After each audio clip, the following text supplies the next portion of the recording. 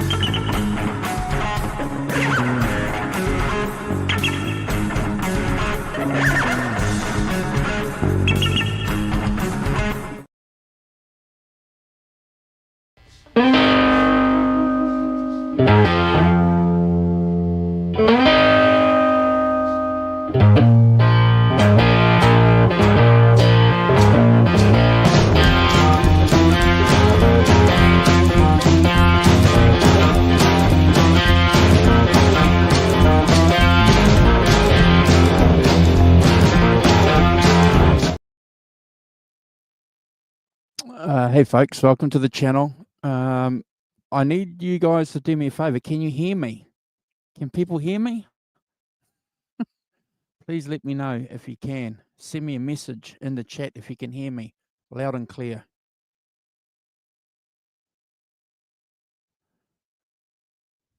You can hear me. You can hear me, Chris. Thank you. Oh, brilliant. Fantastic. I've got a different setup today, folks.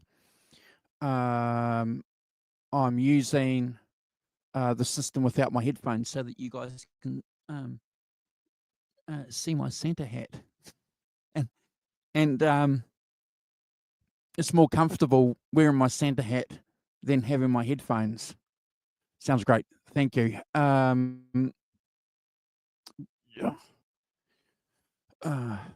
Thank you guys for joining us. A couple of questions already before we get into what's happening on the show. Is that Brad Cook playing the guitar on the intro? No, it's not, Chris. A young guy that's been on our channel, a guy called Luca from South Africa, did that. And when we were asking for some new intro music about a year ago, 2 years ago, he kindly donated that to the channel, and we've been using it ever since. So, yeah, I wish I could hear me. I wish I could hear me. I can only hear. It'll be interesting to see what happens when we have a guest join. And they may come through my monitor. Otherwise, I'll have to go back to putting the headphones on. So Brad was supposed to be here with me now, but he sent a message. He's going to be a little bit late because he had a gig last night. And so he's going to jump on in about an hour. So that's all good because time travels quickly when you're doing this stuff.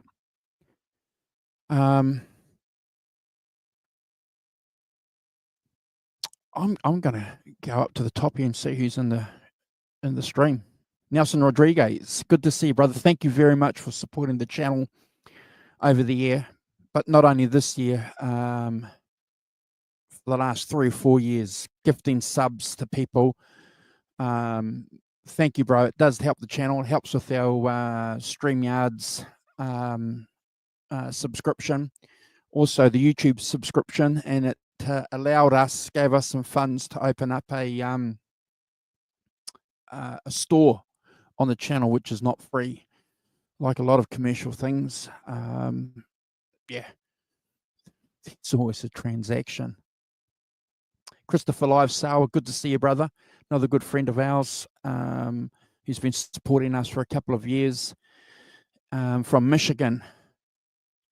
across the Great Lake state of Michigan. Good to see you, brother. Alan Toll, good to see you, Alan. Thank you very much for joining us. As ever, Greg Zeppelin's here. Helene O'Hara, good to see you, Helene. Thank you for jumping on. Jonas Halberg, good to see you, bro. It's been a long time. Hope you're doing well. And I think we have that sorted. So if you are currently in the chat and you do want a link to jump on, let me know. I have cast the link out to a few characters for them to jump on. If you've watched our Christmas shows over the last couple of years, you'll realize that people pop on and people pop off. And, you know, that's the great thing about YouTube. It gives you that ability to do that. The intention is to stream until the Rock Professor jumps on. That's the intention. I don't think we did that last year. So we did a midweek show with him. And we may do that again. But we'll see what happens. We'll see what happens as the show ticks along. A good friend of ours, Todd Beebe, I'll get his channel. He just a couple of hours ago celebrated his 1,000th subscriber. So I'll just get his Todd.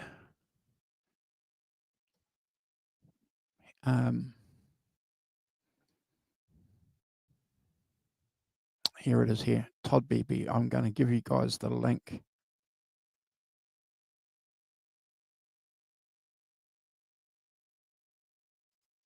He just celebrated his 1,000th subscriber. So he's monetized. Hey, John, good to see you, bro.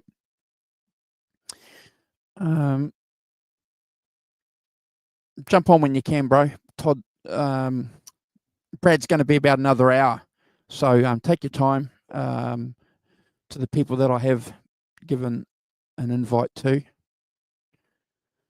I'm just checking my messages. Just bear with me, folks, to see what people are saying. Yeah, we should have a few people jumping on. That's great. Have a look over here. You guys just keep talking in the chat while I just check my messages. Hey, bro. Sorry, but okay. No, that so that's Brad double checking, contacting me on 3 different media platforms to make sure I get the message that he's going to be late. Well done. Thank you. Hugh's saying, sorry, I can't jump on, but congrats to another year for the channel. Merry Christmas, bro. No problem, Hugh. You're always welcome to jump on. I was just saying a little bit earlier, our intention is to stay on for a few hours and hopefully get the Rock Professor on. If that doesn't happen, because we've run out of steam, we may do something here midweek. So we'll flick an invite. If we do that, you may want to jump on. I hope you're feeling better too, Hugh. If I can ask people to keep Hugh in your thoughts and in your prayers. He's just going through a difficult time at the moment, so he wouldn't mind me asking you at least to keep your intentions for him in your thoughts and prayers.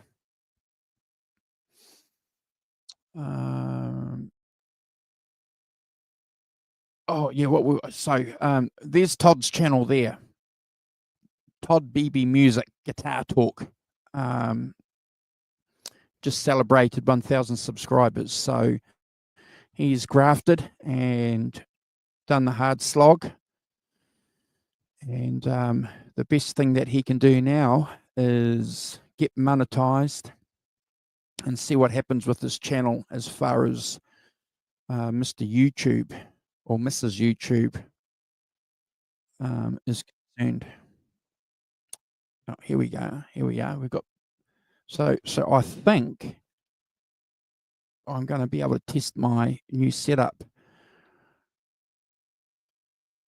Hey, bro, how are you? Hello, hello. Oh, fantastic! I can hear you. So please, folks in the chat, because I'm listening to Tanner on here, is it coming through the mic? Are we getting an echo? You want to do some talking, Todd? Yeah. Yeah. Does it sound okay? Yeah. Check. Must do. TikTok, It time to rock. TikTok, time to rock. Echo cancellation is on. Reduce micro back. Okay, it should be. Sounds good. Thanks, John. Sounds good. Thank you. Good to see you, bro. Thanks for jumping on. You know the story. We're going to hang around here for a little while. It's all about a celebration of all things musical that's happened over the past year in your life and everybody else's lives. And you know, it is Christmas time. It's leading up to Christmas time, so that's always a good time to get together. Apparently, with friends and family. Tanner. Yeah. This is my family. Oh. So what have you been up to? What's been happening? A little bit of music here and there. I've been the newest thing is working on a sort of collaboration cover with some kids all around the world. These couple of guys that are kind of Eddie Van Halen guitar player fanatics, and they're gonna do the guitar for an I'm the One cover, and then they reached out to me to do the drums. So hopefully the next couple of weeks I'll get my drum part done, and they'll record the guitars to it, and the other guys are gonna do the video editing and stuff. So we'll have a cover coming up on YouTube probably, and Instagram and stuff. So that's exciting. Fantastic. Brilliant. That's what it's about, bro. It's about taking advantage of that technology and getting out there. And are we allowed to say this word still? Virtual bands? You know, is it still is virtual still a word that we use to describe things that people do on the internet, or not? Not sure. No. Sounds okay. That's brilliant. That's good. Yeah. Oh, look, I think one of the great things for Van Halen fans that's happened over the past 12 months, clearly, and we're going to be probably talking about this as more and more Van Halen fans jump on, bro, is the publication and the release of Alex Van Halen's biography. Yep.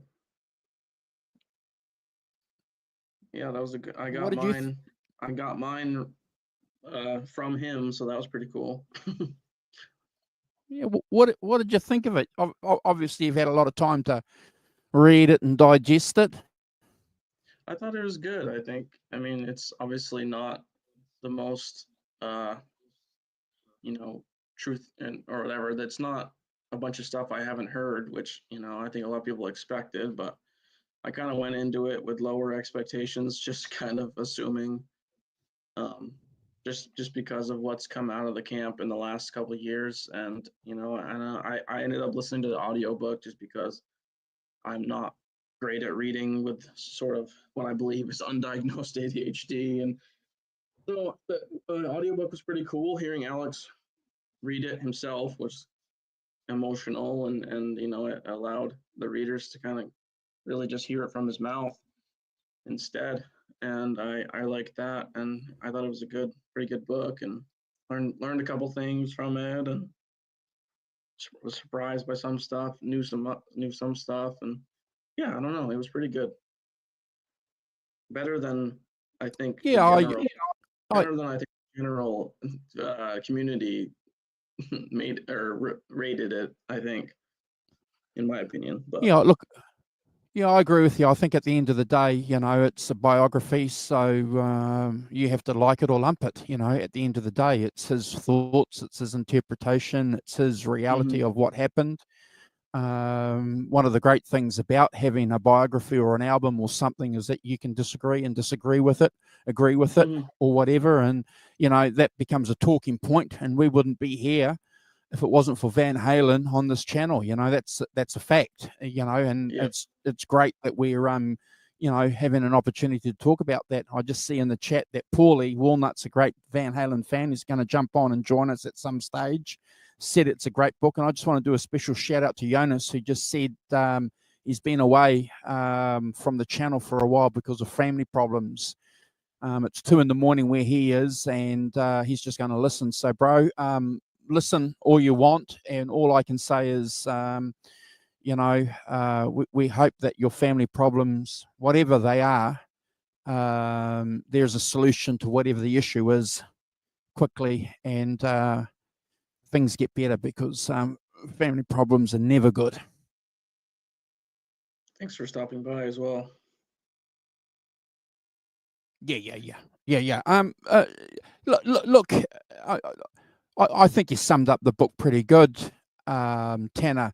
We've had Brad on the show a few times, and Brad's listened to the audio book as well, and he recommends the audio book because you're hearing it from a different perspective. You're hearing the passion, the energy, the excitement, and the love in Alex's voice. They leave in the laughs, like he will laugh here and there, and they leave stuff like that in, and you hear the humor, you hear the sadness, you hear choking up, you hear so it really is kind of an emotional. I mean, I don't kind of get like sad about that kind of thing, but it's an emotional kind of part of the book that I think people should at least experience, because it's it's part of the experience, I think. And I'm excited that I got to get the book from him and have him sign it and talk to him for a second at least. Yeah. Yep. Yeah. Well, we did a show on the channel, folks, if you want to go and check that out. We had John and Tanner on, a couple of other guys talking about the book signing. Mikey Mojo, he'll be on the channel later as well. So, and look, at the end of the day, I think we have to be and remain positive, Tanner, that it was something finally from the Van Halen camp. We did our top 5 list last week here on the channel, and that's one of the things that I put down on my top 5 list, Tanner, that we got something from the Van Halen camp, something tangible, For sure. something good. Yeah. Oh yeah. I mean, it really, I mean, anyone that's watched this show with me and John Conklin on it knows that, like, for the last 2 years now, all we've said is, I wouldn't say negativity to the point of, of being mean, but just kind of realistically saying, like, we don't think anything will come out of the Van Halen camp ever again. So it really did kind of prove us wrong. And that's being proved wrong when I want to be. That's something I'll accept, is, my expectations to be blown away. And not only did the book come out, he's done, 5 to 10 interviews that he said a lot more in, which has revealed a lot more stuff about kind of his plans for the future, and plans to look through. I mean, he's already started looking through the so-called vault and stuff, and that doesn't really make me excited by any means, because it could just nothing come from it again. But I have a feeling we'll hear something eventually, whether it's something from that or Alex recording again. And I really hope that's the case, because he's my favorite drummer right now, and favorite living drummer for sure. So I think, I didn't get a chance to come on when people came on for the books, talk about the book signing, but I think a lot of people, I wish everyone was able to go to that, because I think it was an experience that made the book better. Seeing everyone there and talking to strangers, and meeting people I have still I've been friends with on Facebook for a decade, and meeting them there in person and stuff, and standing with them in line, and it was just, I don't know, it made the experience, and it made even though it didn't change the book, it made the book better for me, because I got to experience and get it with people that feel similarly about Van Halen to me. So Yeah, well, that makes perfect sense. And I think at the end of the day, too, I don't think Alex would have said, that he was going to look in the 5150 archive without having the intention of giving something. So, why mention it if that's not the exactly, intention? yeah, It makes no sense for him you'd to hope say so. that. Yeah. So that and we're going to probably be talking about this many times on the channel as Van Halen fans jump on during the course of the show. But we'll take anything that they hmm deem releasable. Sorry, anything that they release will be deemed from their perspective listenable. Does that make sense? Yeah, yeah. We got Unfinished, which was pretty incredible, and um, that was a pretty good track. John Conklin and I listened to that probably 20 times on the way back from the book signing to his house, just on repeat. Just because every time we heard it, we heard something new. Yeah, you're right, Chris. Alex, yeah, that's the intention, that we'll release something from the archives. And we've said this a few times, haven't we, Tanner? Led Zeppelin have done that a few times as one example of just releasing different versions or rehearsal tracks of songs, Yeah. or acoustic versions. hmm Of tracks. Tom Petty's just done that recently on a couple of albums, where you can listen to a couple of songs during the songwriting process, and hear it. And, are they polished songs? Of course not. But do they contribute to your understanding of what the great song was at the end? Of course, Tanner.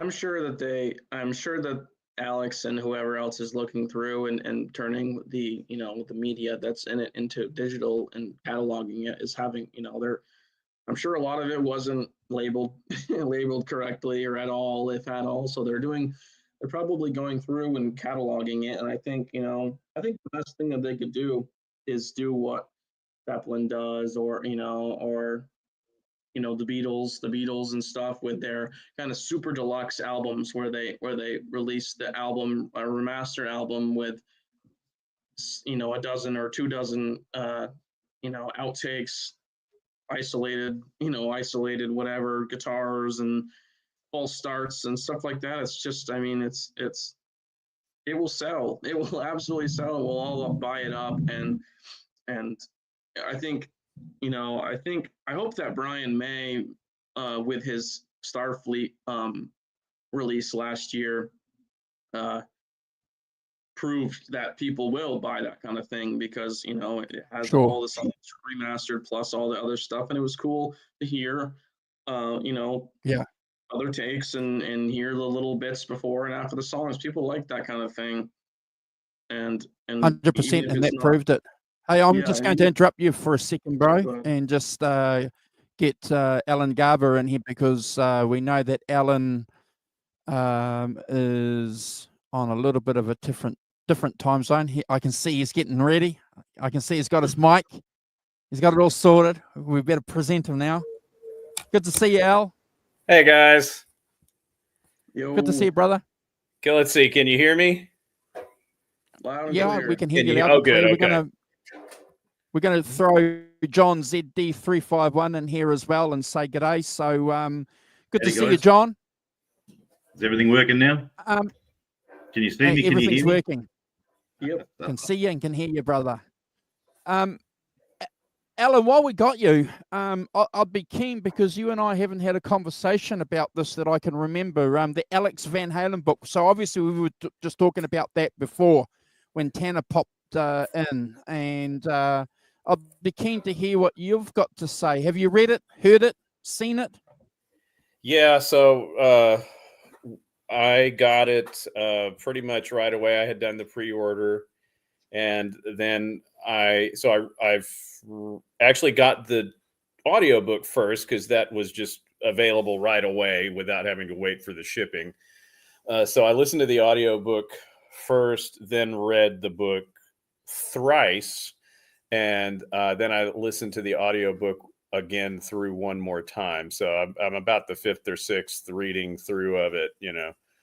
You know, Tanner and I we communicate like virtually daily because I'm always needing his help with something or other.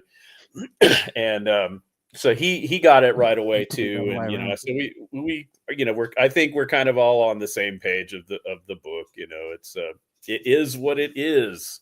Yeah. You know, I mean, it's there's some crumbs in there, you know, that have never been heard before, and you know, we're grateful as Van Halen fans for the crumbs, and there's some confirmation of things that we kind of already knew, that we can say, yes, Al agrees with this, but I think pretty much most of us are in a sort of agreement with our friends, you know, Brad Taliski and Chris Gill, that it's clearly made up of all of the other books. There's virtually no new information in it, and it is sort of a window into the world of Alex's memory, which is clearly probably not good. So he kind of had to go with just taking the pieces of everybody else's books and, you know, reading. I'm sure he did read everybody else's books, probably personally, and certainly the author very well did.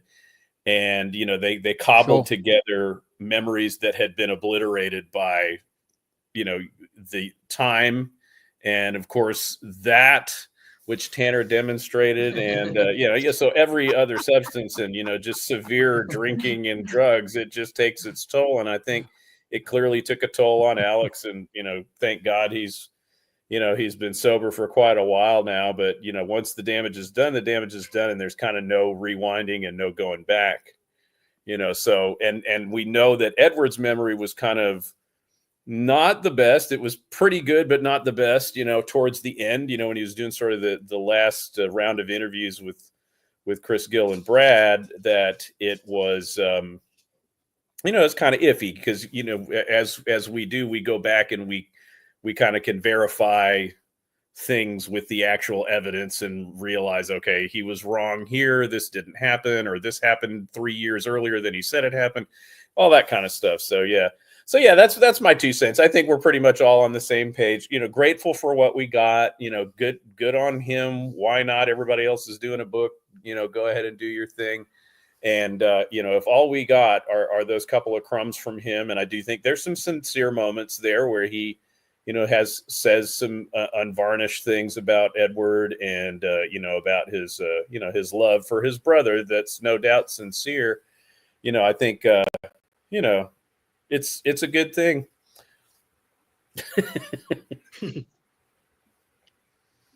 Yeah, I appreciate that, Al. Obviously, you know, that's one of the highlights that we've had over the year for Van Halen fans and music fans. And there's one point that I'd like to make clear, if people aren't aware of it. Music biographies are a good earner. They do really, really well. You know, they're a good source of income for the artist. And if it becomes, like a lot of things, if it becomes a hot seller or a top seller, which clearly the Alex Van Halen book did, you know, it pushes the earnings up. And the reason why I mention that, John, is, you know, we've spoken about this a few times on the channel. You know, rock and roll is a business too. You know, we have to see artists and bands make money. And Al, you'll know, beyond any doubt, you know, the financial income of bands with StreamYards, as an example, it has limited, you know, the amount of money that they were making prior to the internet. You know, bands could drop an album and make a reasonable amount of money. Yeah, agreed.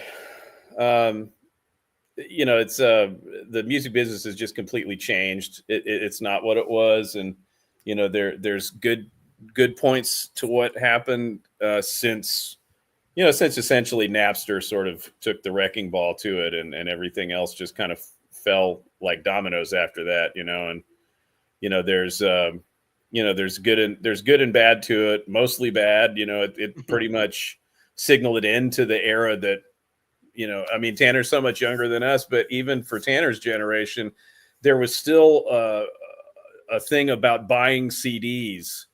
Even, he was still buying physical media, and that's pretty much totally gone. And, the whole experience of music of sitting and intently listening without other things going on is kind of at an end for, the majority of people. And, but the way bands have to make money now is to play live. And, it used to be that the playing live would feed the sales of the album, which fed the record company, and then the record company would give, small earnings, to the band, and that was small back then, and it's non-existent now for people who actually, have. It's a strange time, So it's up to you. It's up to people like the Electric British Blues Show and the 5150 Show and shows of this ilk, that kind of keep the flag flying for, for paying attention to good music and really listening and learning and appreciating it, because it's just it's not the thing to do anymore. And hopefully there's, and I'm sure Tanner hasn't brought this up yet, but, there's a couple of young guys that are really doing great on learning some guitar parts lately of Edwards that I'm super proud of, who are really paying attention to the actual meat of the music. And so Tanner and Donnie Ward, our pal, have been sending me clips of these kids, and I've been seeing them on on Instagram and stuff. And I'm just like, wow, these kids are fantastic. They're really getting it. And, they care about listening and learning and, getting into the actual music, which is so super cool. Tell them about those guys, Tanner. Yeah, I mentioned them when I first came on because we're working on a cover of I'm the One right now. But yeah, they're just, I think I just actually got off of a Discord chat with two of them. One kid's from Poland, one kid's from Scotland, I think, or something like that. And they're 18 and 20, and they're just incredible. I saw them both like on YouTube and Instagram pop up, and then when I finally realized that they were friends with Donnie, and they did a cover of Hear About It Later a few months ago. I realized that they were friends with Donnie. So I that's when I kind of reached out to them and said, hey, like, you need some drums to really fill out the cover part of it. I'm happy to do it. So ever since we've been talking, and yeah, they remind me of myself, a lot. And like we just like, even to the point of obsessing over interviews and all that stuff, like they all do their impression of Eddie talking. We just got off the phone and we were doing impressions of Eddie talking about learning tapping from Jimmy Page and stuff, and they were mocking it and everything. It's just funny. Funny that there are still some kids left that are interested in this stuff. And I've met a few other ones. Leandro there, he was at EDH Con, and I met him, and a couple other kids that were, younger than me, lower than 20, which is pretty impressive. And I'm happy that it's still making its way around. Yeah, you're absolutely right. Well, it's always good. I was going to say, and to that point, and Jacob Derops does get it. Absolutely gets it. So it makes me happy that people, are pursuing it. And, I'll stick this in real quick and I'll shut up for a minute. But so I think it was, I'm trying to remember. I can't remember which kid it was, and I have to pull it up on my phone because he was so good. But it was his the one. What's the one that did the Fools intro cover guy? Just Jordan. Yeah, Jordan. That's right, Jordan. Yeah. So yeah, Jordan. unbelievably good. And this kid played he did a little clip of him playing the Fools intro, not the call and response stuff with Dave, but played the super fast, really beautiful, palm muted riffing, and and it was like, oh, made my toe shoot up in my boot. It was so good. And what was funny was I coincidentally had been working on that. And I'll drop this too, if Tanner hasn't said it here yet, but Tanner had alerted me before I had a chance to listen to it, and this is all coming. This will all make sense. So I had started working on Fools after Tanner had let me know that that last episode of Joss Obrecht's interviews with Edward in 1980, he had a whole segment, one more segment that he posted that was the complete unedited, unheard tape of that interview, and in that, Tanner had pointed out to me that, lo and behold, Edward says something completely new that's never been heard anywhere before. And it was such an unusual outlier in the catalog that it blew my mind. So Edward says to Obrecht and demonstrates it by playing back the album, on his boombox in Niels Lozauer's studio. Plays back these parts, rewinds it, plays it back again, so to make sure that Obrecht can hear it. And he says, I'm using a little octave box over there. It's an electro harmonics, octave box. And it does this little thing. So then he actually plays the very, very beginning, and it's like, and I could play it on my guitar right now, but it won't come through the YouTube. But the part that goes don't, the little low bend notes, right? On the sixth string. He affected just to the bent notes with this Electro Harmonics octave multiplier pedal. Blew my mind. And it was just the one time that he did this in the studio. Actually, I think Tanner and I had figured that he did this on Growth in the similar the thing that ends the Women and Children First album. He does the same kind of thing with that octave box on the bent notes in Growth, which are very similar to the bent notes in the beginning of Fools. Yeah. So that just and of course I had to rush out on Reverb, and I bought a vintage one right away. And so that got me to drop what I was working on, and I started working on Fools, which I hadn't played in an awful long time. So I needed some help, as I often do, and I go to Tanner for advice and get his help with isolating tracks and stuff like that. And it was at that moment that he had sent Jordan's cover of Fools. And I almost just wanted to okay, I give up. Jordan's got it covered. I don't even want to do it. And I had gone on to to make comments on his video, and I said, hey, Jordan, great job, whatever, just fantastic. And then, and I said, I happen to be working on Fools too. And then Jordan says, well, I look forward to hearing your version. And I'm like, it won't be much to look forward to, because there's little chance that I'm going to eclipse what he did, So, the kids are all right. There are some kids out there that really do get it, and not, and it doesn't have to be the internet famous ones like Jacob, who is absolutely fantastic. It's just the regular everyday people all over the world that are really getting into it and studying and learning and kind of finding the beauty in these little details that we love so much. And so it's great. Good news for the new year. I've got a question. I've got a question for everybody here, but you in particular, Al, because I know that you're a Led Zeppelin nut as well. So obviously, we've been given the information that Led Zeppelin, the biography Becoming Led Zeppelin film, is going to be released early next year in February. We can't wait for that. We've got the Bob Dylan biography film that's been released, and you're just talking a little bit before about how young people are getting interested in the music of Van Halen through whatever medium. How important, or do you expect young people to be influenced and coming out doing Led Zeppelin, Jimmy Page stuff over the next 6 months because of the Led Zeppelin film? Do you think there's going to be a roll-on of interest through that Yeah. medium? Yeah, I think it's a possibility. There's always some person that's discovering them for the first time. It's almost like reaction videos wouldn't exist if that wasn't the case.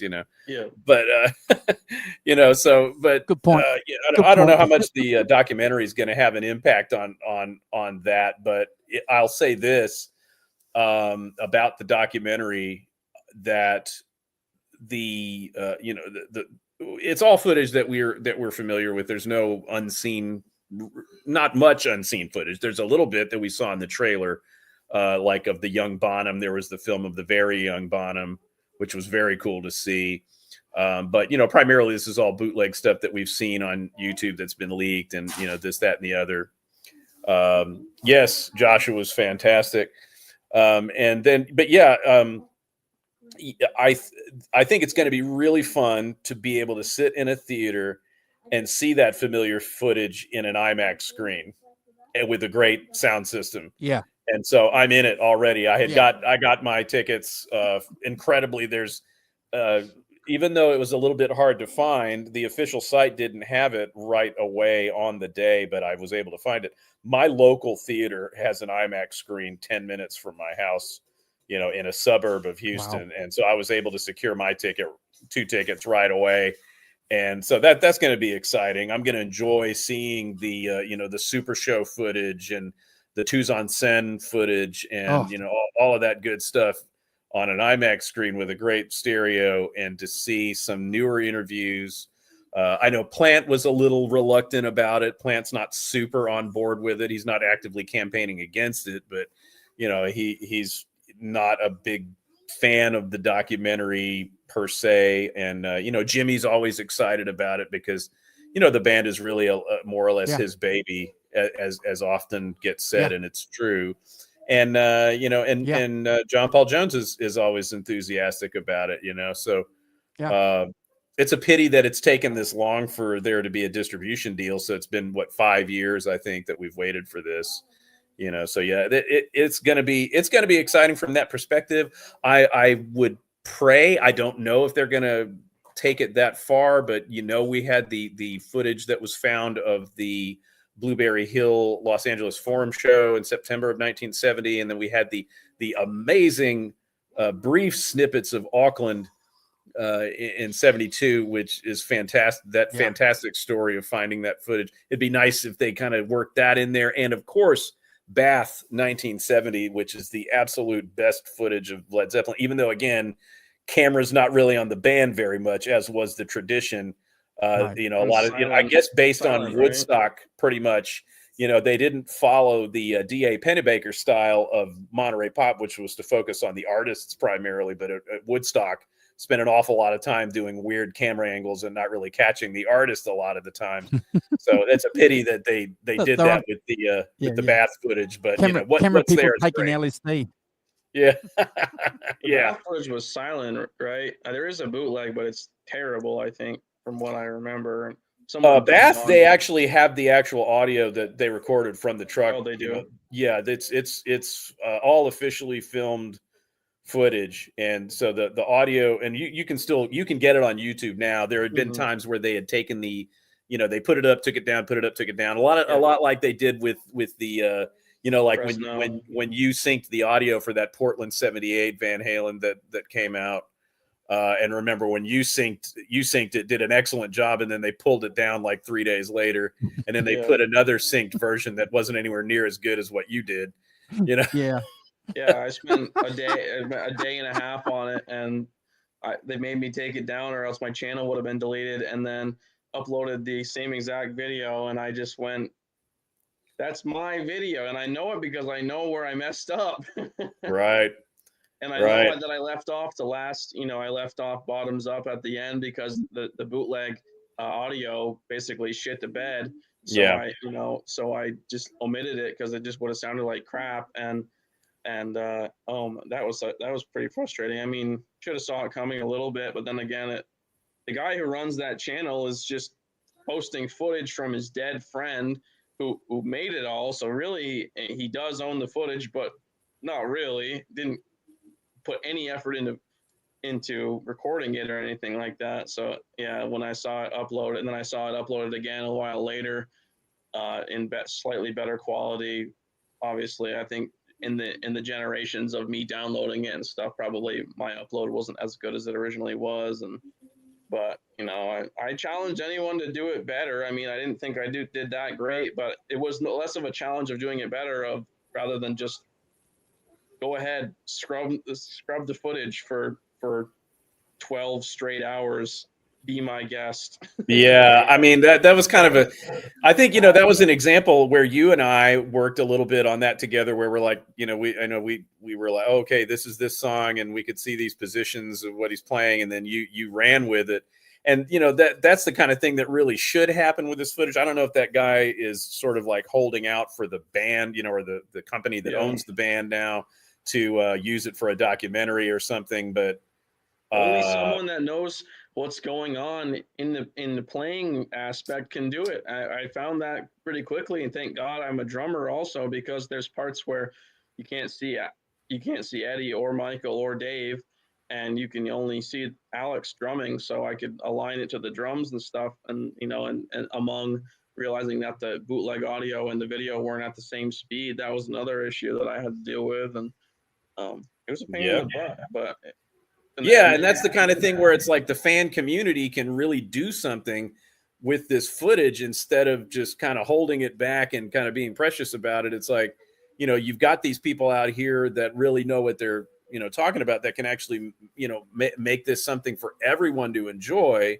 And, you know, I can't imagine what kind of profit motive there's going to be for any of this kind of stuff. So really kind of, in a way, I tend to believe that stuff really should just kind of belong to the fans, and, you know, especially with people that can, you know, create or be involved in a community that can, you know, that can make it better, you know. So, I mean, why not use, you know, Tanner's knowledge of drums and, you know, my knowledge of the playing, and who, you know, so that we could, you know, sync that audio and get it as good as it can possibly be. Because, you know, the ultimate goal is to be able to do that in light of the fact that there's nothing coming from the band official, and, you know, that the official footage, which is legendary and, you know, maybe exists, we're still not 110% sure that all this stuff is, you know, is usable or is seeable. But, you know, we all got shocked when Donington 84 came out. You know, there's all this great stuff that's kind of little bits and pieces that have been coming out. So, you know, it's been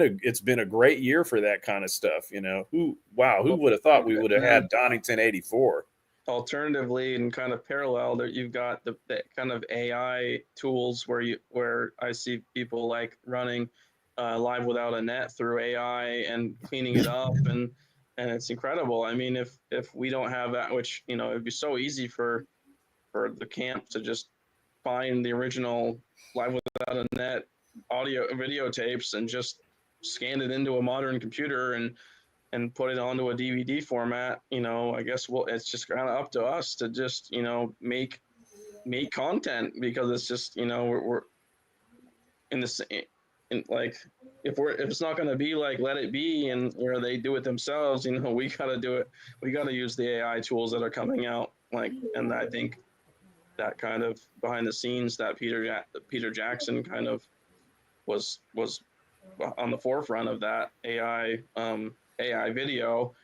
And then in the meantime, they were developing the AI audio isolation stuff for Giles Martin to remix Revolver, and eventually probably the rest of the albums previous to that.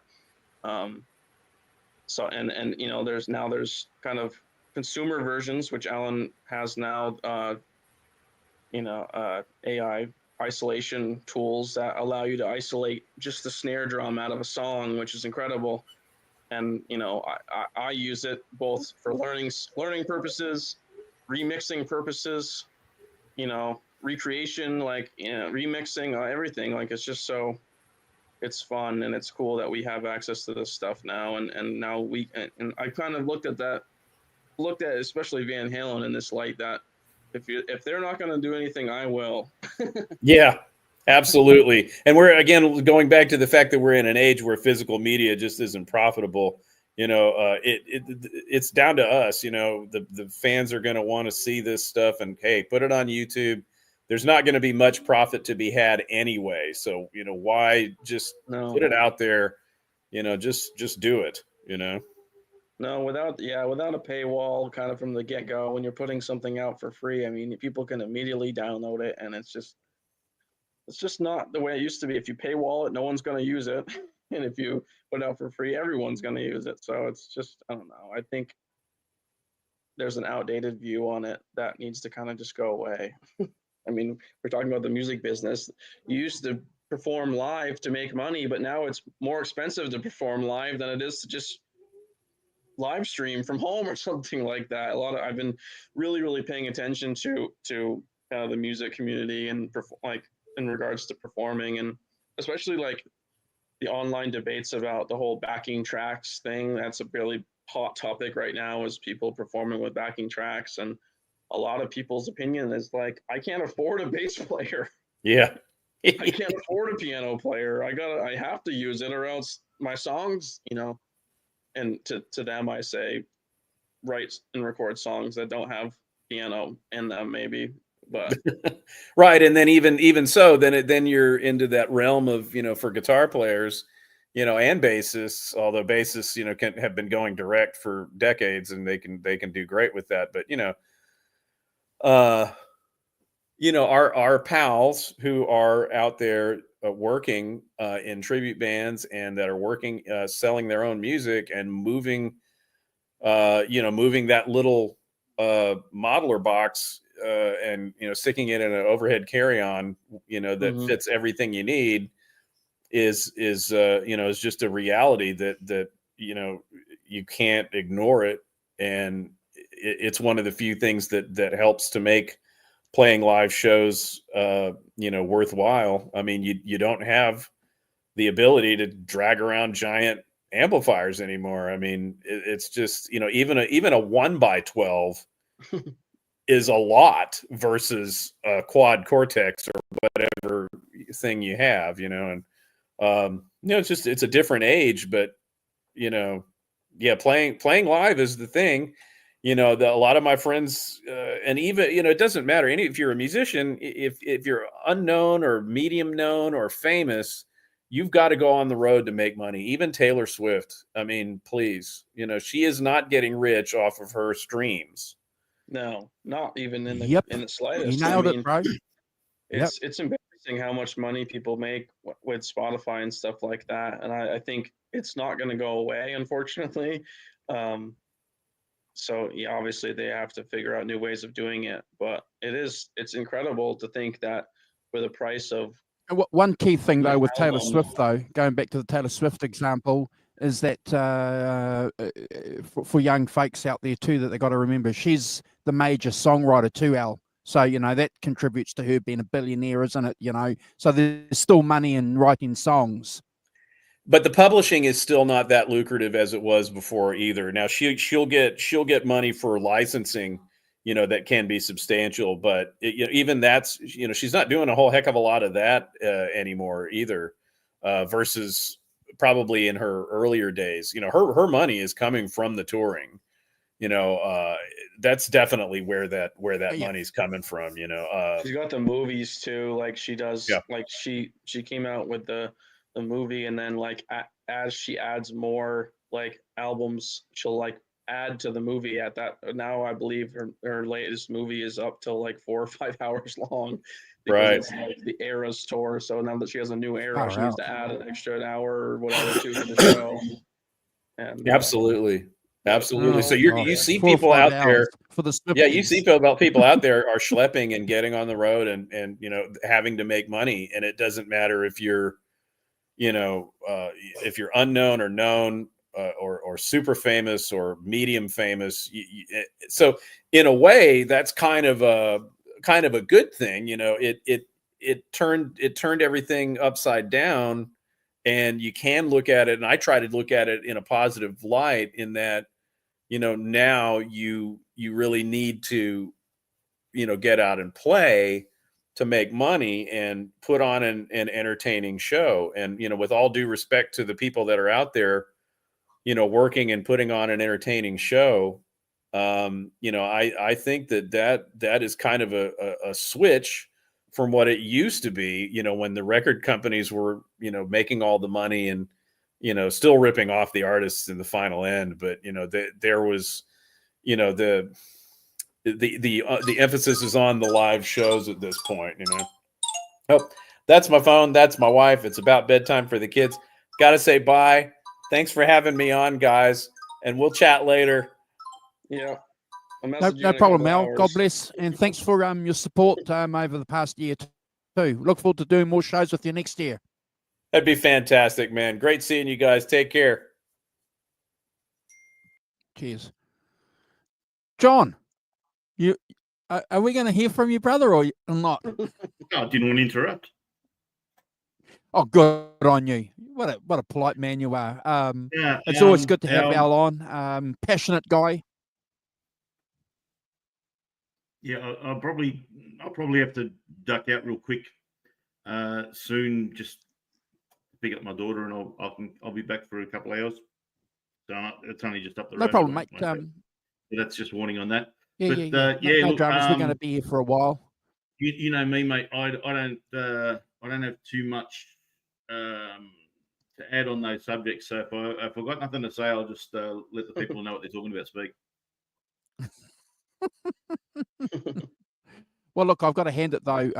At the end of the day, just to kind of top off the Taylor Swift thing, no one can take away, despite with what you think of her music, the hard work that she does. And apparently, a good friend of mine sent me a message the other day. She gave her support staff $1 million bonuses. Incredible. Yeah, I mean, no one has that many fans without making a decent music. I think you can like it or not like it, but you don't just accumulate that many fans and make crap music. Yeah, and it's obviously touched the hearts of a lot of people. So we can sort of sit and badmouth it if we want, and I don't. I reckon she's great. I don't listen to her stuff myself, and I couldn't name you probably name a track.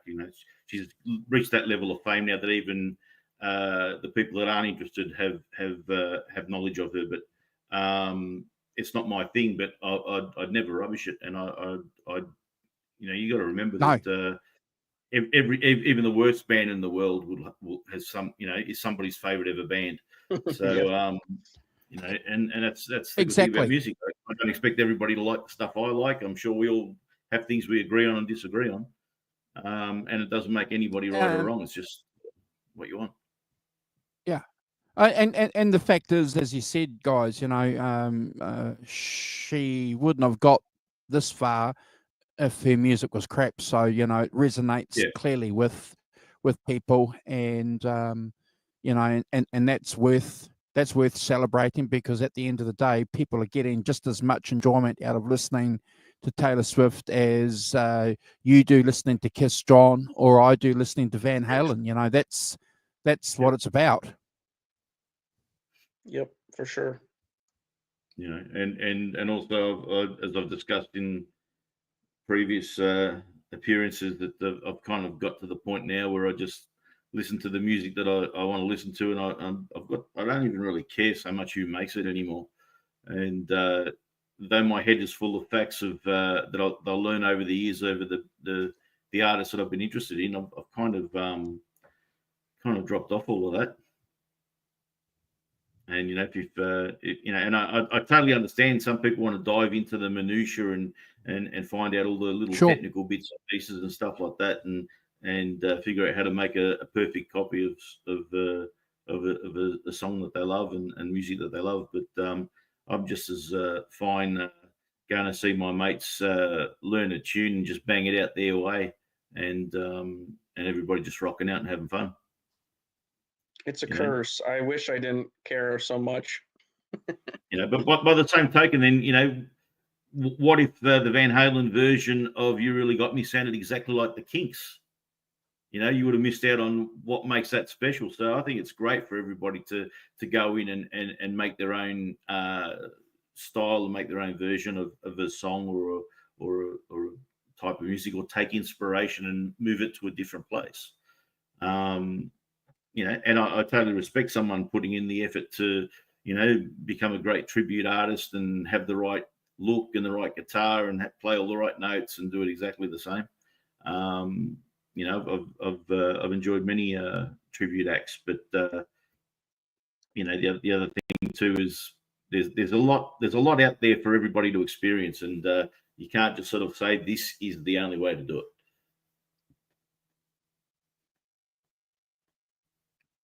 One of the interesting things, though, that I just wanted to add on to what Alan was saying is that having the recording side of the business sort of tank as far as profitability for the artists has pushed them out to go and play. I've also heard like some people just cancelling tours, saying we can't afford to go out. A lot of the sort of the price of doing business to go and take your band out to do even just like a local run of shows can be prohibitive for some people. I've heard a lot of musicians say, "Man, really, I'm a glorified T-shirt salesman at this point. I'm not making money on the gig. I'm making zero money on the actual recorded music. And if the fans don't buy merch, that's the only way I'm getting any dollars out of it." Yeah, I mean, at least now, Yeah. like when you had to go to a music studio, that was one thing because you had to spend money and you had to, and in turn, you had to tour in order to fund the fact that the record labels or whatever would pay for would let you come in and record and I mean they kept track of how long you were there and how many hours you were there, and that's what you were paying off. But I mean, I can record a professional album on my laptop now with pretty much free plugins, Yeah. computer kind of things, and a lot of people do. A lot of stuff you hear on Top 100 now is made completely from a computer and generally for free. So at least they can record stuff for free, but when you disperse it, you're not making any money off of that. Yeah. Okay, so I'm gonna do performances, and then that the expenses in that are pretty bad too. That's like I was saying earlier, people are saying like I have to use backing tracks because I can't afford just to pay another member of my whatever so-called band. It's pretty sad. A lot of people are discouraged, I think. Look, it can happen both ways, really. I suppose someone once said, this is not my original thought, but I totally agree with it. Is that the good thing about the way it is now is that everybody can make music, and the bad thing about it is that everyone can make music. And from our side as listeners, it means you got to wade through possibly a whole lot of not inspirational stuff to find the gems. The good thing about it is that those gems are out there, and there's a lot of gems that wouldn't have been out there in the old days. We've heard the stories like you were saying of studio time like that, and by the time a band has got 2 albums in, they're already millions of dollars in the hole to the record company, paying back for studio, for promotion, for tour support, all the stuff that really and they're encouraged to burn through the money. They're told to do more takes, and they're told to use up more resources, all of which they're throwing themselves deeper into debt for. But I've got friends of mine that are in a cover band that started it out just for fun. They did like about 60 gigs this year, and they've already got 25 booked for next year, and they're just going out and having a good time. But the reason why they're getting the work and they're getting people showing up, and they're the biggest draw at their regular venues, is that they're a fun time, and they do well, and they rock out, and you go there and you're in for a great night. So that's the kind of challenge at the moment. Like you said, you can make a fantastic album on your laptop, and you've got the potential for worldwide distribution just at a click of a button. But then Absolutely. again, the rest of the world is also throwing their stuff out there. And then how do I find you from Yeah. half a world away? And then you got to get enough local people interested in you to get a sort of a live following, and then hopefully grow that. It's kind of hard to sort of like, you might have a million fans all over the world, but do you have enough of them in one place to go and play a concert somewhere? And that's the challenge at the moment. And again, we were talking about the young kids going out there and getting into the old stuff, and it happens. My 18-year-old daughter, out of the blue, a couple of months ago, said, "I want to buy some CDs." She doesn't need to; she can stream anything she wants, but she got the idea that she wanted to have some CDs in her hand. Seeing my old stories of life in the old days, in the archaeological digs of vinyl and CDs and stuff, and seeing what the 80s was like, watching Stranger Things or whatever. And she's gone out, and we went out together, and what does she buy? 2 Lana Del Rey CDs and a Jimi Hendrix CD. And that's Wow. great, right? And I didn't say to her, you should get this, you get like that. She just decided that herself. But, again, and like all through the last few years where we've been, sort of hanging out at the certain spots where they have jams and stuff like that. Yeah, you always get that 16-year-old kid that's right into Hendrix, Zeppelin, and the Doors and whatever. But do you have enough of those 16-year-old kids to support an artist like that, to get someone to be able to play, a 4,000 seat theater or a 14,000 seat tennis stadium? As much as we say that they're out there and we see them on Instagram and YouTube and whatever, is there that many of them out there? Are you watching 14,000 different YouTube channels of 16-year-old kids playing Eruption? It's well, the the Rolling numbers- Stones is a good example of what you're saying, John. They have about 5 generations of people following them now at concerts, but I don't think you'll get the whole stadium booked out by 16 or 17-year-olds or 18-year-olds. There'll be a good proportion, but I don't think you're going to get a case where young people will be supporting these acts completely. Yeah, and that's the thing. And like what gigs have I been to? Sort of like I've went and saw my old mates in the Strange Tenants last week, doing their yearly Christmas show, and there was a young faces in the crowd, but predominantly it's a lot of people that remember them from the 80s. Sure. The Maiden show was the same. There was a good cross section of a crowd. But I think like in Europe and South America, they're getting lots of younger people. But generally gigs I go to now, the type of gigs I go to, I see the type of people that I am, sort of in around my age bracket. Yep. When I went and saw Extreme either late last year, early this year, the crowd looked like a retirement home. But The comment below, by Hugh there, I agree. I actually recently was looking into like what people thought online about the next Nirvana or the next. I mean, Van Halen kind of equally in their own kind of genre, but like, is someone going to come around and kill pop or whatever, and then start something new for the next decade or whatever? And I found a kind of resounding no, because music isn't consumed the way it once was. Radio is not. No one listens to radio anymore, and when you're not being forced to listen to music, it means you can basically craft your music consumption to whatever you want. I mean, with Spotify, you make a playlist. You make a playlist from whatever you want to listen to, and most people don't really look for new music. Like actively look for new music. So it's if you don't want to listen to Taylor Swift, you don't have to, because you're not listening to the radio that plays her 12 times a day. So it really is that is a big change too, is that there are trends, obviously, and there are popular trends Yeah.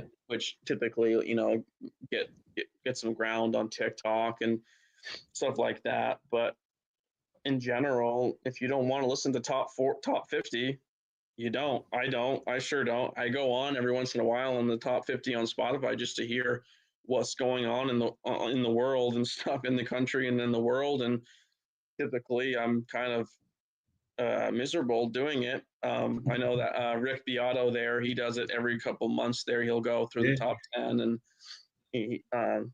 and sometimes it's better than others. I'll say I do like some songs that grace the top 20, at least, or whatever.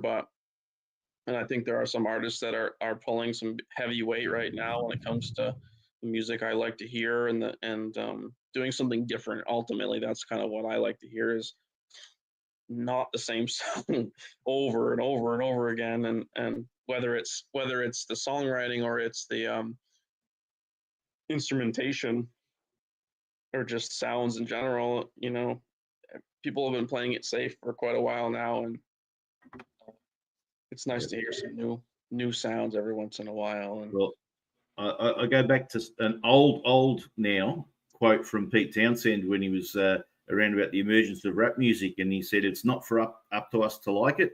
It's not up to us to understand it. It's just up to us to get the F out of the way." And the kids are going to find something different because they don't want to do what Dad did. Like, some kids do. Some kids say, "Oh, I like the music that my family has played around me since I was a kid," but a lot don't, and or they do, but they still want to find their own thing, and they will, and it's just a natural cycle for the stuff that we loved is going to die when we get old, and that's how it goes. Well, I'm going to have to nick off, but I'll be back. Give me about 10-15. No problem, bro. Thank you for that. All right. Yeah, we're not going anywhere. Yep, I know. I'll be back soon. Yeah, I just want to echo that point that you made before, Tanner, about the top 50 or the top 10 or the top 20. We were talking about it last week on the channel, and I couldn't discern a lot of difference between the acts on the top 10 when I was listening to it a couple of times this year. And again, I don't want to sound like we're bashing the situation today, but it's just an observation, and based on my reality, when you compare the top 10 to what it was, say 20, 30, 40 years ago, you had variety, Tanner, on the top 10. You look at the top 10 now, there's no variety. No variety, and things come and go so quickly. Like I've taken some time to look at, because they have every Billboard top, whatever 10, 50 for the last 60 years is all on the internet. If you want to see what was trending the week that you were born or whatever, and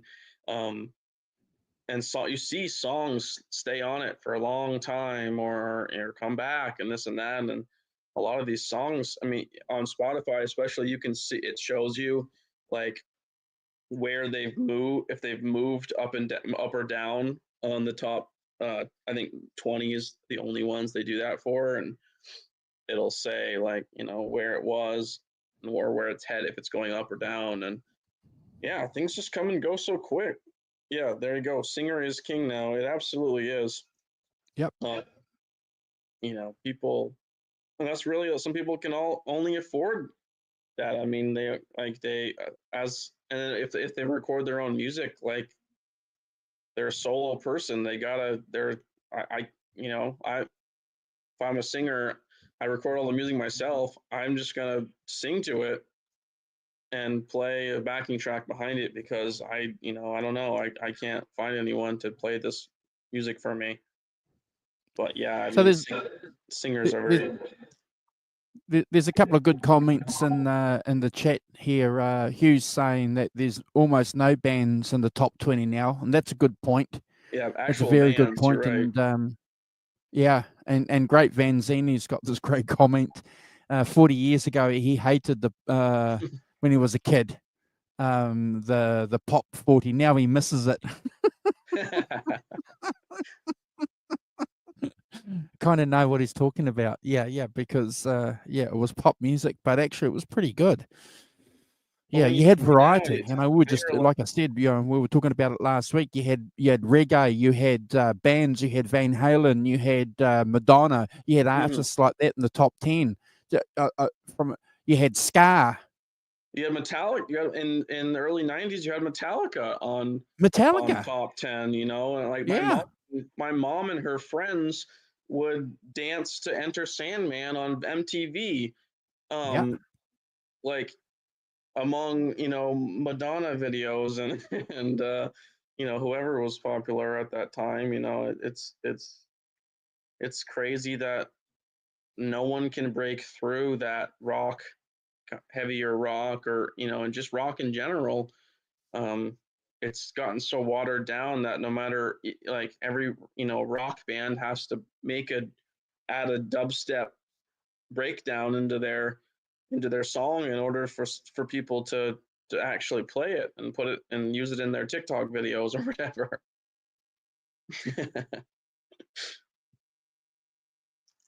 Like every band, a lot of rock bands that started out as full, legitimate instrument based bands have moved to electronic-y kind of sounding music. And I mean, it's the word selling out is overused, I think. I mean, by definition, I really do think a lot of people are selling out by watering down their music and making their music accessible. And they could claim that they're being original, they're being themselves and stuff, and I'm sure they are. But I like to hear when people push the envelope, and that's kind of like my criticism for someone like Wolfgang Van Halen. Amazing guitar player, amazing drummer, amazing bass player, amazing singer, has the whole package. Pretty good songs too, but I just feel like he's done nothing. He just doesn't do anything new. I don't find myself playing his music that often or lying to myself about it like I feel like a lot of people do. It's good music, but it's safe. I would say it's safe music. It's like Foo Fighters mixed with, and those are his influences. I don't expect his music to sound like Van Halen. I never did.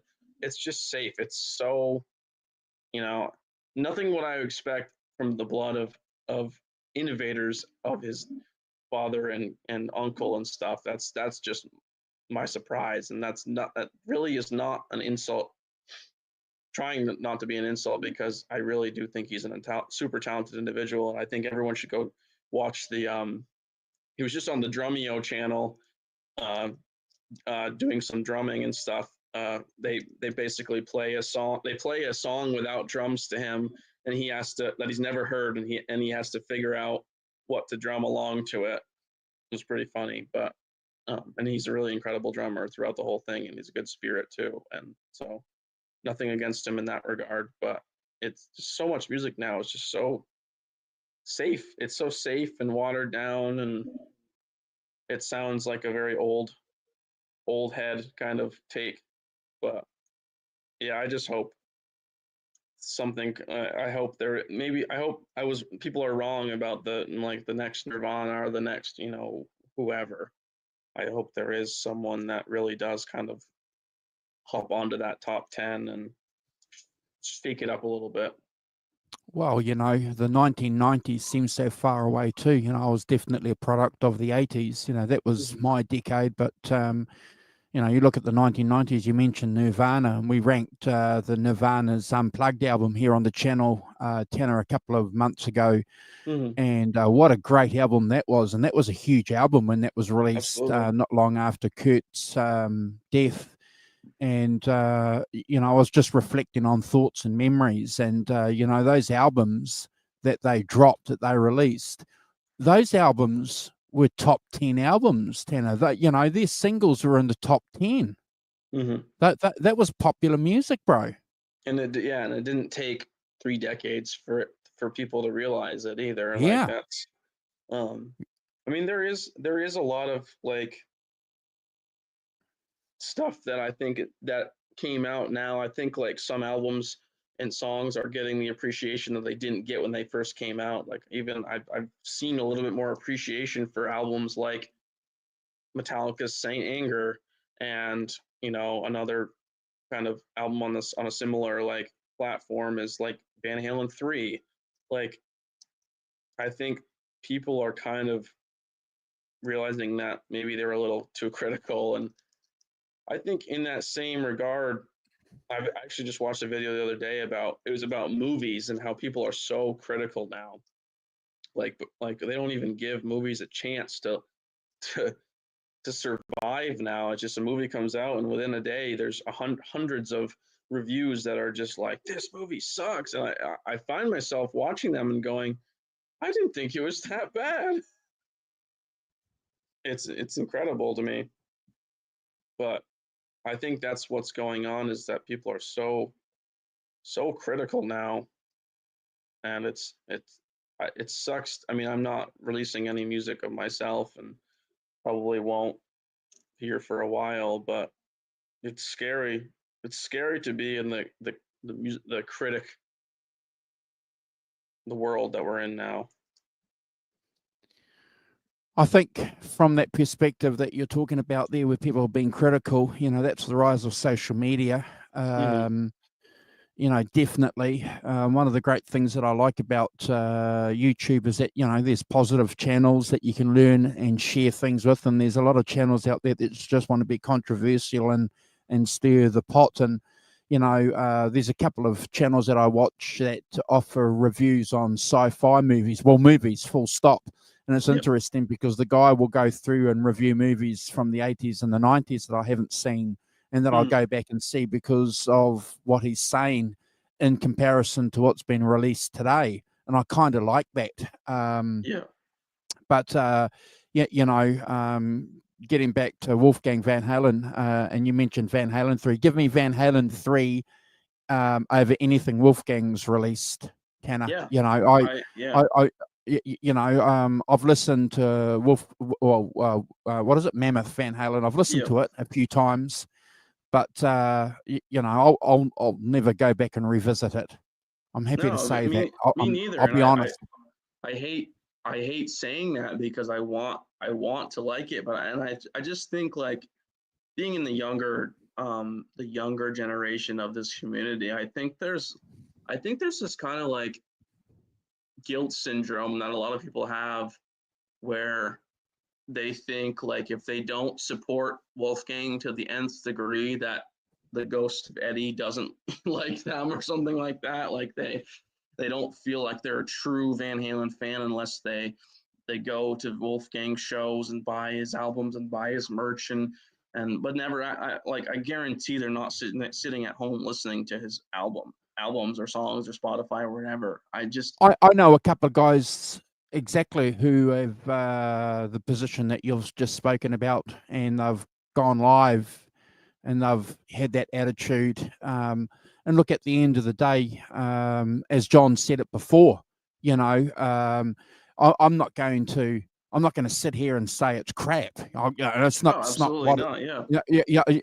I'm not saying that. I'll never say that. But I totally understand and agree with what you're coming from with Wolfgang. It's music. It's not cutting edge. It's not breaking any new barriers. I get that because that's exactly what I heard. But when I go back and listen to Van Halen 3, renegotiating that and realize actually that's Eddie's kind of solo album, really, in a kind of strange way, and listen to it musically. That's got more appeal to me, and Raymond agrees in the chat too. So got to be right. I think it's like this isn't the same necessarily on the same conversation. It's kind of what I was saying before, but social media. I think there's this like comfort that people have built that they think. It's so easy to just say whatever you want on the internet now, and you have the opportunity now to, but a lot of the conversations I've had, whether it's productive or not, I have a lot of arguments on Facebook especially, but I get the feeling while I'm having them sometimes like you wouldn't say that to me if we were talking in person. And that's what I try to like. That's how I try to dictate myself on the internet, is that everything I comment or every conversation I have on the internet is something that I would say to someone in real life, because it's embarrassing. It's really like loser activity to hide behind a screen, hide behind a keyboard, and be a critic and be, a miserable person because, just because someone's not going to punch you in the face for saying it.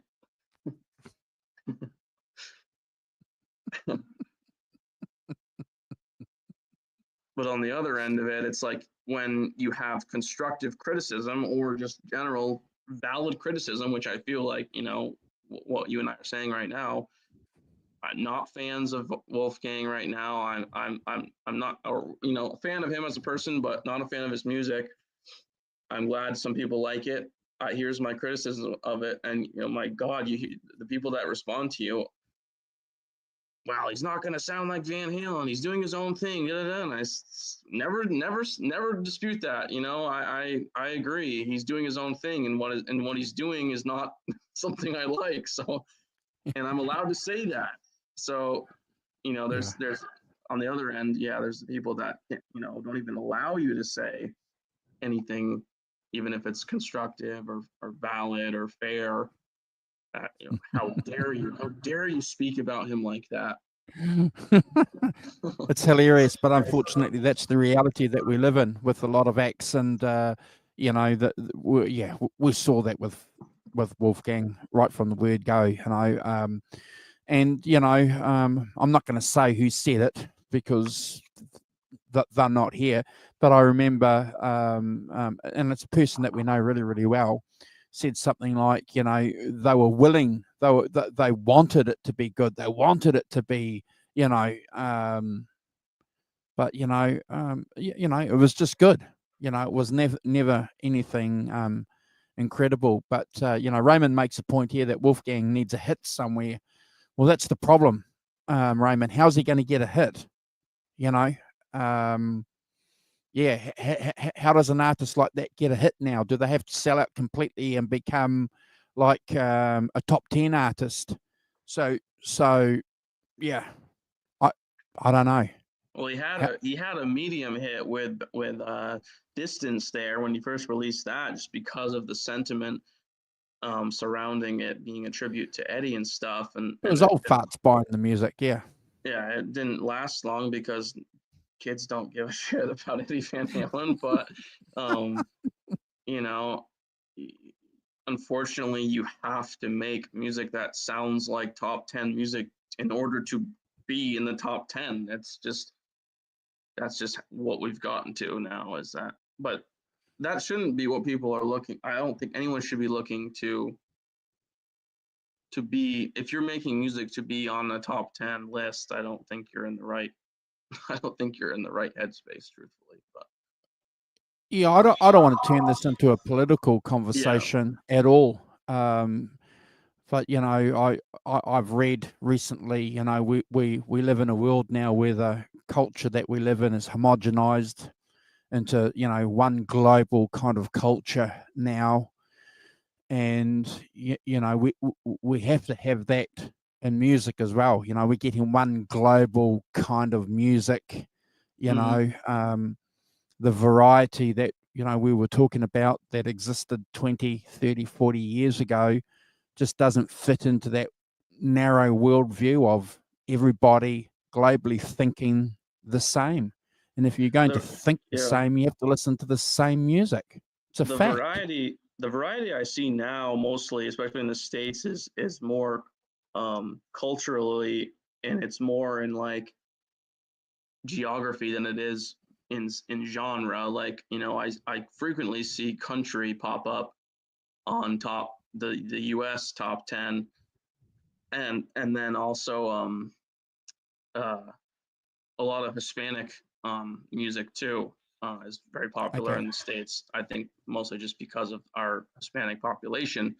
But that's the most I really see in variety when it comes to culture. But it's all kind of pop. I mean, the country that makes it on the top 10 sounds like pop with some dude with an accent, with a funny accent.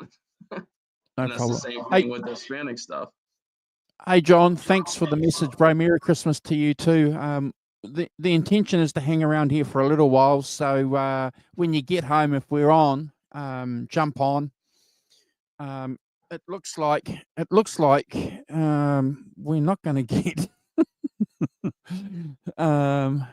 we're not going to get unless people are too shy to jump on, but we'll hang around here for a while. We know Brad's coming on soon, so but the intention was to hang around for at least 6 or 8 hours. Sorry for cutting you off, bro. I just wanted to No problem. do- I saw do a John's shout out comment there. to John. He's doing better than Sean Lennon. Oh, good point. Good point. Yeah. Wolfgang's good point. Who? Yeah. I've listened to a bit of Sean Lennon stuff on and off over the last year. It's kind of weird. It's kind of unfortunate. I mean, I wouldn't say unfortunate. There's definitely like some empathy that I have for the children of rocks of musicians in general, famous musicians is it's like you have to really walk the line of the appreciation of obviously being a child of nepotism while also doing your own thing. And I think, finding that line is where a lot of people struggle. What did Christopher say? That's a very good point. Wolfgang has been pampered for his entire touring career. He can't go alone and headline an act for 290, then 500, and then 2,000 seaters. And Chris knows because every week he's seen a live gig. He's not built for it, in his humble opinion. Yeah, that's one thing. Like, it's for some reason it's a debate on the internet, but it's a fact that Wolfgang has never had to experience like making his way up through the music business. I mean, it's an objective fact. He's playing in Van Halen as a teenager, for Christ's sake. And now he's just, he's had to work, don't get me wrong, but he did not have to work as hard as a lot of people. And yeah, there you go. I've said from the beginning, like he should team up with he should write in the studio with other people, and he said that he does. Like his producer definitely helps him write and stuff, but it'd be interesting to hear like him in collaboration with other artists and stuff, because for some reason, when you record everything by yourself, it's pretty rare that someone that does everything by themselves Here's a good question. Here's a good question from Raymond. How many people would show up to his show if he wasn't Eddie's son? Wow.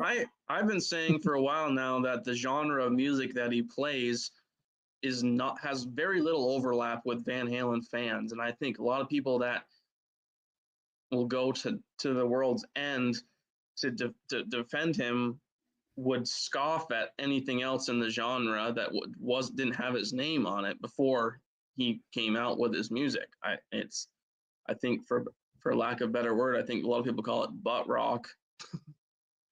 But I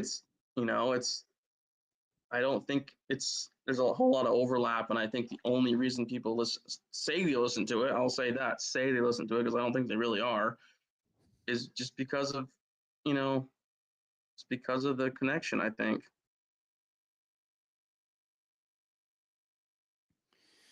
So John's saying Wolf was putting in the work, touring endlessly. He's had the benefit of the name, which helps get him on big tours for sure. That said, he's released 2 really good albums, and whoever said he needs a hit is right. Yeah, and that's John being John. fantastic, put John. in, like, he's put in the work, Yeah. you know, the last year, two or whatever. But, you know, it's to say, I mean, he would admit at least that he's for sure a child of nepotism and stuff. Wolfgang should go on the Sammy Hagar tour.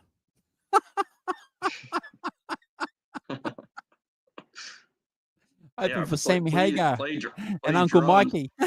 Play drums, for Christ's sake. Get a good drummer in that band. Well, Wolfgang can drum. Yeah, I agree. As long as I never have to hear Jason Bonham ever again.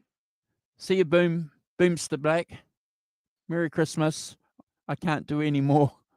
Wolf, later, dudes.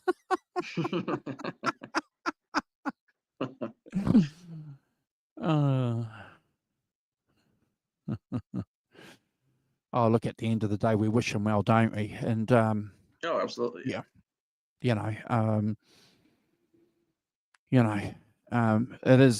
it is a burden to bear when you're the son or daughter of a major act, an innovator, and you go out and you're trying to pave a career in the music industry. The fact that you were saying before, about being the son doesn't necessarily mean that you're going to come across and play the same kind of songs. So, yeah. No, it's I feel we bad wish for him well. anyone, any child of someone of that level of quality. Like I just saw Paul McCartney's son there posting clips of his songs and stuff like that, or just like acoustic versions of his songs on social media, and the criticism is like crazy. It's like, looks like Paul McCartney but sounds like crap and all this stuff. And it's like, of course, in comparison to Paul McCartney, of course it sounds like crap. But that's what I mean about this whole criticism thing. People don't even think for 2 seconds before giving judgment. It's interesting that you should mention that, because he gets 50% of comments on his social media is abuse, which is pretty sad. I haven't seen too many posts where people have criticized Wolfgang, but if you James is his name, isn't it? James McCartney. Yeah. If you go and check out James, there's 50 people saying he sucks, which is sad. And he doesn't say anything. He just posts music, and he's pretty wholesome. I mean, Wolfgang, he does interviews, and he was pretty active on social media. I think he finally realized that it was kind of tainting a little bit, because he'd go on Twitter and respond to mean comments and stuff, and it comes off as much as he's defending himself, it comes off as just kind of like whiny and but that's what's crazy, is that someone like James McCartney can just be wholesome, record his own music, sound like himself, obviously with a touch of Paul McCartney, and not say anything negative, and the entire comment section is mean comments about his size or sound or talent. And it's really kind of sad to see. So that's a good point that Bent's making. Taylor Swift's dad was the managing director of Merrill Lynch, and then bought a portion of the first music company that produced her album. So that's where the big push came from. Interesting.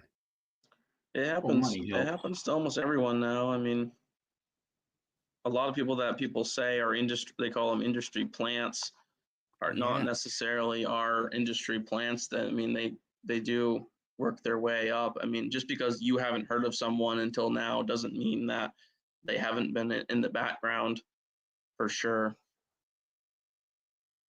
It'll get you in the door. I don't think it'll give you a multi-year career, though. No, in the absolutely end, not.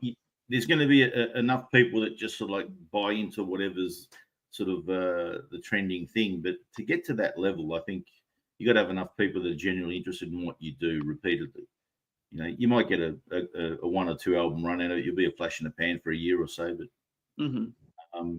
then again, it's an opportunity that there may have been other Taylor Swifts out there that just, you know, had to go to work and weren't able to, you know, further their craft and get to the point where they would get to that level. We all know world class musicians, songwriters, artistic people that will never be famous just simply because they haven't got the time to be. Jacob Dylan, One Hot Wonder.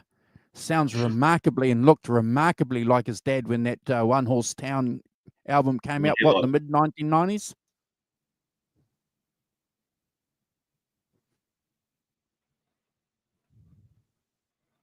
Will Smith's kids? Yeah. I just saw the tiny desk of his daughter. She's actually a really good singer, but for sure, yeah. I mean, I've seen a lot of, you know, their antics and how they're generally very out of touch because they've never spent a day not famous. I guess that's the thing too, is you need to, you know, good music comes from life experience, but if you don't have a, you know, decent bit of a life happening, you know, who's gonna, you know, rock out to the song about your butler? John, that's exactly why I'm not too interested in watching music videos of young guys who are 12 doing Stevie Ray Vaughan licks. Yes, I appreciate the fact that they've sat there and they've learnt this instrument, and clearly they have a gift for it. Don't get me wrong, but you know, a 12-year-old singing Texas blues doesn't appeal to me. Come back when you're 24, when you're 34, and then you can extrapolate that then to being that, you know, listen to anybody at any age with any experience singing someone else's song, and it's not about the authenticity of, you know, who you are and that song, because like I remember being touched by music, you know, at a young age, and I have to put that bit in the middle. But, you know, sort of that I didn't have the experience, but I understood the emotion behind it. And as long as that 12-year-old kid has an emotional connection to that song and it's an authentic emotional connection, then I don't care if he's, you know, never lived the life of a blues man. I do. Oh, look, that's fair enough. But the other thing too is if I just played you the audio of it and it moved you, and then you find out, oh, this is some 12-year-old kid copying something else like that, you know, it's like it's saying, look, taste this, it's good. What is it? Oh, let's go. No, you're right, Bent. The world is run on connections, and I don't know if you were in the chat a little bit earlier, but I said, you know, one of the things that seems to be happening is this homogenization of this global culture that we have, and one of the key ingredients of continuing that homogenization is, you know, the homogenization of music. And obviously, for that to work, you have to have connections. And we're not getting into conspiracy theories here, folks. Okay, we're not that kind of channel. Well, the only reason to your point, the only reason I think a lot of people, a lot of us, I mean, even me, I didn't have internet until I was into my teenage years. You know, the only reason a lot of us weren't posting us ripping Stevie Ray Vaughan licks at 12 years old is because we didn't have access to it.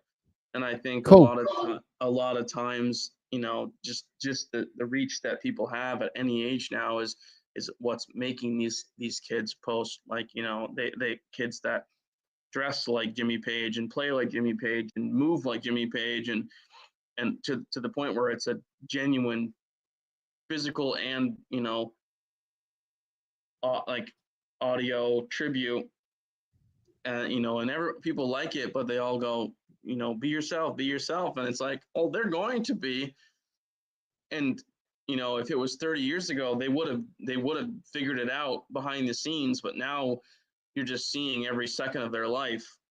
And to kind of comment on the comment below, every one of your favorite guitar players was copying someone to the point where they were buying the same clothes as them. It just took a while. It just took some time to homogenize that into their own thing, whether it was mixing styles with another guitar player or musician in general, or you know, approaching that guitar player's kind of licks in a new genre.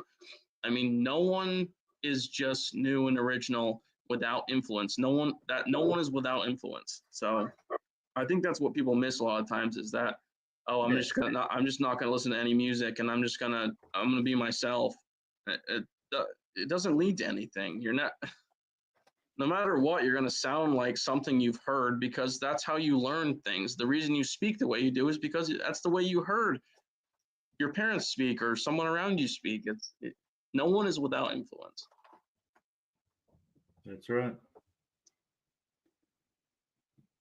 Now, And if someone wants to be a tribute artist, okay. That's what I think is also a problem, is that people put down tribute bands just because they don't like it. It's like it's the same exact thing as putting down Taylor Swift because you don't like it. Don't listen to it. Don't go to the show. Don't interact with the content on social media. Let people do whatever they want to do. Don't yuck someone's yum, as they say. I'm not a big fan of Van Halen tribute bands, especially, mostly just because I think a lot of them missed the mark, respectfully. But, you know, that doesn't mean I think they shouldn't do it. Yeah, but you know that goes through the whole thing. You know, to me, I had a very similar discussion with a friend of mine last week. You know, and saying, you know, about tribute acts, and you know, I was going to say this band that does their own stuff, and that was great. But the thing is that people are going out to see that music where they don't have the opportunity to see that music, whether the artist is not touring, passed on, past their prime, whatever. And you know, they're just going out to enjoy the music, and this sort of falls back to the whole thing of, like, you know, like, well, I don't care what, you know, the private life or the creative process or the opinions of a particular artist anymore. Just, you know, let me hear your song and let me enjoy it or not. And that's all it's about. You know, people want to go out and hear the music they loved and hear it in a live context, which is a different thing. Yes, you can just go put on the CD if you want to hear an exact copy of it. But yeah, they just want that experience. And again, you know, it's a real tree falling in the forest concept. The music means nothing until it hits someone's eardrum, and really beyond that, it's only got to hit the eardrum so they can get into their heart and mind and make that emotional connection. For sure. You know, music is that one true magic that exists in the world, that out of nothing people make it, and it you get something from it, whatever it is that you get out of it. And that's all that really matters about it. So, you know, if I go see a tribute band and they're only 90% of the way there, what good does it, you know, for me to sort of say, oh, you know, you only got 27 out of the 28 notes correctly, and you know, it's all a big sort of you know, sort of, it defeats the purpose. I learnt my lesson when Batman Returns came out, and I sat there being a big sort of Batman fan, thinking, oh no, Batman wouldn't do that. That's not what should have happened, and this was wrong, and for all other reasons. And then I realised that I'm just sort of, you know, sucking my own fun out of my night. So the next Batman film came along. I just decided, well, that's going to just be a what if story, an Elseworld story, a different version, and it doesn't erase what goes on in other movies, TV shows, comics, or whatever like that, and just enjoy it for what it is. And it's amazing how much stress you remove from your life when you can just enjoy something for what it is. Yep, Batman Returns scared me shitless when I was a kid. Especially Danny DeVito. Well, I've heard it's been called a Tim Burton movie that Batman pops up in for some reason. Yep. That traumatized me for a few months, I think. Especially since I think that may have been the first one I watched, because my mom told me to skip the first one because she thought I was going to be scared of Jack Nicholson Joker, when in all reality, I think I would have found it funny compared to DeVito's performance. Oh, I remember the kids being scared of Heath Ledger's Joker. Yeah. Yeah. Well, speaking of young people following in their parents' footsteps, Nosferatu stars Johnny Depp's daughter, and apparently from some of the reviews, some of the quick reviews I've read and seen, apparently she offers an epic portrayal of in that film. So I'm certainly looking forward to seeing that because I'm a big Johnny Depp fan.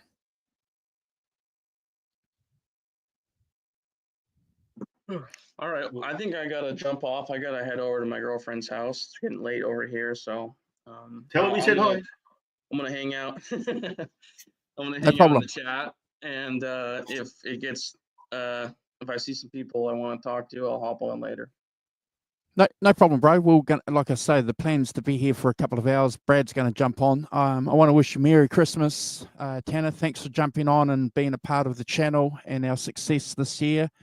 I hope Santa Claus is going to be kind to you this year, and you've deserved whatever you get. More importantly, you've deserved it.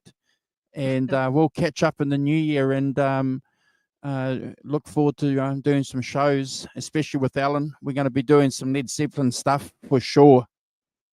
Yep, I love Led Zeppelin. So all right, sweet. All right, cheers, bro. I'll talk to you guys later. See you, Tanner. No problem. Yeah, I can't wait, Bent. I've seen the shorts to it too. It looks incredible, and yeah, I'm not really a horror. The vampire wearing shorts. Yeah, I'm not really sort of a horror aficionado, but yeah, apparently that one's really good. Good to see Tanner on, young guy supporting the music and the generational kind of stuff that we listen to, John. Sort of fits into everything that you and I have been saying on this channel along with everyone else. You know, there's young people getting interested in all this great music. So they're always out pleasing, there, isn't it? Yeah, they're always out there. I'm just hoping there's enough of them. But again, like I said, everything's cyclical, and you know, I suppose for people our age, rock and roll has always been there. But you know, really, rock and roll is, you know, less than 100 years old. And if you look back over history, well, how many things last, you know, 300, 400, 500 years? They don't. So, you know, might just be the time that, you know, the people that experienced it at the time enjoy it. And then there'll be the pocket, you know, sort of historical nerds that love listening to that, you know, 100-year-old music from the 80s. But, you know, it'll be replaced by something else that will get replaced by something further. Well, it's interesting you should say that, because a good friend of mine said that to me a couple of months ago. We were talking about the Beatles, and he's a big Beatles fan. And he said, you know, it's going to be interesting that people are going to be talking about the Beatles in 300 years like we talk about Mozart and you know, these great composers. Yeah. And when he said that, you know, I listened to what he had to say, because, you know, we were face to face, and it's like, actually, you're kind of right. Yeah, it's strange, but I think he's right. I think people will be talking about Lennon and McCartney in that vein in 300 years' time, John. Yeah, it could be. Like, you know, people still have great reverence for Shakespeare, and as much as that is definitely a product of its time, and the language and the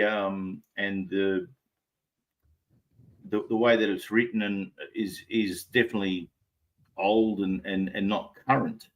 There are the universality of the situations and concepts in the work still transcend, and they still come through time, and the quality maintains its importance in you know, in the whole history of writing and of plays and stuff like that. And though we've moved on to movies and TV shows and different formats of how things are performed, it's still revered, and rightly so. Definitely some of that stuff will still continue to go on through. Whether we'll, whether we'll still know some of the other bands in the periphery of the genres that maintain. I suppose the other thing too is that we've actually got recordings and so much archival footage of not only the music but of live performances, of interviews, and the so much more is preserved of that time and everything that happened in it. That'll keep it. But there are a lot of people sort of now, depending on which circles you run, that may not know the name Paul McCartney at all. So, as to how we roll on in the next 20, 30, 40 years on that, and what our grandchildren will know of it. If we sort of extrapolate that back 20, 30 years and think of, well, what do we know of, Glenn Miller and the big band era and stuff like that? That was all over the world at the time, so it's just a different, it's just going to be a different sort of focus, And again, like while I was out picking my daughter up, I threw that comment in that our music is tied to our memories. So if the consumption isn't happening at that age now, where all the current, 10-year-olds, 15-year-olds, 20-year-olds have music so central in their life the way that we did, and they don't. It's much more just like whatever comes on the phone, whatever scrolls up on TikTok. There isn't that emotional connection to it and that ownership of your fandom for a particular artist or genre or scene, whatever it is. Like, I'll go see, like I was at a gig last night, some friends of mine in a ska band, and I saw some young blokes there with the skinhead haircut and the mode of dress that you could have plonked them straight back into the heyday of, ska and reggae in the 60s, 70s, 80s, whatever. And, but again, they're the outliers. In general, the kids that are 15 today, when they're 40, they're not going to think back to their teens and think about their favorite artist or like how I was so obsessed with, you might find a few Swifties that might do that. But, I had a lot of fans that were into the same stuff at the time that haven't thought about it for 40 years. Some of us kept it. But, people find their thing. And then the years sort of like just fly by as ever quickly over the top of the previous one. And then all of a sudden you realize that it's just a lifetime away, and it's something that's not really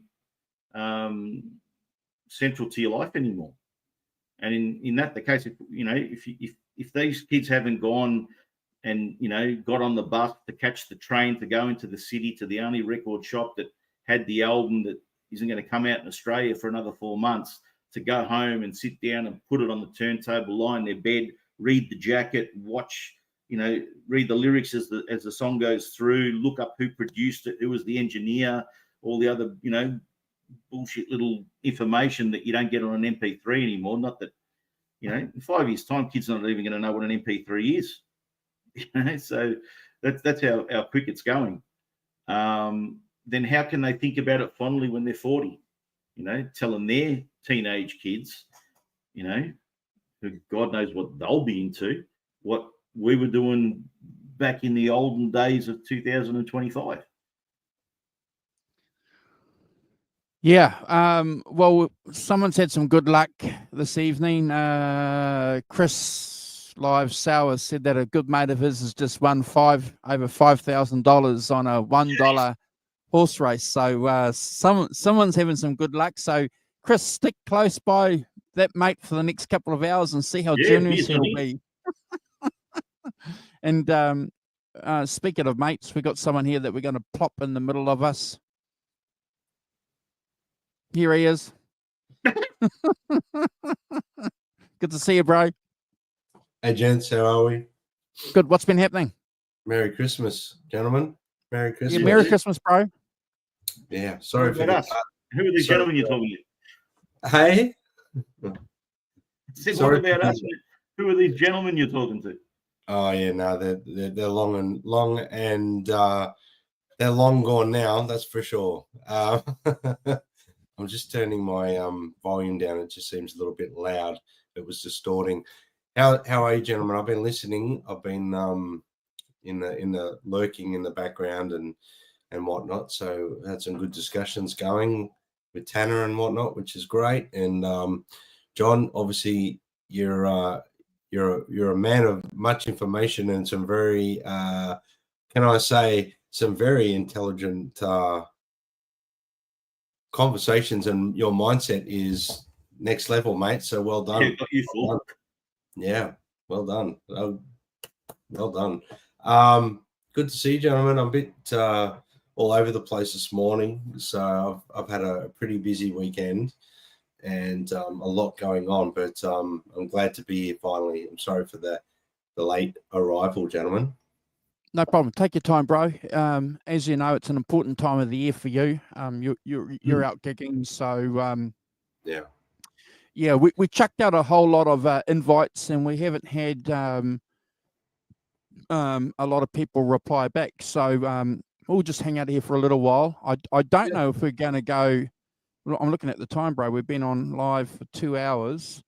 Yep. I might have to come back and do something midweek for the Rock Professor. Whatever you like, mate. I'm more than happy to do whatever's required. But it's a busy time of the year for people too. That's another thing I've got. Obviously, there's so much going on. I've been invited to go here, go there, and I just can't keep up with everything, unfortunately. So, gigs, work functions, all sorts of stuff. It's just that time of the year.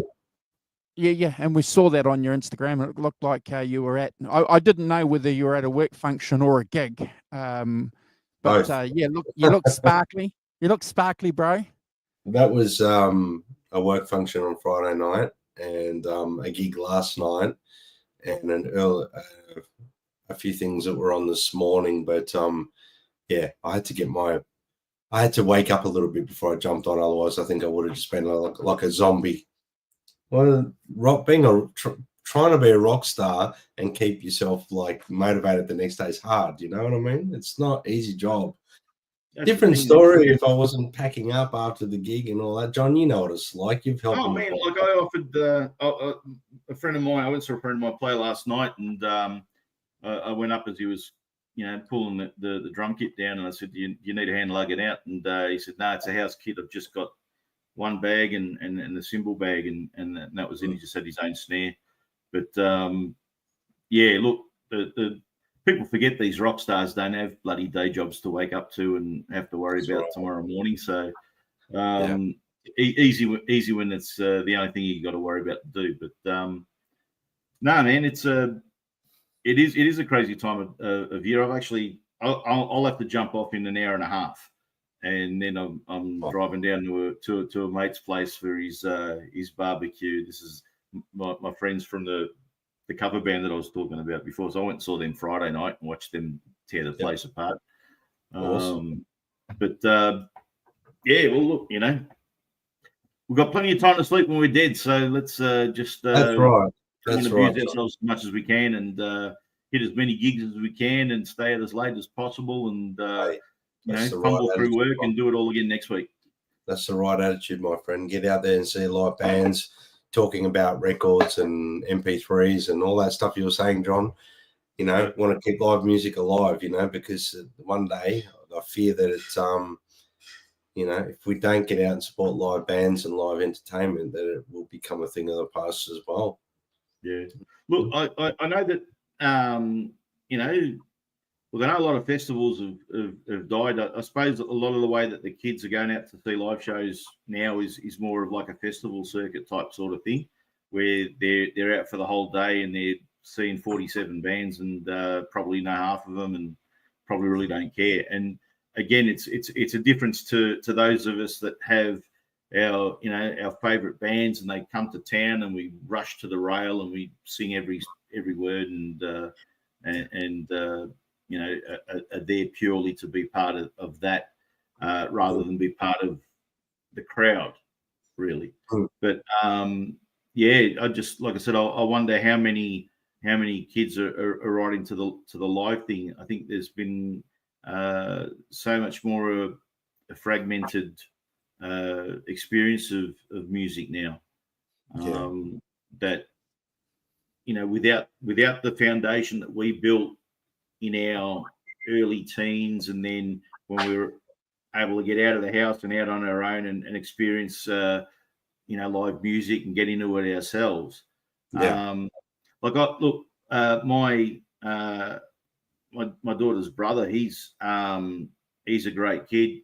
He's just about to turn 14, and I asked him, I said, are you into? Is there any music you're into and stuff like that? And he used to love to come, when he was a little kid, come and strum on my guitars and whatever. And but he says, no, basically just listen to what Dad or what his sister does, whatever's on. And he hasn't got that. Like when I was 14, that was like I really got into music when I was around about 12. So I was right in the thick of it. I was mad Kiss fan. I think I just discovered Iron Maiden around the Number of the Beast time. And I would probably be about 15, but sort of, it was like almost an obsession. That was my hobby. That was my thing that I did. I spent my time actually sitting down putting music on, when it was an actual physical chore to put music on back in those days. And like, he'll have stuff that he doesn't mind listening to and stuff like that, but it's not his focus. So I'm thinking, when he's 40 years old, he's not going to have sort of like a big, emotional connection to a particular song or band or album or whatever like that, Yeah. I think there is hope. I think there is hope, though. I'm going to stay positive. I think there is hope. Like, there's so many people playing guitar and instruments and drums and singing and all that all over YouTube and Instagram and TikTok and all that. I mean, obviously you've got the bad side of TikTok, people doing all these stupid dancings and that just miming. It's just irrelevant. But then you've got the talented people that are sharing content.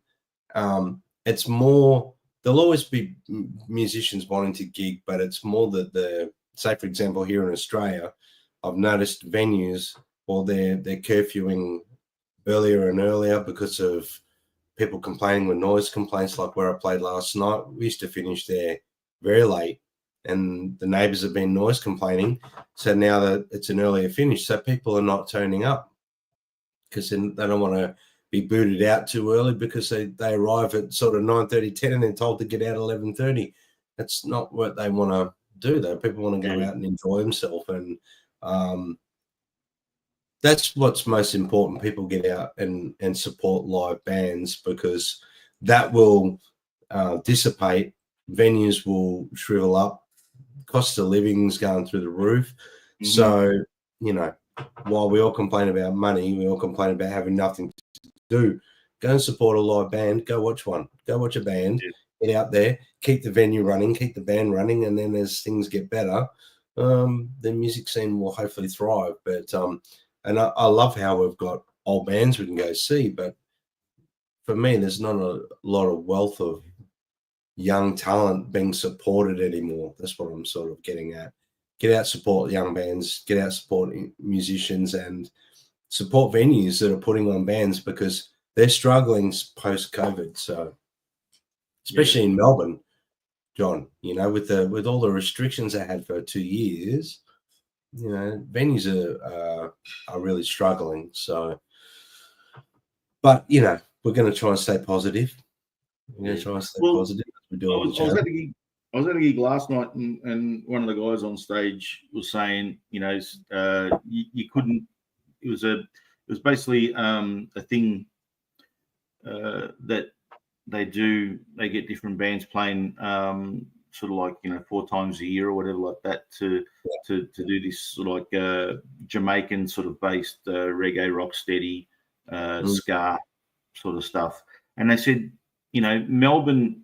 This guy he'd been in Qatar teaching English in Qatar, and he was saying that, like, he's telling everybody, Melbourne's sort of like got a thriving, sort of like musical undercurrent to it.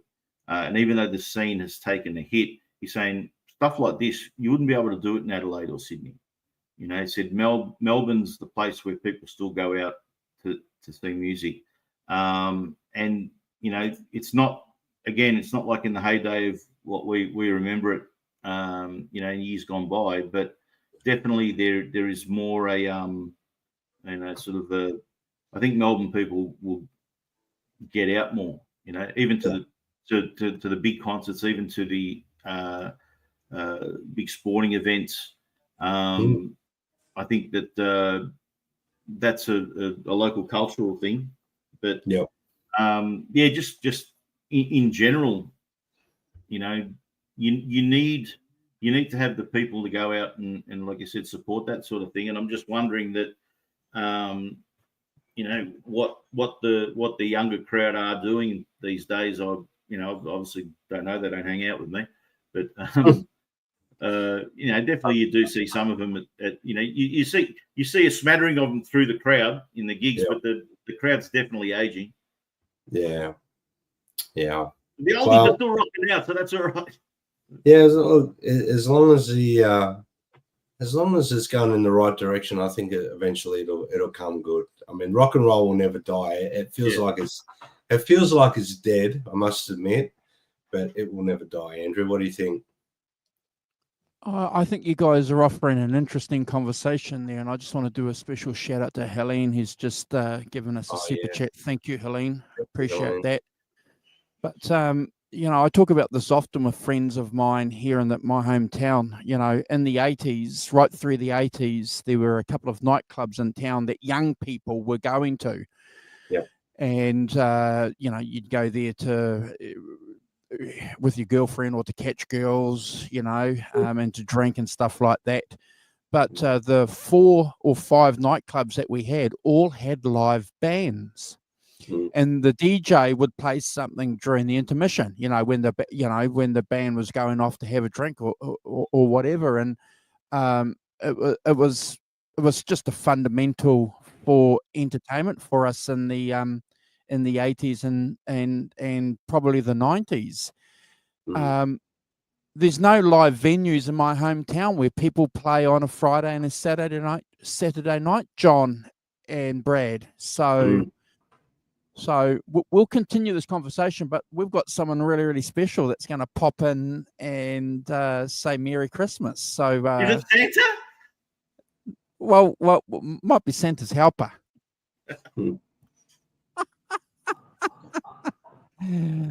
How are you, Elaine? Hey. Good to see you. Good. Hello. Merry Christmas, everyone. Merry Christmas, Bob. Merry Christmas. Yeah. How's my son? Are you feeling any better? Oh, look, I'm getting there. Poor Slowly, thing. sure. He's been so sick this week, really sick. But this will cheer you up. Do you remember when you were like this? Oh, hold on. This is you when you were little and you so much wanted to play guitar, you used the cricket bat. I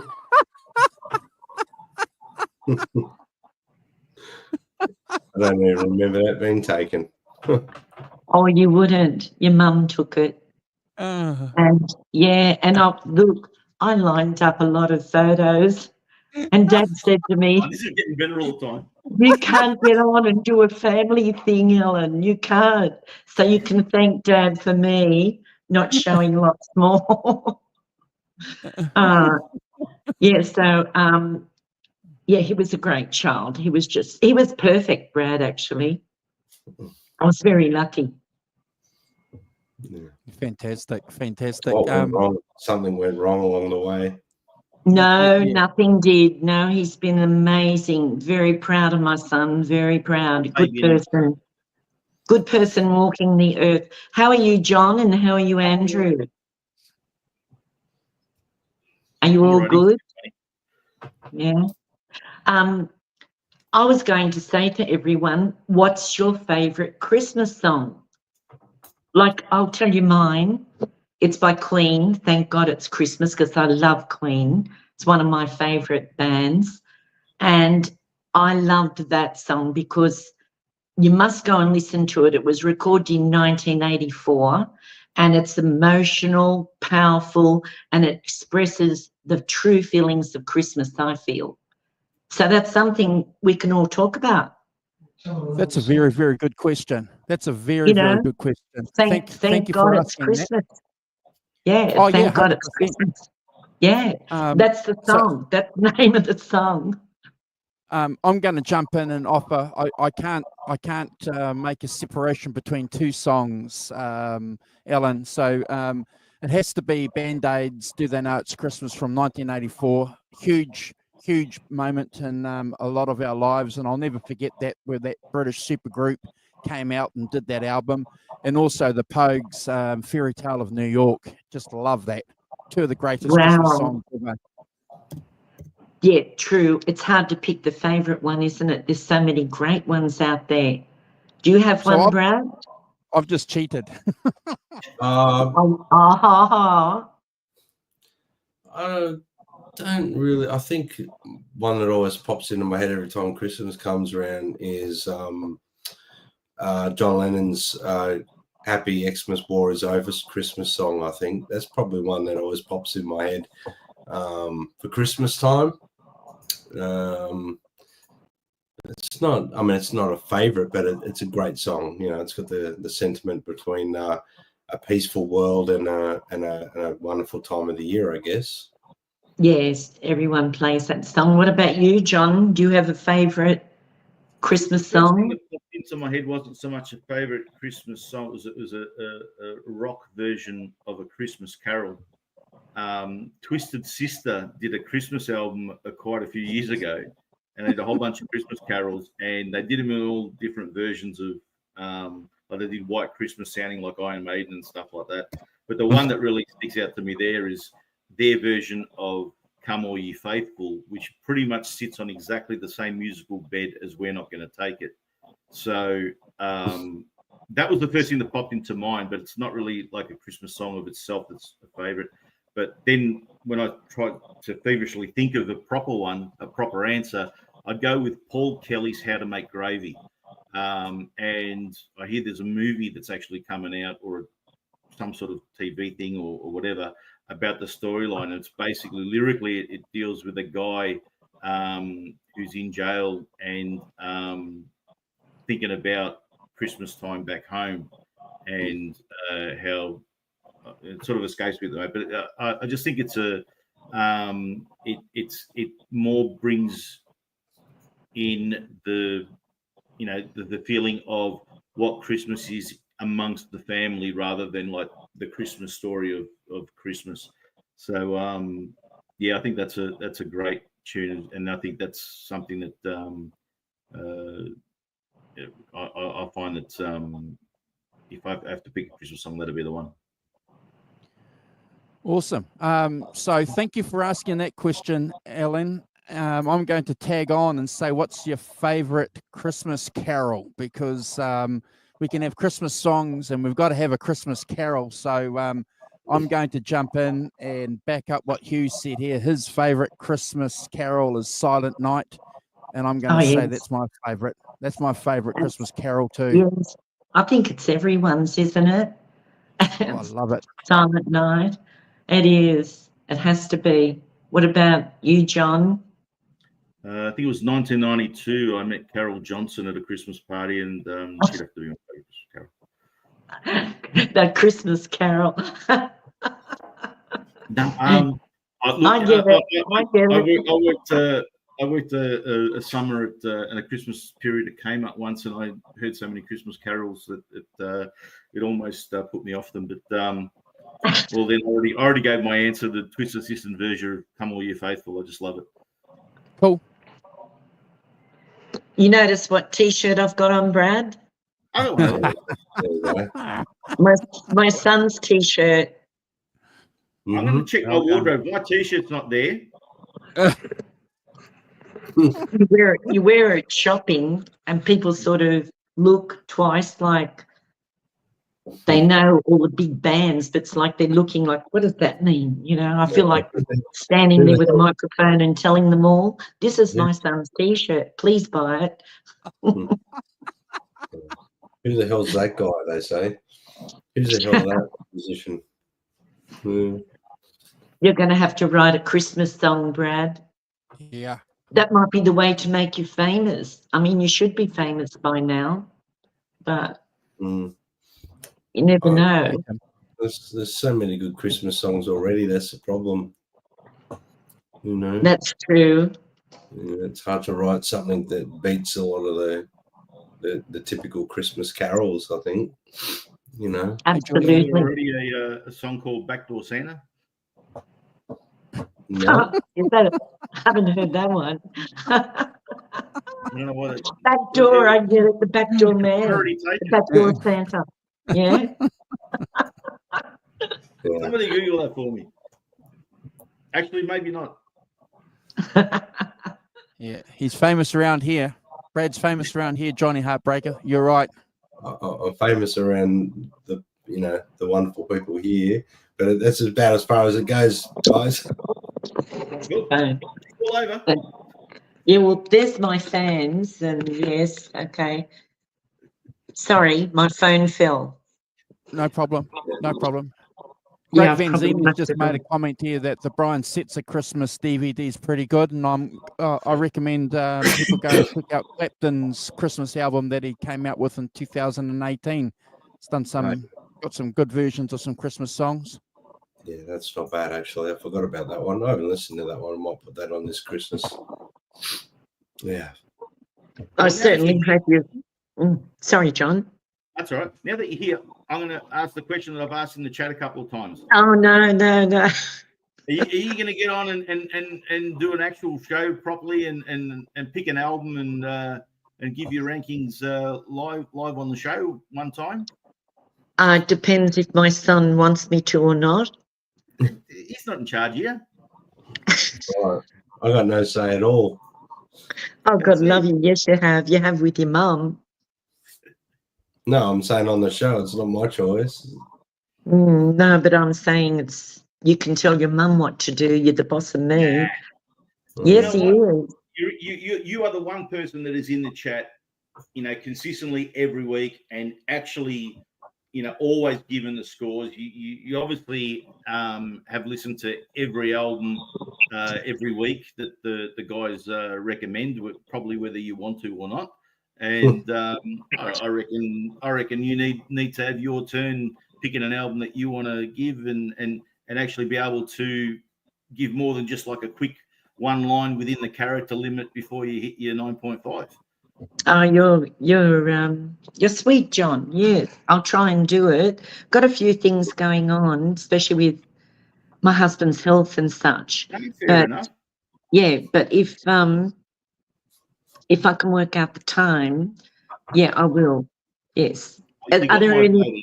I don't want to pressure you into doing something you don't want to do, but out of all the people that could come on this show, I reckon you definitely deserve a slot. And whatever week you want, just kick off whoever else is going to get on. The top of the line. I'll back you up. Oh, There you God go. love you, John. There you go. You're lovely, lovely man. That's for sure. I didn't really think you were going to be so lovely. No, well, I'll go have everyone fools. That's all right. No, you're so funny in the chat when you do your little funny innuendos and everything. Yes. You give us a good laugh. If you're not going to have fun, why turn up? Exactly. That's Yeah. exactly- That's what someone often to keep somebody to stop doing whatever the hell I'm doing. But this year's been a funny year. It hasn't been one of my best years for the family with health and such. So it's been a hard year this year.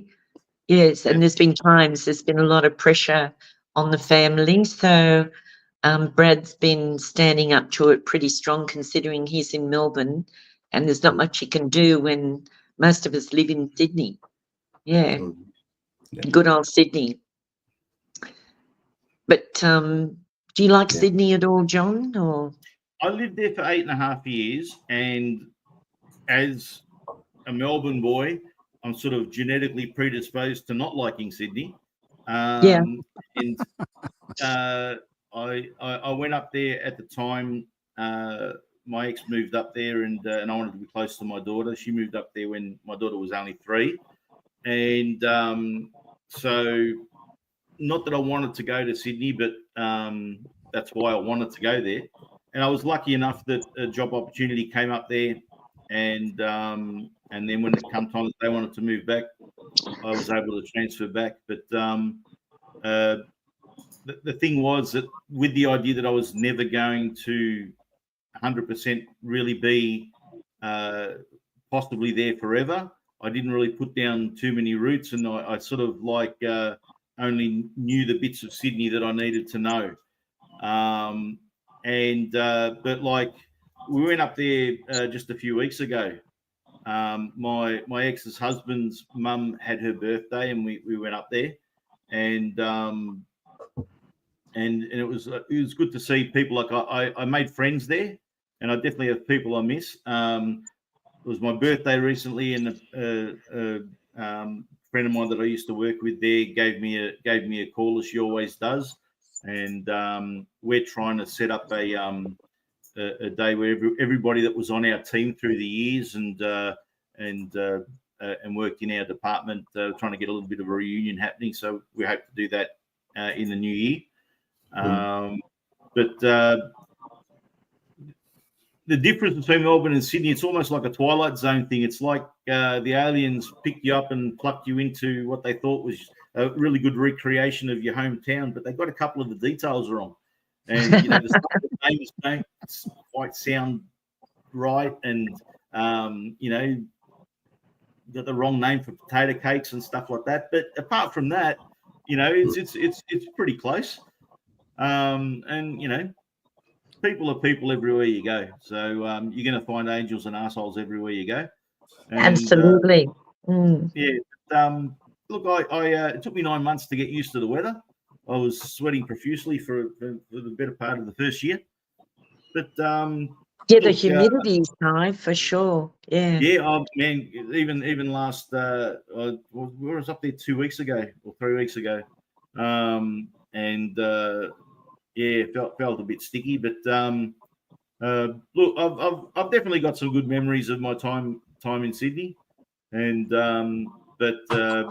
it's kind of hard to be away from home, and I was so happy when the family said they were contemplating moving back. I said yes, I'll be happy to go. And it happened just at the right time too. I sort of like my mum was getting on in years, and I was able to spend sort of like the last few years of her life closer to her, which was good, and look after her. So yeah, I think everything sort of just worked out just at the right time. That's good. That is good. But Sydney is having a heat wave at the moment. It's sort of going to be extremely hot. I think it's tomorrow or Tuesday. In some areas out west will get up to over 40 degrees, 40, 47. Wow.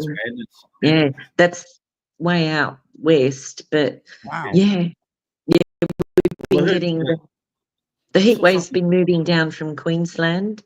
Yeah. And yeah. Well, even Perth popped it last week. There was one day where the hottest places on earth were a couple of places in South Africa and neighbouring countries, and a few locations in Perth were hitting up around 42, 43. That's right. Celsius. Yeah, that's correct. And they predicted all this years ago. Yeah. With the heat warming. But anyway, apart from all of that, I love the show. I love your show, Andrew. I love what you and Simon and Brad and John and everyone does. A lot of work's put in by all of you, and it's much appreciated by the people who watch it and join in the chat. Helene and John ZD and Gretch Zeppelin, all of them. I love my chat friends. I love Gretsch named a guitar after me. Did you know that?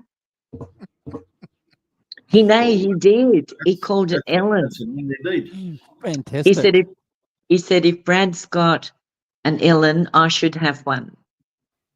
Fantastic. There you go. There you go. Yep, and he's got a beautiful, apparently, rose guitar strap. Yes. So, and I love red roses, like to look at the pictures of red roses. I'm no good with flowers because I get hay fever, but I love Oh. looking at the pictures of them. That's about it. Mm. Yeah. And I love your new thank- guitar, Brad. Love your new Yeah. guitar. Yeah, the Frankie. Yeah. Got a Yeah, new I'd one? love to know how much that one cost. Mm. $40. Yeah, about For- that. He's got a $50. receipt. So, No, because I know that's what he really wants for his 50th.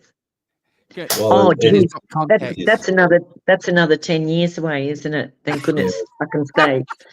you're not meant to tell people, Mom. No, I said I'm going to save 10 years away. I've got time to save. I'm trying to keep it a secret, and Mum just comes out and tells everyone.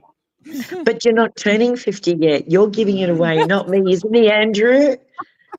Andrew, help. Well, he's the young one. Rock Professor and I always call him the young one, so he can.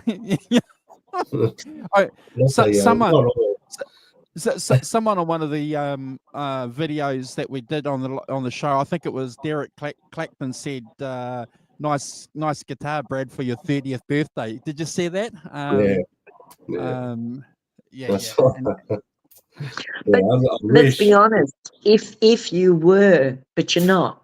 But if you were turning 50, you only look 30. Nah, Yeah. come on. Yeah, so how good is that? Nah, I wouldn't say that. Dad's just sitting over there going, "You blew it, Ellen." Well, it's all right. It's all right. I asked him to come on and say, go to the side and go hello, and he won't do it. Will you, sweetheart? No, he said, no, I won't. come on, sweetheart. John saying, come on, sweetheart. Sweetheart. Come and just say, come on. Bring yourself over and just put your head on and go, hello, here he comes. 40 years we've been together. Just on. Here he is. You would have got left for murder. I got two Hi heads. there, everybody. Good to see you, Merry mate. Thank you. Christmas. Merry Christmas. All the best, mate. Merry Christmas. Merry Christmas. He puts up with me on the show, and he does the dinner, truly, and everything, so I can be on the chat. Yeah, he's so. Well, I've got to keep her well fed, that's for sure. that's it. That's the way. Well, you know what they say, a well-fed wife is a happy life. That's it. There you go. Yeah. Pretty much. He's This- Right, he's trying to right, do okay, work out. I'll let you go now. I don't want to be too Cheers, mate. famous on the show. You know what I mean? I like to That's it, keep my anonymity. Okay? Same as the Strawbacks, man. Otherwise, Hollywood's going to grab me, and I'm just too old for all that bullshit. See you later. What a champ. Yes, he is. He is. That he is. He's the man. That's for sure. That's it. No, we do appreciate the fact that you're on the channel weekly with us, Alan, offering your rankings. And it's big part of what we do, and the fact that you're getting a bit of fun out of it. That's what it's about. Because if you're not getting any fun out of doing this YouTube gig, there's no point doing it. Oh, yes, definitely. I mean, not only do I learn a lot, but it's a lot of fun. It really is. And the chat people, you might know them face to face, but you really get to enjoy all these friends that you make in the chat. 100%. And yeah, absolutely. So is Helene still watching? Is she still messaging in the she's chat? still on. She's still on. Good, good. So hi, Helene, and Merry Christmas to you. I hope you have a wonderful one. I hope all the guys in the chat, everybody, has a wonderful, wonderful Christmas. I really do. I'm going to let my son, I'll go off so that you guys can do the show properly. And it was just so wonderful to come on. What's this? Ellen ranks the tracks so well. Hugh Cole. Yes. How could I not say hello, Hugh? He's beautiful. And he's so good on the show too. Yeah. I love you too, Ellen. Hi, Helene. Great. That's good because, see, I love to motivate everyone. I love to motivate them to score and join in, and because it's good to hear and a lot of fun too when you hear some of them score, you guys, really low, give it a 7 or an 8, and we're threatening timeout, and but it's good too when you hear the others, even in the chat, that we don't agree with you. You know what I mean? So everyone has a different perspective on things, which is good. Yeah, Definitely. true. And the rock professor, I don't know where he is. Where's our rock professor? Sleep. He's Still he's sleep. getting his beauty sleep. He'll be on later on. If we continue the stream, it's all up to us whether or not he's going to be on later. But if he's not going to be on later, Alan, we'll probably do a show midweek with him so that he can If he send was out any his sort of Merry flippin' Christmas good greetings. rock professor, he would have been up from the night before. Arvin, that was the thumbs up. It was good to see you, Arvin. Love all you guys in the chat. I really do. Yeah, it's always great to see the All the regulars regulars. popping in. Yeah. No, it is. It's good. It's good. And then you're sort of, sometimes you and I have been the only ones in it, John. Yeah. Yeah. And it's still enjoyable. Yep. They're all missing out. We just kept the chat going till in the end. I think the always show, have someone around. I think the show was starting a bit earlier or something, and the others didn't realise. And It's always we were could on. be. period where daylight savings goes on and off for all the different time zones on the other side of the world, but you've got a bit of a, variation. Absolutely, If I run Helene to New saying Zealand time, who knows what's going on? age is just a number, Helene. Yeah, I don't know. Tell my body that when I feel it sometimes when I'm out walking and stuff like that. Yeah, sometimes the old hips start to play up. And how's Pepper going, Andrew? Yeah, she's good. She celebrated her 8th birthday in December. So yeah. She's a big part of my life. So Oh, yeah. absolutely. My Chino passed away in Yeah. April this year. Hasn't Yeah. been a good year for me.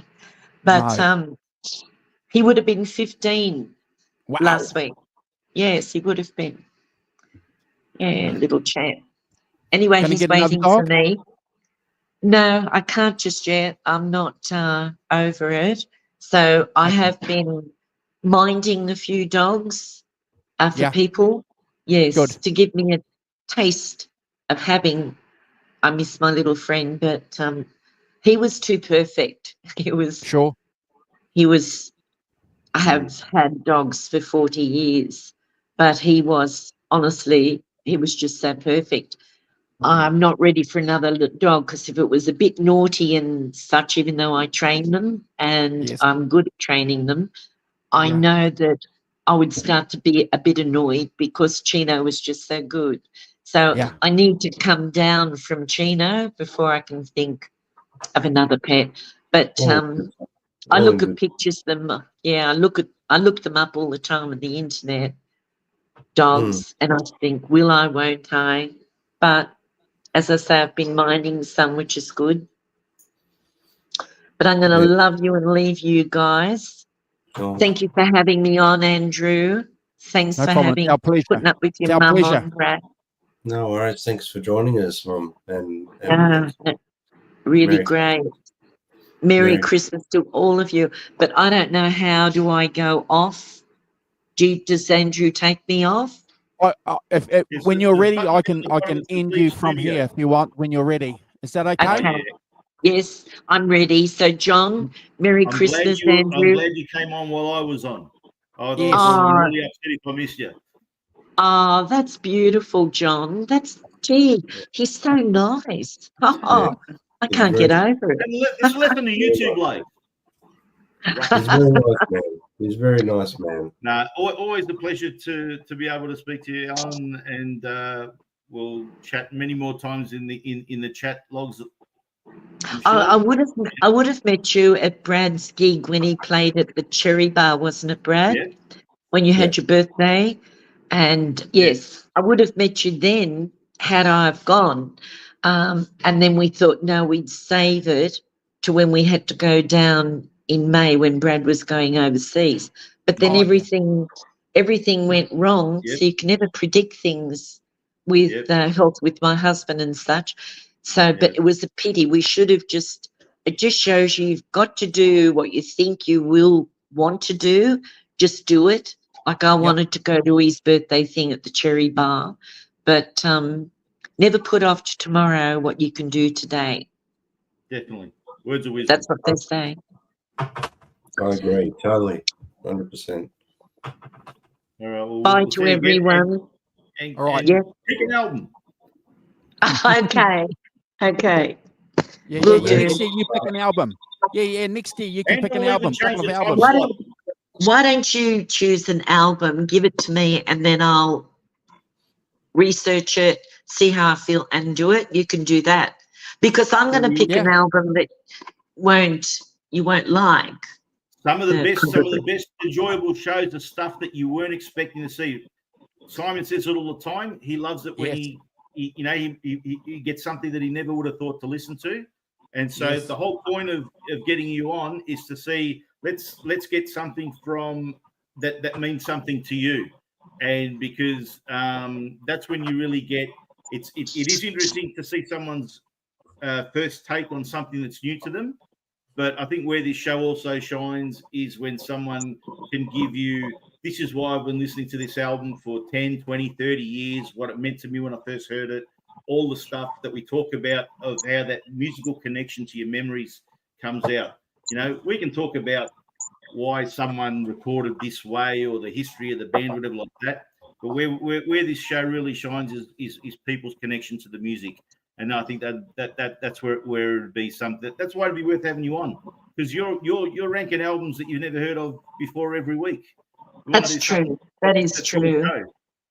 But Very it's funny because I love all sorts of music. You know, I love jazz. I love rock and roll. I'm very versatile. I can go to any gig over the years, and no matter what music was playing, I can dance to that music.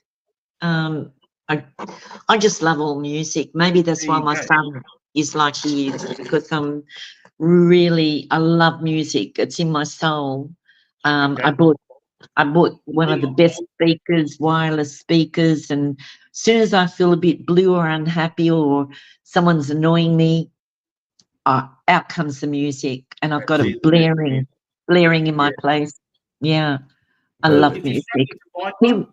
Maybe Andrew can give you a short list of things that he thinks would be appropriate, and you can choose a favourite out of them. But if you think that's of an a good album idea. That's a good idea. Don't think of what the rest of the people will like or not, you know. And I'm sure you'll find something that will connect with a lot of people. Yeah. Especially if you say you've got such a wide range to choose from. Well, okay, I'll do it if you're on, Brad's on, Andrew's on, and then I'll be on. And poor Simon, he'll have to wait till the next week. because Simon, can Simon come on as well? Is that too many? 5? Would that be too many? No, That's just would make it work. Yep. Yeah, we'd make it work. You know that we It's don't just waffle on like we usually do. I missed that bit, John. I said we just make sure that we don't waffle on too long like we usually do. Maybe choose an album that hasn't got 15 tracks on it. Oh, I won't be like you guys. I'm a woman. I'll be short and quick. Ooh, shots fired. I'm joking. You know, women never shut up. No offense, Helene. If I see someone in the supermarket and I start chatting to them, they can't get away. They're stuck with me. One of my friends didn't speak to his wife for 6 months. Didn't want to interrupt. Oh my God. I can't remember. I heard a great joke similar to that a few weeks ago, and I'll remember it when I get off for sure. But gosh, it was funny. Yes, but I love those sort of jokes. Andrew, once again, I just can't thank you enough for having me on. I do miss the Rock Professor. So say hi to him for me. No, we'll pass that on. It's been our pleasure, and thank you for coming on and celebrating and sharing your thoughts, and wishing everybody a Merry Christmas. We wish you a Merry Christmas too. Oh, thank you. Thank you. We really appreciate that. We do. And lots of love to everyone. You too, Brad. I hope you're feeling better. You've got to Thank you. get well for me to come down. Yes. There's a t-shirt. Everyone buy the t-shirt. and all Andrew's gear as well. Yes. Okay. All right. Thanks, Mum. Merry Bye-bye. Christmas. Bye. Oh, that was that's fantastic, nice. guys. Spoilt, weren't we? Spoilt Yes. to have Ellen come on Yes. This Thank will and be you. on, be yeah. part of the show. Yes. Always take center stage. Mum always takes center stage. So Um, she should. Look, I got to say, when she showed the photo of you with that bat, you know, I thought for a second there she was going to say that, you know, Brad wanted to be the next Alan Border, you know, or the next Mark Waugh, but no, he's got the cricket bat and he's using it as a guitar. That's just fantastic, bro. Did you notice my hand position? I was actually playing like a C shape or F shape sort of chord on the neck. Very good. You had the chord right. And I didn't even know what I was doing. Yeah. Yeah, no, that was great. Thanks, Mum, for coming on. That's fantastic. And no, it's good. It's a festive season. It's a year of, you know, a lot that's happened in you know, everyone's lives. 2024 has been, you know, positive, but a lot of tough times for people as well. So yeah, it's good to see.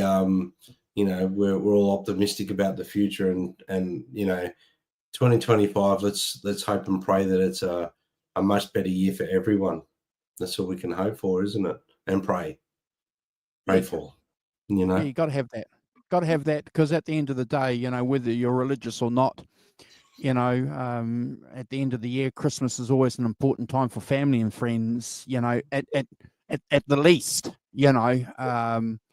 Yeah. And we're lucky here in Australia and New Zealand because it coincides with our summer. So, you know, we get a couple of weeks off work, have our summer vacation, and just hang out with family and friends. That's what it's about. Yeah. Thank God for that. Thank you. Thanks for the holidays and the time for. Not that I'm going to get much time to rest, but it's good to have that little downtime, isn't it? You know, to reflect at the year that was and move forward. You know, focus on the good stuff. You know? Yeah. And And I've been. Sorry, Andrew.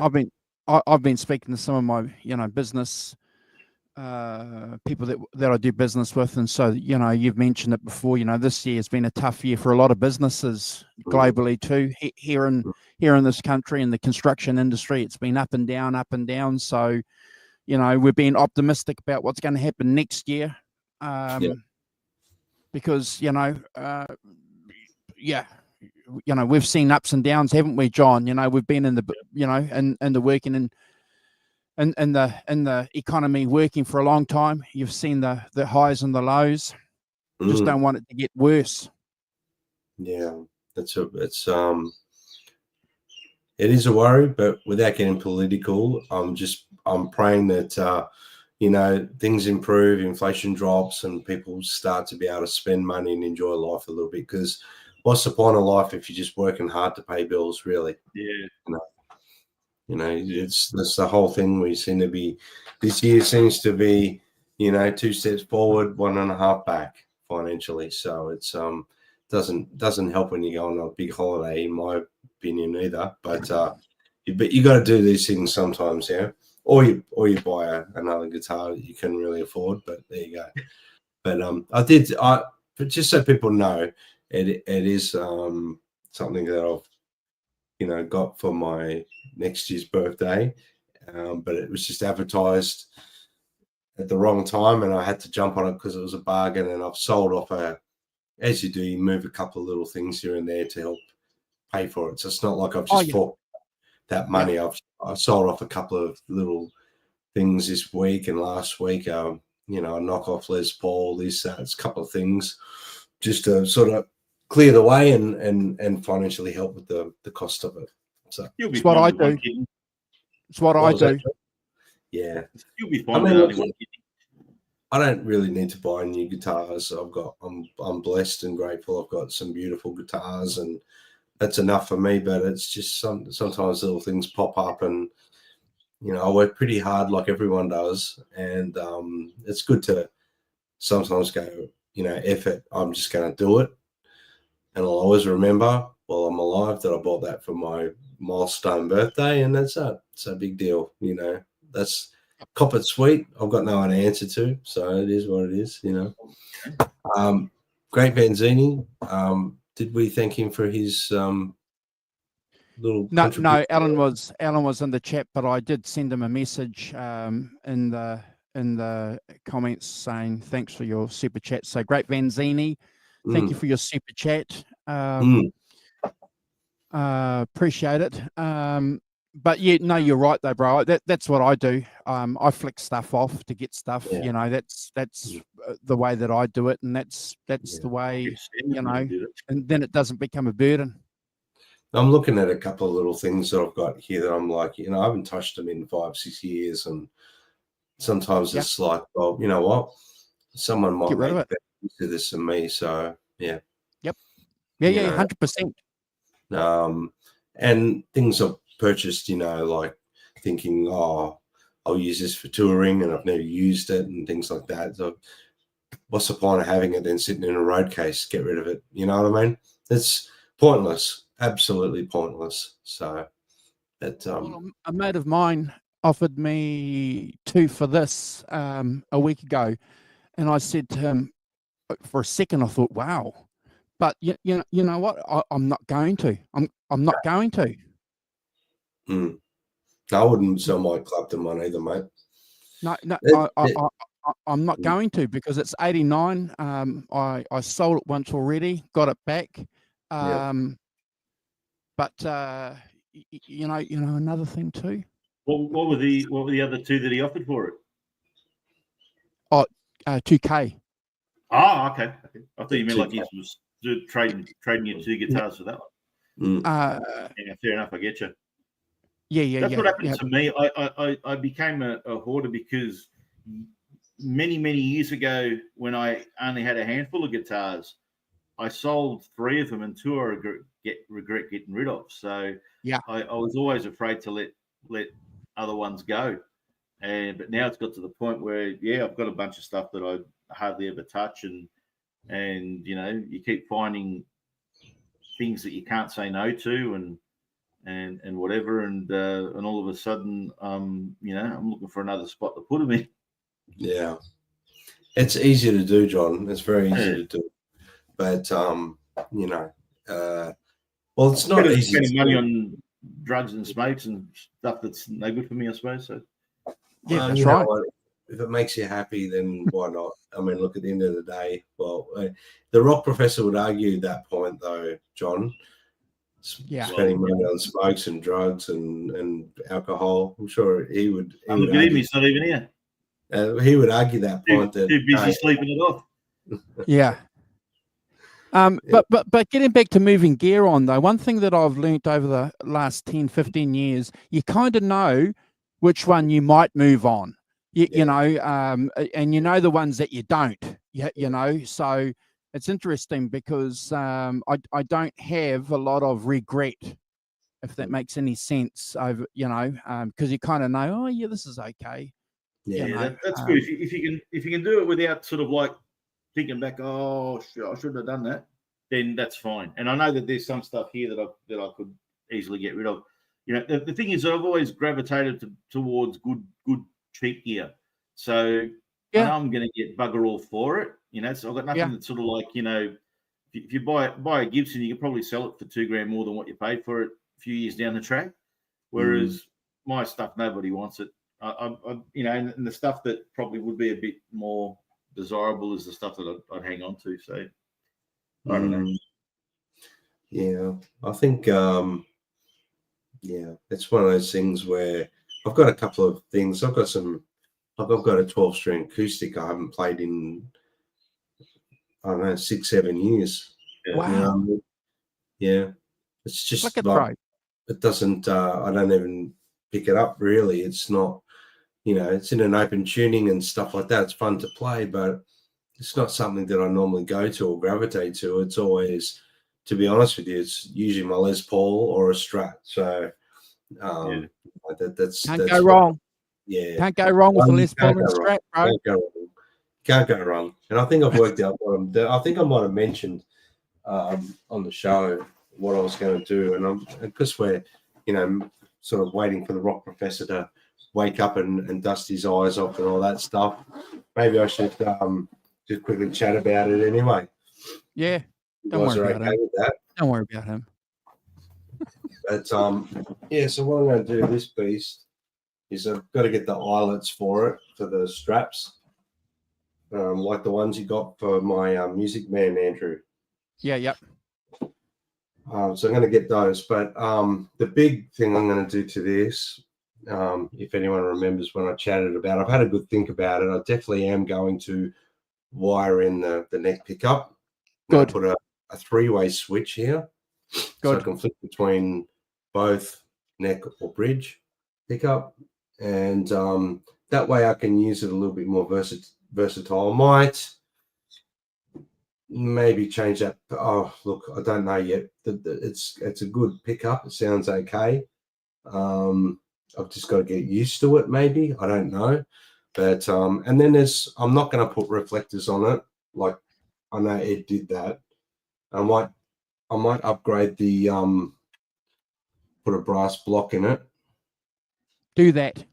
And I might upgrade. I don't know. I'm thinking do something with it just to resonate, get more tone out of it. So I might put that brass block, because I am a Les Paul guy, and when I play Strats, even with humbuckers in it, they just don't have the oomph that a Les Paul has. Do you guys notice that? Even when they got a humbucker in it, they just don't have that oomph that a Les Paul's got, even with a low output pickup when a Les Paul's got a low output humbucker. And I think it's just the density and the way, obviously, the through neck and things like that. And obviously the Les Paul body, mahogany body, maple top. But this is basswood body. So I'm thinking if I put a brass block in there, and I don't know, I was thinking of putting the FU tone, whatever it is, the brass stopper there to sort of connect it to the body so it gets more resonance. I don't know if that works or not, but other than that, it's a I used it last night. I used it on 2 songs. It's one of those things where I got it to use it, but it's not versatile enough to use all night, if that makes sense. Where I'm used to, like my Les Pauls, they got the push-pull pot, they've got the single coil tapping neck and bridge pickup, you got your 3-way switch, so you got a bit of versatility there. And obviously with my BC Rich, it's got too many switches on it. It's got too many things to in and out of phase, single coil tapping, humbucking. It's got everything. It's got, you name it, it's got the works. And I have thought at times about actually doing some modifications to that and just wiring it more, like get rid of all the switching and just keep it like a Les Paul. And I know Slash has actually done that with his main BC Rich. I don't know about the rest of them, but I think all the switches and that, it just gets too confusing on stage. I think it's maybe in the studio it's very cool. If you only got one guitar per recording, you can get many different tones out of it. But it becomes like like you're playing and you're doing things, and you might bump the switch, and then halfway through the song, you're like, why have I got no tone? What's happening? And you look at your switches, and one of the dip switches is flicked across into out of phase single coil from humbucking, and that's why.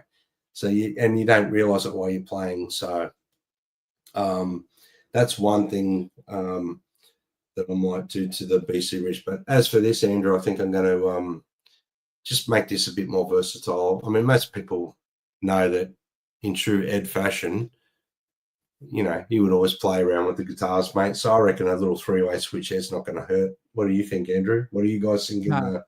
No, I'll do that. A 3-way switch. I mean, I'll leave that as is, you know, so it looks right. Like I said, I'm not going to put reflectors on the back because I'm using it live, and I just think that would annoy me. Like just Merry Christmas, Hugh. Hitting my belly and my hip and stuff like that. The reflectors might hurt. I don't know. You know, I might put the coin there. I don't know. We'll see. We'll see about that. But hey, I was talking to the guys last night. I was saying in our big theatre shows, what I want to do is, you know, put it in a guitar stand before we do like a couple of Van Halen tracks back to back or whatever. Just have a spotlight on the guitar, and then I'll walk over, grab it, and we start like Beat It or, you know, Jump, or I think we're going to do Panama. I think we do Dreams. You know, I think we're going to do Why Can't This Be Love as well. I'm not sure, but that'd be cool just to do something like that in the show. But Fantastic. the good thing about this one, Andrew, is at some point in my life, I am going to have a recording studio set up properly in my own home. And instead of a picture of Ed on the wall, I'm just going to have that just hanging on the wall. That's it. Next to the Axis, maybe, but it's just, I don't know. When these came out, Andrew, I was really keen on getting it. And as you know, the price was just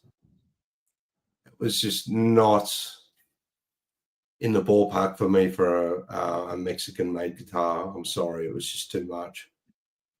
That's how I felt, Andrew. You know, Yeah. When I could have they're bought not cheap guitars. for that same price, I could buy a custom shop Fender Strat. That's what I was thinking. You know, Yeah. Relic and how I want it. I was like, no, that's not going to happen. But then Marketplace on Facebook is a wonderful and not so wonderful thing sometimes. And yeah, that's how I ended up with that. But John, you've got a left-handed one, haven't you? Sorry? You've got a left-handed EVH. Not one like that. So the only thing that's available in the lefty is the Stripe series. It's not a direct copy of the 5150, but it's it's got no sort of like cutouts of the body for the other pickups. Yep. And it's just got the normal Strat neck with the EVH thing on it. Is it a quarter sawn cut neck and whatnot, or? Oh, buggered if I know. Yeah. It's got grain. Yeah. If you can see it. Sorry, my lighting's not the best. best. It's only probably the same necks, you know. Just well, it's a nice feeling neck, whatever it is. It's not set up right, and I've got the plan to repaint it because that's just too much. Sends the wrong message. But I basically I wanted to get a single pickup Floyd equipped guitar, and this is really pretty much one of the few things that was available for being a lefty. But it's a good guitar. I was going to ask you about your paint job, because this is like glossy as it's not relic at all, and it's sort of like just very smooth. There's no sort of like, it almost looks like a print of the pattern. But is yours sort of like look like it's been done like for the real thing, 3 separate layers of paint and? Looks, it's hard. I guess it has to be some sort of automated. It's definitely got like layers of paint, but I'm guessing it's more of a print though. The way they do them, but this is matte finish and it's relic. You can see it's relic like. I mean, it's like it's been played by Ed for 10 years or something. You know. Yeah. It's very similar to what I was saying about, like, I understand that people are interested interested in things that I'm not interested in, and maybe want to delve in to find out what Eddie Van Halen had for breakfast and whatever like that, and it means nothing to me. But I always thought, and I remember hearing how, like, sort of at the start, before everything became commoditized, once Eddie became famous with his, artwork on his guitars, that people just started to naturally copy it, maybe not to exact detail, but stripe up their guitars and whatever like that. And he'd say, well, that was my thing. I did it. The whole point of me doing that was to make it look different and me be the only one to have it. Yeah. And then a whole bunch of people going ahead and doing it. To me, everything's going to fall. Let's just lie down. I think if you, and I totally get the passion that someone has, that the beautiful work that Neil Daly does of, exacting, great replicas, and also doing custom stuff like that. We've seen the green and purple ones, whatever. But yeah, I get people want to pay tribute to it or want to feel like they've got the same thing. But to me, I think the best tribute you could do is to take the spirit of that and just find a guitar and do your own thing to it. I agree.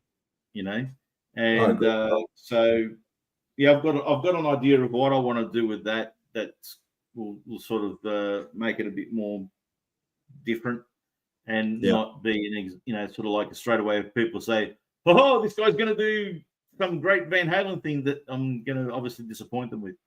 So I feel that every time I play, whether I'm playing the Frankie or not, mate, I feel that way every time I'm playing a Van Halen song. Don't worry, I'm going to disappoint someone.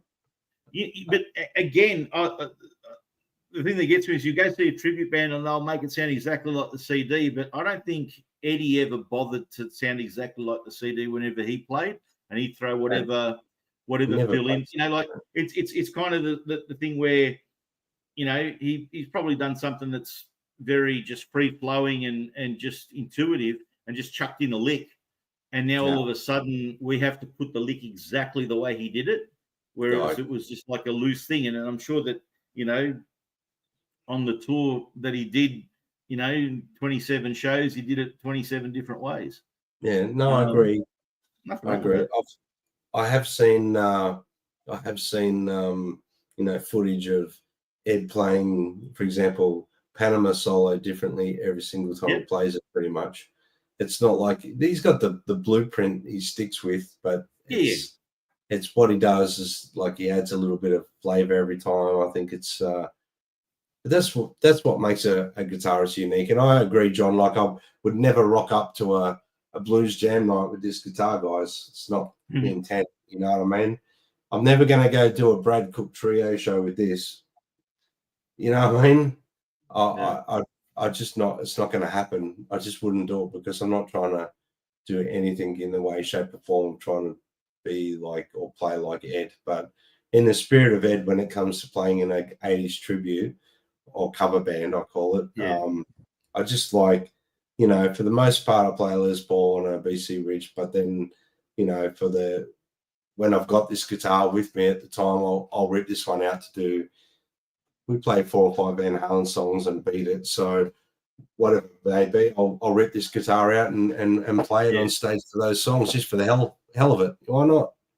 Well, mate, I can only offer you this advice, mate, is that the people that will know the difference if you get sort of like one of those licks or the wrong note, just a microsecond out or something like that, those people you're never going to make happy. So just put them to side, right? Yeah. Because you'll do a perfect job and they'll find some way to make themselves miserable about it. So, singing a hymn. Yeah. And then those that don't know the difference are going to love it. The people that, sort of aren't sort of like dialed into that, atomic level of, inspection of it all, they're just there to rock out and have a good time. And you could sort of like, hit the main parts, like you said, of doing a solo in the same way that Eddie would have approached it himself. And they're gonna love it. And they're the people you're trying to reach, man. The people that are just enjoying the music for what it is. And that's, I've always looked at it as like your technique and your note choice. I mean, that's your vocabulary, but You know, nobody wants to read the dictionary. You want to tell a story. And as long as Mm. you're, you know, sort of like getting the main vibe of it, and you kind of start in the same area and sort of finish off on the right note, then you've told that story, and you've probably told it more authentically because it's coming direct out of you. You know, it'd be like sort of like if you told me a story and then I go and tell the story to my mate. Oh, my mate Brad Cook said this, but then try to do a Brad Cook impression while I'm telling the story. It's a bit pointless, you know. So yeah, man. I mean, you've wanted that guitar for the reason that you want it, and that's the end of the justification you need for it. And then what you do with it, then you know, you don't need to be an exact copy of Eddie Van Halen. You know, people have got the CDs and the videos for that. You know? Exactly. I will say the one thing I do love that totally contradicts what I said is when Caleb from Nerd Halen plays Unchained and then does the exact copy of the solo from the famous video from the time I forget the Oakland show.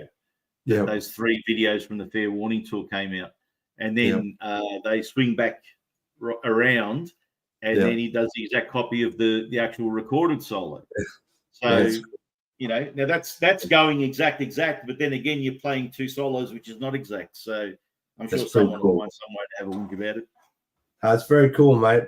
Look, the reason I like this guitar when it came out too, guys, is the neck on these things is very unique, and that's why I wanted this guitar. And then when I saw that EVH were releasing like the plain colored ones, like white, black, red, and then there was a like a tobacco burst or something they released, I thought that would be a cool. That's what I was thinking of getting, like a white one or black one or whatever. But then this popped up. I thought, oh, look, I'll just get it, and maybe if I just, you know, use it in the show, I can justify getting it for that reason and whatnot. But I was always thinking of getting the EVH like exact Frankie, but just in the solid color, and putting a proper scratch plate on it, maybe just putting a middle pickup and doing a few mods to it to make it like a Super Strat with a Floyd Rose with the beautiful neck that it's got. Because these things, this neck it's very, Andrew, I've yet to A/B it, but it feels very much like the Ernie Ball neck to me. There's something about it. It's got that feel, you know. I think at a certain point, Eddie was sort of like specking out all his necks, scanned off his favorite neck anyway. So that'll be cut the same. It feels a tiny bit thinner, I think, than the Ernie Ball one, but it's in the same ballpark or vicinity, Andrew. You know what I mean? So I don't know. You used to have the 5150 stripe series, didn't you, Andrew? That one. And what was the neck like on that? Oh, it wasn't asymmetric. It was a C-shaped neck. It was a chunky neck. You know, it's a nice neck, and you know, it was remarkably thicker and chunkier than the lovely neck that's on this guitar. You know, this guitar is a beautiful. You know, it's got a beautiful neck. Why the 5150 did have a chunky neck, and but it wasn't like bad. You know what I mean? Something. I'm going to actually, while you guys are minding the fort, I'm going to have a look at something here. Because I do have this one, and I'm going to compare necks while we're live. I'm going to have a look. Cool. So why not? While we're filling time. So we get the veneer calipers out, mate, and take all the measurements. Hey, only because I can, I might as well, huh? What do you reckon? So I think the neck on this is my obviously my Axis Ernie Ball with the highlights, beautiful guitar, flip magnet. And it's got a beautiful bird's eye flame. You probably can't see it, but it's very slight flame. But the bird's eye, I don't know if you can see the neck. Probably can't tell. It's got a light bit of flame, especially down one side of the neck. I see a bit of flame in there, yeah. Yeah, it's very subtle, but it's beautiful, the flame on the neck. It's got a lot of bird's eye in it, but I'm just having a feel of the necks. Yeah, I think so. I'll try and do it like. Don't scratch the Frankie. Don't worry about the scratches, mate. That's what you're meant to do with them. I think the Uni ball is a bit narrower, guys, like the neck profile. But man, you could play these two guitars in the one night and feel like you're playing a very similar guitar.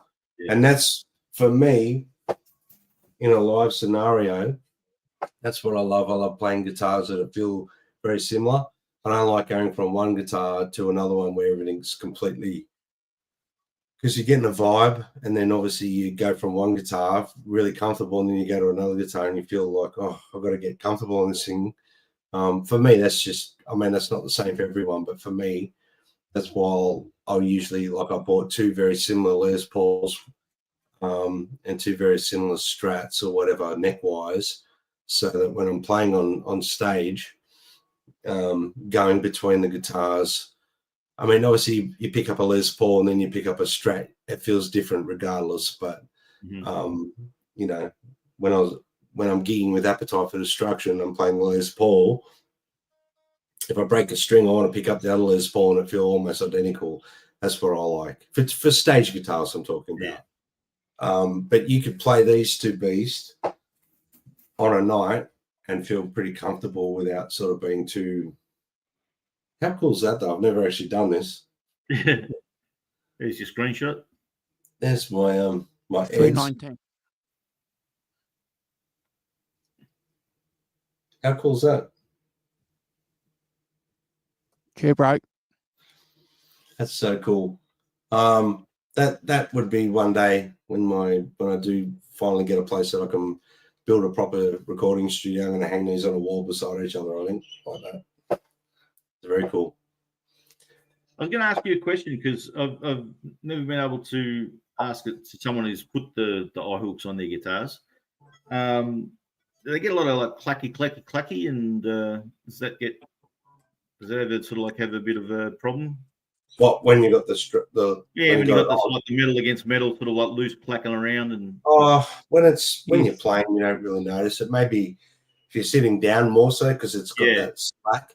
And you're standing up, you've got a little bit of constant on it. So for me, but to be honest with you, when I'm playing gigs, I try to go for a really comfortable strap more so than how it looks. Yeah. Because straps annoy me at the best of times, John.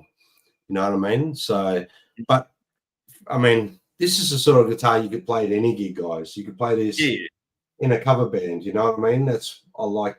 Look, majority of people get away from the Eddie Van Halen fans, and they wouldn't make the association at all. Yeah, but this is a beast of a guitar too. But I am going to, if I manage to pick up some more gigs next year in other working bands, which I need the money. So guys, I'm putting it out there. If you're in Melbourne, you need a guitar player to do some gigs, I'm available. And if it needs a Floyd Rose, I'll be playing this guitar. So why not? Why not?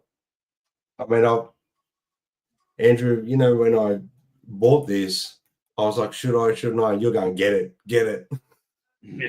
So now I can't get rid of it because Andrew will kick my ass if I get rid of it. So.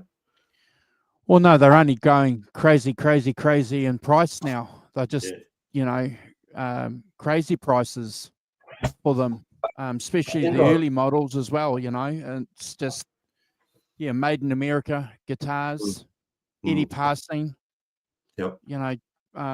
within 12 months, I think they doubled in price. Yeah. Hey, also briefly spoke to Philip Sayce this morning, and it was pretty cool. I'm going to try and have a chat to him about getting him on the show again next year. But he's just got back from his tour. The UK. It's been really successful. So congratulations, Philip Sayce, if you're watching or if you watch this. We look forward to getting you back on the show at some point. Yeah, he posted on his Yeah. social media, bro, that he was back. Sorry, what was that? He posted on his social media that he was back Yeah. at home. And if you don't know who he is, guys, go check him out. I'm going to do a plug because why not?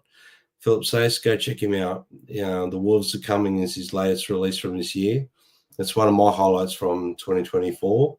And it's a great album. It's got some great tones. Phenomenal artist. So, yeah. And he's prolific. He's always, if he's not recording, he's touring. And if he's not touring, John is recording, for a long time. So, And that's it. and- I mean, we've got to support musicians like Philip Sayce. Really got to. If nothing else, what I got out of the show was getting pointed in that direction and checking him out, and definitely great. I also got to think from going to your gig, Brad, discovering the Warbirds. That was a great great thing for me this year. And I think about new music that I've been able to get into. I've actually played a Friday night not far away from where I work, so down in Tullamarine. So I checked them out Cool. one night. Yeah, and Anth actually remembered. He goes, you're Brad's mate from the Cherry Bar.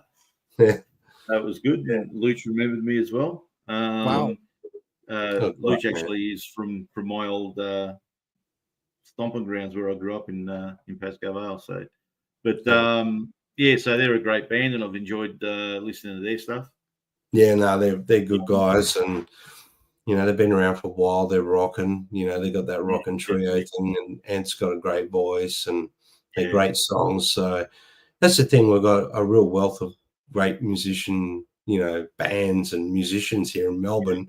There's a lack of live venues as what there used to be. You know what I mean? Like 10 years ago, it was a lot easier to get gigs, and it was a lot easier to get good venues, and now it's becoming harder because of current state of the way the world's gone, inflation, that venues are struggling. So especially for original bands, man. And I see it. I see. I go down to Musicland a lot because my mates play there, and I see and they're sort of very good, and they try to promote. They got like their main room, and they got the smaller room at the back.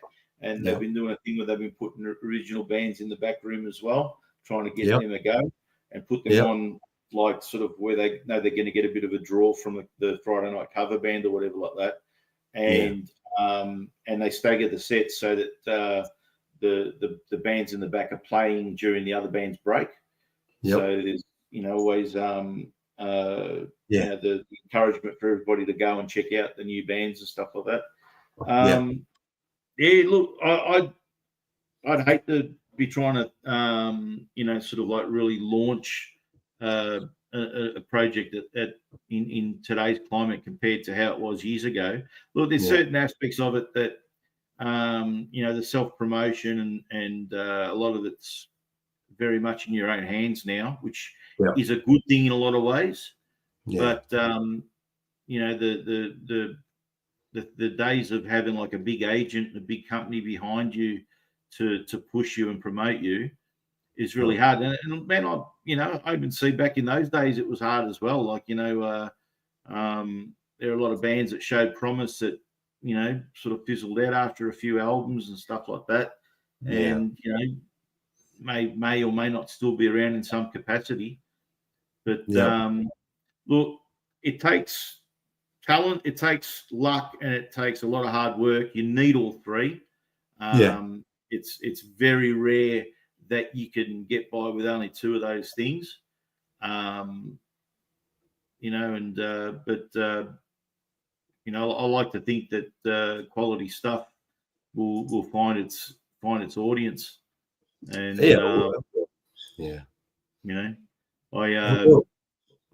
you never can tell. And in the past month or so, I just by a chance, scrolling bullshit through Instagram, found an Italian all-girl punk band that I just freaking love. I've been flogging their stuff for the past month. And it's just as your luck, for whatever reason, the you know, the randomness of the algorithm threw that one reel into my you know, into my feed that I flicked through at the time. Yeah. And it caught my eye and ear enough to say, oh, you know, that sounds good. I'll give that a go. And you know, off you go and you find something new.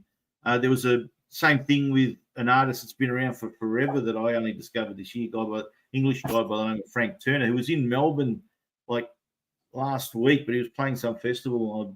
I would have loved for if he was doing like a solo gig somewhere, I definitely would have seen it. But again, just a snippet of a song. I'm in love with the girl from the record shop, you know, which just that line is fantastic, you know. And I thought, oh wow, and then you know went back and found the you know arm's length of albums to listen to, and it was great. So you know, I can look back on this year as sort of like you know finding some good music with those two that I've just mentioned and the Warbirds before, and you know. And you know, I know I'm guilty at the moment. I messaged you the other day about what came up on my my 100 most streamed songs, and to be honest, a lot of the stuff that I listen to these days is mostly like just if I'm doing something around the house, or because I've got a long drive to work 3 days a week, I can sit and listen to an hour and a bit of music each way, and a lot of times more often than not, I'll just throw on either the daily mix playlist, which is chosen for me, or my you know faves that I've just added songs to, and you know sort of a good half of my listening is that, rather than saying, oh, I'm going to put this album on, which I do, you know, and it'd be interesting to see like if I was able to have a like a notarized log of everything that I listened to in 1984. You know, how many times I put this album or cassette on. Oh yeah. And this CD on, whatever. Wouldn't that be amazing? Wouldn't that be amazing to go through the 90s and see what you were playing the most? And you know, like for me, the stuff I was listening to in the late 80s and 90s, 2000, you know, I was listening to let me tell you, in 1987, 88, 89, 90, 91, 92, it was all Guns N' Roses, probably. Well, that's the thing. Like, I remember, I said, like, I believe I've mentioned that if you guys ever do a ranking of Pornograffitti and you do it without me, there'll be hell to pay. But when that album first came out, I basically listened to it for 9 months. And, like, I would listen to it 7 times and then put, you know, Kiss Alive on. And then I'd listen to it another 12 times, listen to half a Springsteen album, put it on another 10 times, listen to something else for 5 minutes. And I was like majorly obsessed with that album. Not that it's like, if you ask me today, is it my favorite album or something like that? But yeah, sometimes it happens. And even I'll look at, you know, when, you know, I've got my list of what came out to what I listened to the most on Spotify this year. And my top 5 songs, 3 of them were Van Halen songs. And my first reaction was I was really disappointed that that was the case, you know. But, you know, the fact is that those 3, it was Secrets, Humans Being. Oh, I love that song. And I think Unchained. Yeah. I might be wrong. That would make sense. But, like, they were in my top 5. But that's just, again, like they're on my playlist. They keep getting fed back to me in sort of like a bit of an echo chamber there. But I got to tell you, I love those songs and they're there for a reason. But, you know, like I don't consider like that was my focus for the year, you know. And then funnily enough, obviously, maybe because there's only so many Van Halen songs that I listen to, but more of other stuff like, you know, I didn't feel like I listened to a lot of Kiss, but that came up as my main thing. You know, so obviously there's a lot more songs that, you know, fell into my listening habits like that. But my number 1 song of them all was Shuffle It All from Izzy Stradlin. Oh, wow. Which is a freaking great song. Oh, and, great you know, album. I'm not going to complain anytime that freaking comes on. You know, and, you know, so it's kind of funny. You think that you're doing something, but you may not be. Yeah. You know, but then you look at they give you that playlist of your 100 most listened to songs, and that tracks. But then the order sort of like is surprising in some respects, and there's some songs that you think would have made it higher. Yeah. But yeah, I did try to make a conscious effort to be more deliberate in my listening over the past sort of like last half of the year. Yeah. But yeah, a lot of times you just chuck on and it's like whatever's comfortable. My Spotify things all skew F because my son listens to a lot of stuff on it as well. So it's not necessarily all the stuff I listen to, although 90% of the artists he listens to when he's with me are my artists anyway that I love. But doesn't mean that I've listened to them as much as him. But I've got to say, I think you're just touching on the song Humans Being. I think that's such an underrated Van Halen song. Yeah. It's such an underrated song. I think it's a outstanding song, well written. I know there was a bit of turmoil in the band at the time, and I think you can tell in the performance it's very aggressive, it's very dark, but in a good way. I love it. It's got a real vibe to it, and Alex's drumming in that, especially in the middle section during the solo, it's just, I can't get enough of it. I mean, it's just incredible. It's such a good song. But that's a great song. I've been flogging it, and I really like the thing too. I imagine live it'll be different, but there's definitely a great interplay with two separate guitars doing two different things in there, and almost to the point of that sort of like Keith Ronnie style. You know, two guitarists playing the one thing, separately playing bits that become one thing. And you know, I realized it was all Ed, and you know, sort of a multi-track sort of situation. But that's a banger of a tune. Great guitar tracking in that song, that's for sure. But just going back to Izzy Stradlin, you know, I went and saw Izzy play live on that Juju Hounds album release in Sydney. I would love to. Yeah. Oh, geez. 92.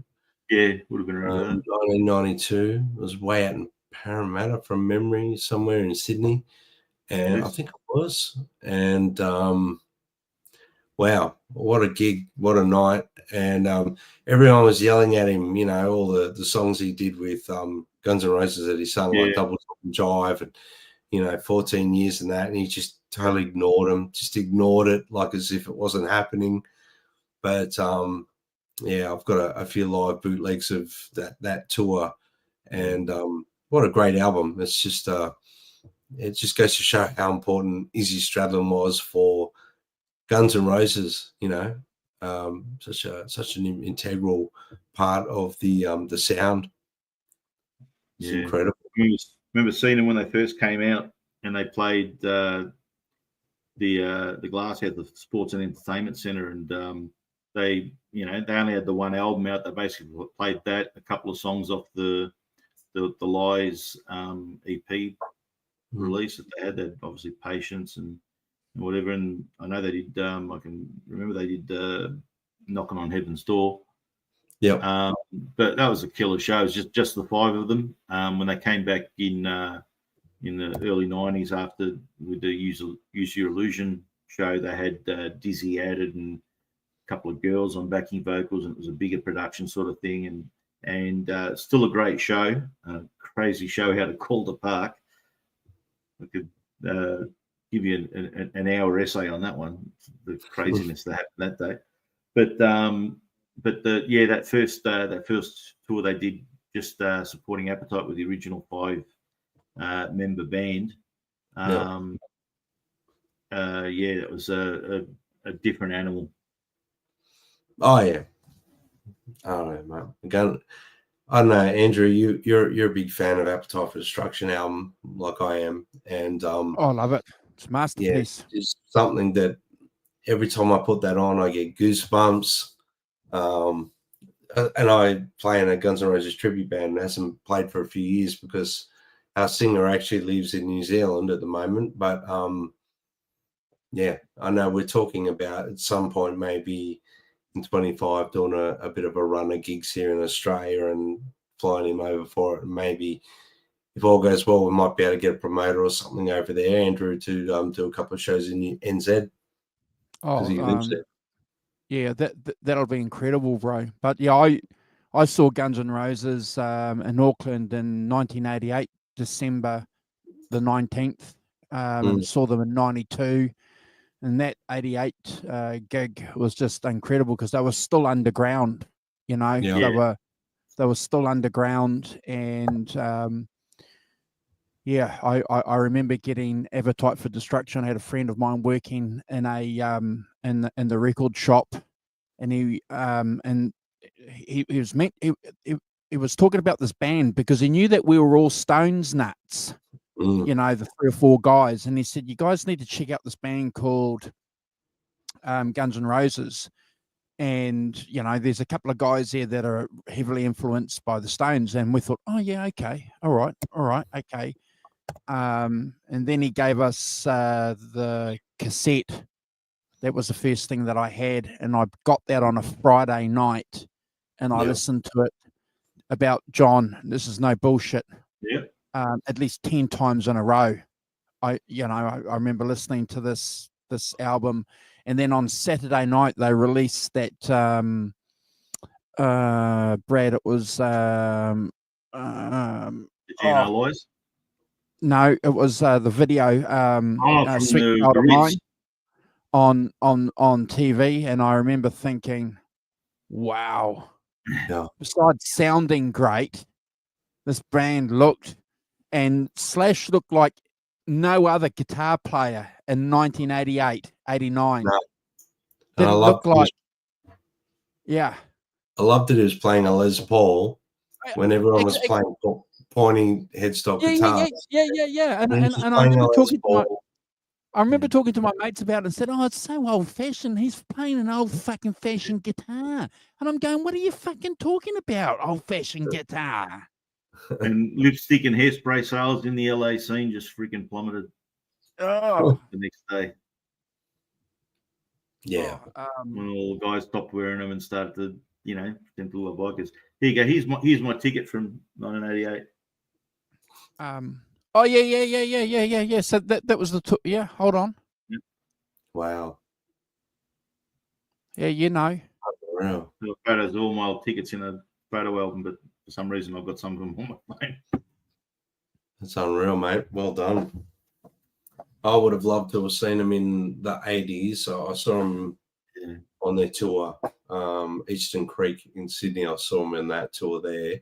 It was 91, 92 from memory. Would have been, yeah. They did that sort of thing, and like I said, they played it out here at Calder Park, and there was like, forget about that's the only way to get there was like on down the freeway, and it just went from being a stinking hot day that we got there at about 1 o'clock, and we're all sitting there in the sun getting roasted, and then there was a local band that opened, then Rose Tattoo came on, and Angry's thrown out water bottles to the crowd because everybody was freaking out because like the concession stands that were selling food and water was massively overpriced and everybody was dying of heat exhaustion out the front. And then somewhere in between Rose Tattoo and Skid Row playing, it all of a sudden went from being a hot stinking day to bucketing down. The whole area just turned into like mud, like Woodstock. And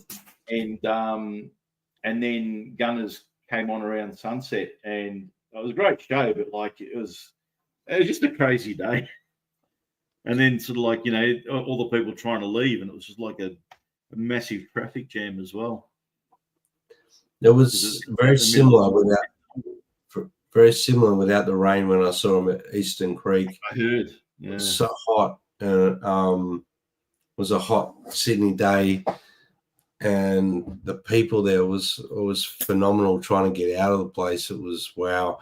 The water was like ridiculously priced per bottle. It was ridiculous. Yeah, that was a day that I was glad to get home. As much as I loved seeing it, I was like, I'm just glad to be home. You know, it was by the time I left the venue and then got home was a few hours at least, almost as long as the gig to get home. Tell me about it. And public transport out there was hopeless. Minus the rain, the experience in Melbourne, Sydney was very similar. Yeah. Yeah, incredible band, incredible musicians. I've over the years I've studied the bass player. What's his name? Duff's bass playing. Yeah. And you know, man, it's amazing when you consider he was 22 years old and those bass riffs, bass lines that he was playing on that album. It's just incredible. Just yeah. And look, we've got someone we're going to drop into the chat. A very good friend of ours that we haven't seen for a while. Hi, everyone. Merry Christmas, Michael. Merry Christmas. Hey, Michael. How you guys doing? Merry Christmas. Merry Christmas, mate. Yeah, good to see you, brother. Good to see you. What's been happening? Same here, guys. I just got back home from a gig. I would have loved to have been on earlier. I should have just joined from my gig. Well, we're just happy to have you on, Pop on. I know you're busy. You said that you would, if you had some time, jump on, and our intention was to hang around here. But yeah, so always a pleasure to catch up with you, brother. And if you guys follow Michael on on Instagram, on Instagram and Facebook, you would have seen that he posted his Spotify playlist, Brad. And you know what all the songs were and the albums were, don't you? Yeah. Pretending, 24 Nights, Yeah. Bad Love, Old Love. Yep, you got it. You got it. 24 Nights.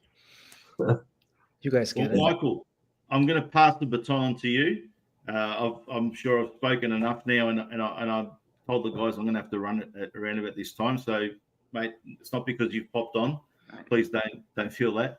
But I've got a prior engagement that's an hour and a bit away, and I've got to get going too. So I'll just say, guys, thanks again for having me on. Always a pleasure. You'll see me in the chat and obviously in the messages and everything as we go on. And on the wish show. everybody in our chat and who watches back on the replay that hasn't caught us live a great Christmas holiday season and a great new year. And guys, I'll be listening to the show, not watching, but listening to the show on my drive now to my mate's place. And we'll catch up again soon. Merry Christmas, brother. Mate. Great to Merry see you. Christmas. Christmas. All God the best. bless. Thanks, John. Mate. Merry Christmas. We'll catch up soon, John. See you, fellas. See you, John. Michael. So tell us, bro, what have you been up to? Obviously, you know, you've been playing music all year, and give us a bit of a rundown on some of your successes and what's been happening this year, please. Sure. This year, a lot of solo gigs, and I joined a John Lennon, Paul McCartney tribute band. We're calling it John versus Paul, and we're putting songs side by side that they wrote together in the Beatles, and then when they went to their solo careers. And it's really cool. We'll play a song like Penny Lane, and then we'll follow it up with Strawberry Fields, because they always had an answer to each other. And we have this theme that goes throughout the show. And we had our first show last month, November 24th. And the next show we're doing is February. It's a love show the day before Valentine's Day. So now we've got to learn a bunch of love songs, but that's not hard because there's a bunch of Beatles love songs and solo love songs. I mean, Maybe I'm Amazed is just one of the greatest love songs of all time. Yeah. So I get to play that song, you know, whenever we play. So I'm happy. Awesome, man. Wow. So yeah, a lot of solo stuff, and then the John versus Paul band that I joined, and it's really great. And I'm sitting next to my pedal board. I don't know if I can kind of show it. It's really messy right here right now. This pedal board only has one thing on it, or two things: a tuner and a Line 6 HX Stomp XL. It's That's kind of like the small Helix, and it's great. It's really great. And That's it. I That's need all you're somebody- using.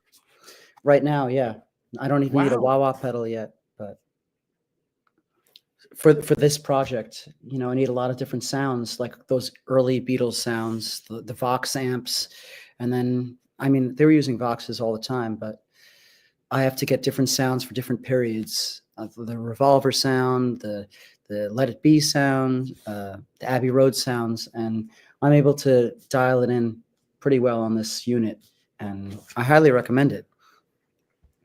Are you using different guitars on the amp tones that you're developing as well?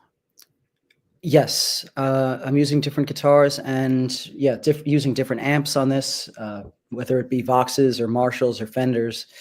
I'll test things out and see what sounds closest to the recording that we're referencing. Sometimes Wow. we're referencing the live version of Maybe I'm Amazed from Wings Over America. That that's the penultimate version, to me at least. So I'm listening to that and listening to what that guitar player played and trying to dial in that sound. And it's really cool when you get close to it and then you're playing the song with these other guys that are dialed in on their instruments as well. And we got some other players that are on YouTube as well. Andrew Loveman, Joe DeJesu, Dan Wood, and Tom Christie are in the band right now. And some of them have a YouTube presence, and they're great. All great musicians, multi-instrumentalists. And so there's a lot of switching on stage where I'll play guitar on one song, I'll play piano on Penny Lane, because I don't think there's any electric guitar on that song. And it's really cool. It's really cool that I can play basic piano well enough to do that role.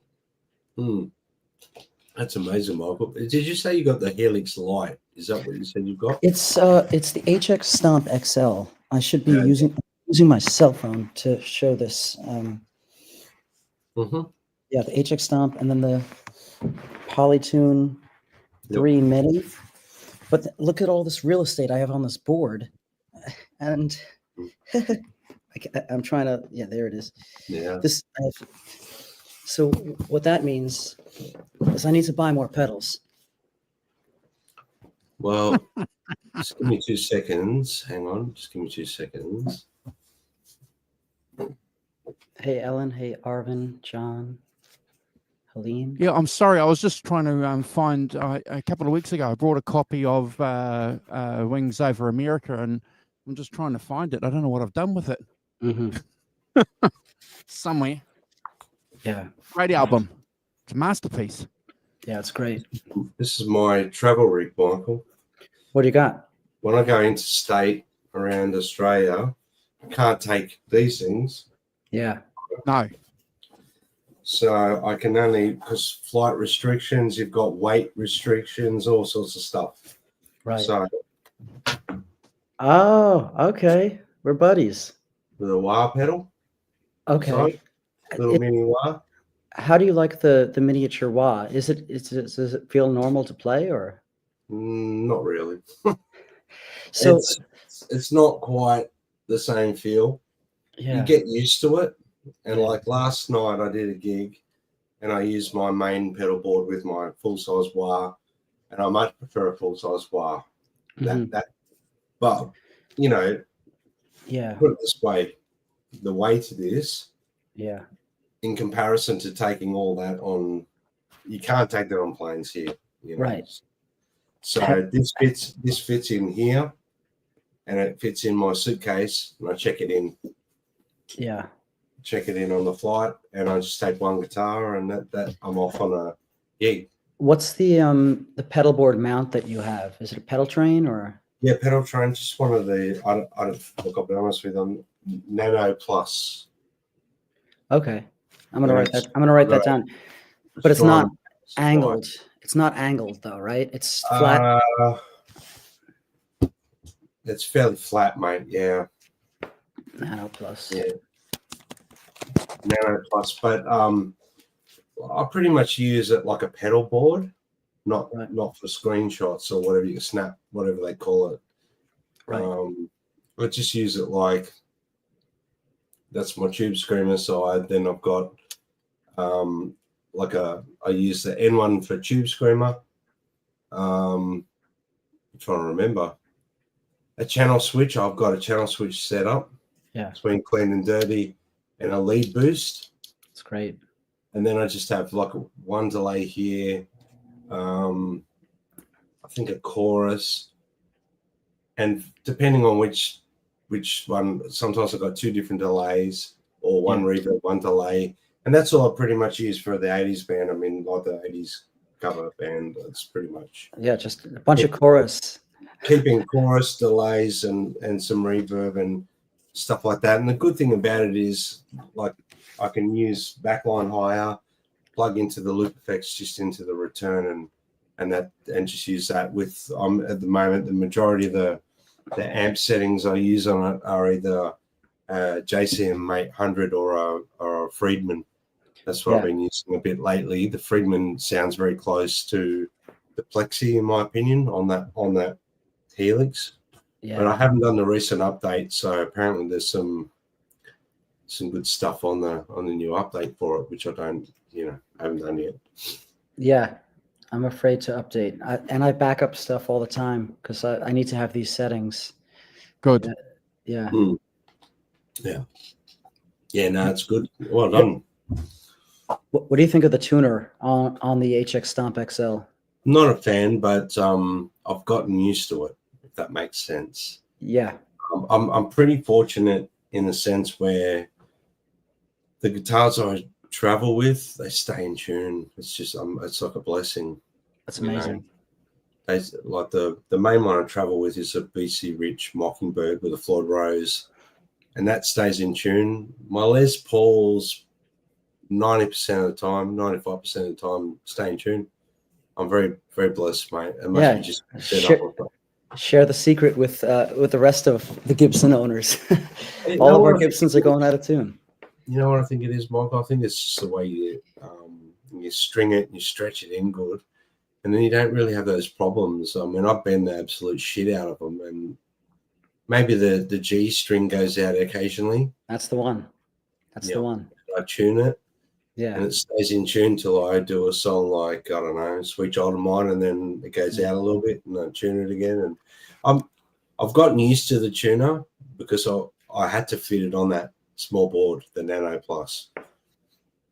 Yeah. Right. I just had to make it work. So the tuner had to go. Yeah. Yeah. Yeah. I'm debating. I need to get like a pedal board of that size. I don't think I need anything else besides maybe a wah. Well, that fits that little mini wah on, but I did at first use my bigger wah beside it, like beside the board, right? With an expression pedal, so I could have a like volume pedal, but I wasn't using it, and it was just like wasted real estate. And I thought, if I could cull this down for my travel pack, I call it my travel pack. If I could cull it down to make it easier to fly in, fly out, check my baggage in. So basically all I'm carrying is my suitcase and a guitar, and my suitcase has all my clothes in it, my back, all my leads in there, and my costume and that pedal board. Yeah. And my guitar. So that's, flying in and out of state, interstate here. I don't know what it's like where you are, Michael, but airlines here are a pain. So it's just easier. The less gear you've got, the better. Yeah. Yeah, it's amazing what you can do with this unit. And it is. And I've never been one. And last night I used this one here. Yeah. And you realize when you use that, what you're missing out on with the Helix. But in some aspects, the Helix is far more user-friendly than that. So sure. Volume-wise, smaller venues, stage setup. If you're in a tiny stage with 7 people on it, it's not practical. You know what I mean? Do you get any like the feedback that you would get from an amp? Because I'm not getting like the interaction that I Not would quite get. the same. And the air movement's not the same. Like that's what I'm saying with an amp like that. Yeah. Say you're playing in an 80s band, you're playing we're playing, pick a song, Living on a Prayer by Bon Jovi, and that's great.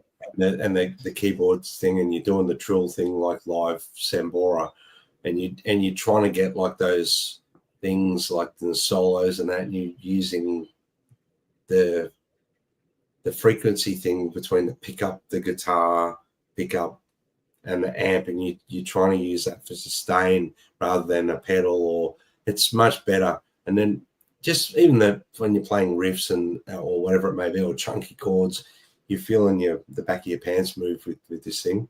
Oh, sure. Yeah. And then with the Helix, you're not. It's a bit stale, but then on a smaller stage with more musicians, it's actually better because you've got more clarity, you've got more control. You can dime it in so it's like an amp that's cranked really soft. You know what I mean? So you can actually be, the 80s tribute band I'm in called Rewind 80s, a 7-piece band. So there's a lot of sonic ground to cover. Yeah. But there's a lot of things going on. There's 2 keyboards, there's bass, there's guitar, there's drums, there's 2 vocalists, there's backing vocals, there's all these sounds that are going around the stage. So if you've got this thing going, it sometimes it's too much. Does that make sense? I don't know. Yeah. We're not playing Madison Square Garden, or we're not playing at Royal Albert Hall or something like that. We're playing small pubs, and some theatre shows that use this. Okay.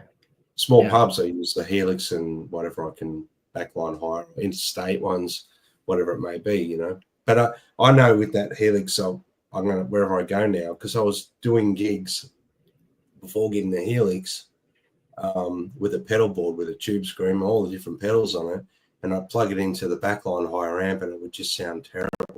Like I'd want to just stop playing and go home because it was that bad, because the backline higher amp was horrendous. Yeah. Not maintained. And at least with the Helix, I know wherever I go, I'm going to have that sound that I've put into that and worked on, and it's going to sound about 90% to what I'm used to. So you actually play better, is what I'm saying, because you're used to the sound. Yes.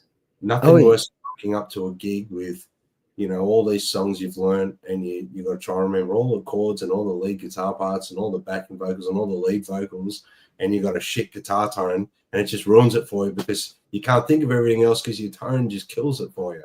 It's the worst. Yeah. Yep. Yeah, it's kind of like having your own sound with you, like every night. If you're having a different sound person every night and you're in different rooms every night, you sometimes can't judge correctly, can't judge properly, and you might not sing it as well or in tune.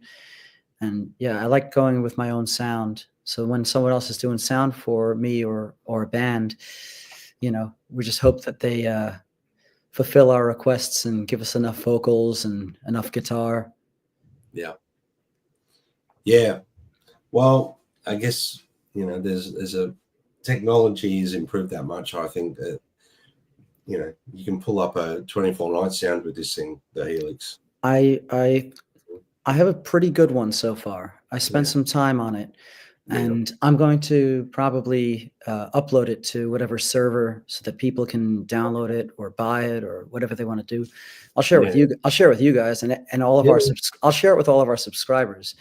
Yeah. So. I'm sure it'll be great, mate. I'm sure it'll be amazing.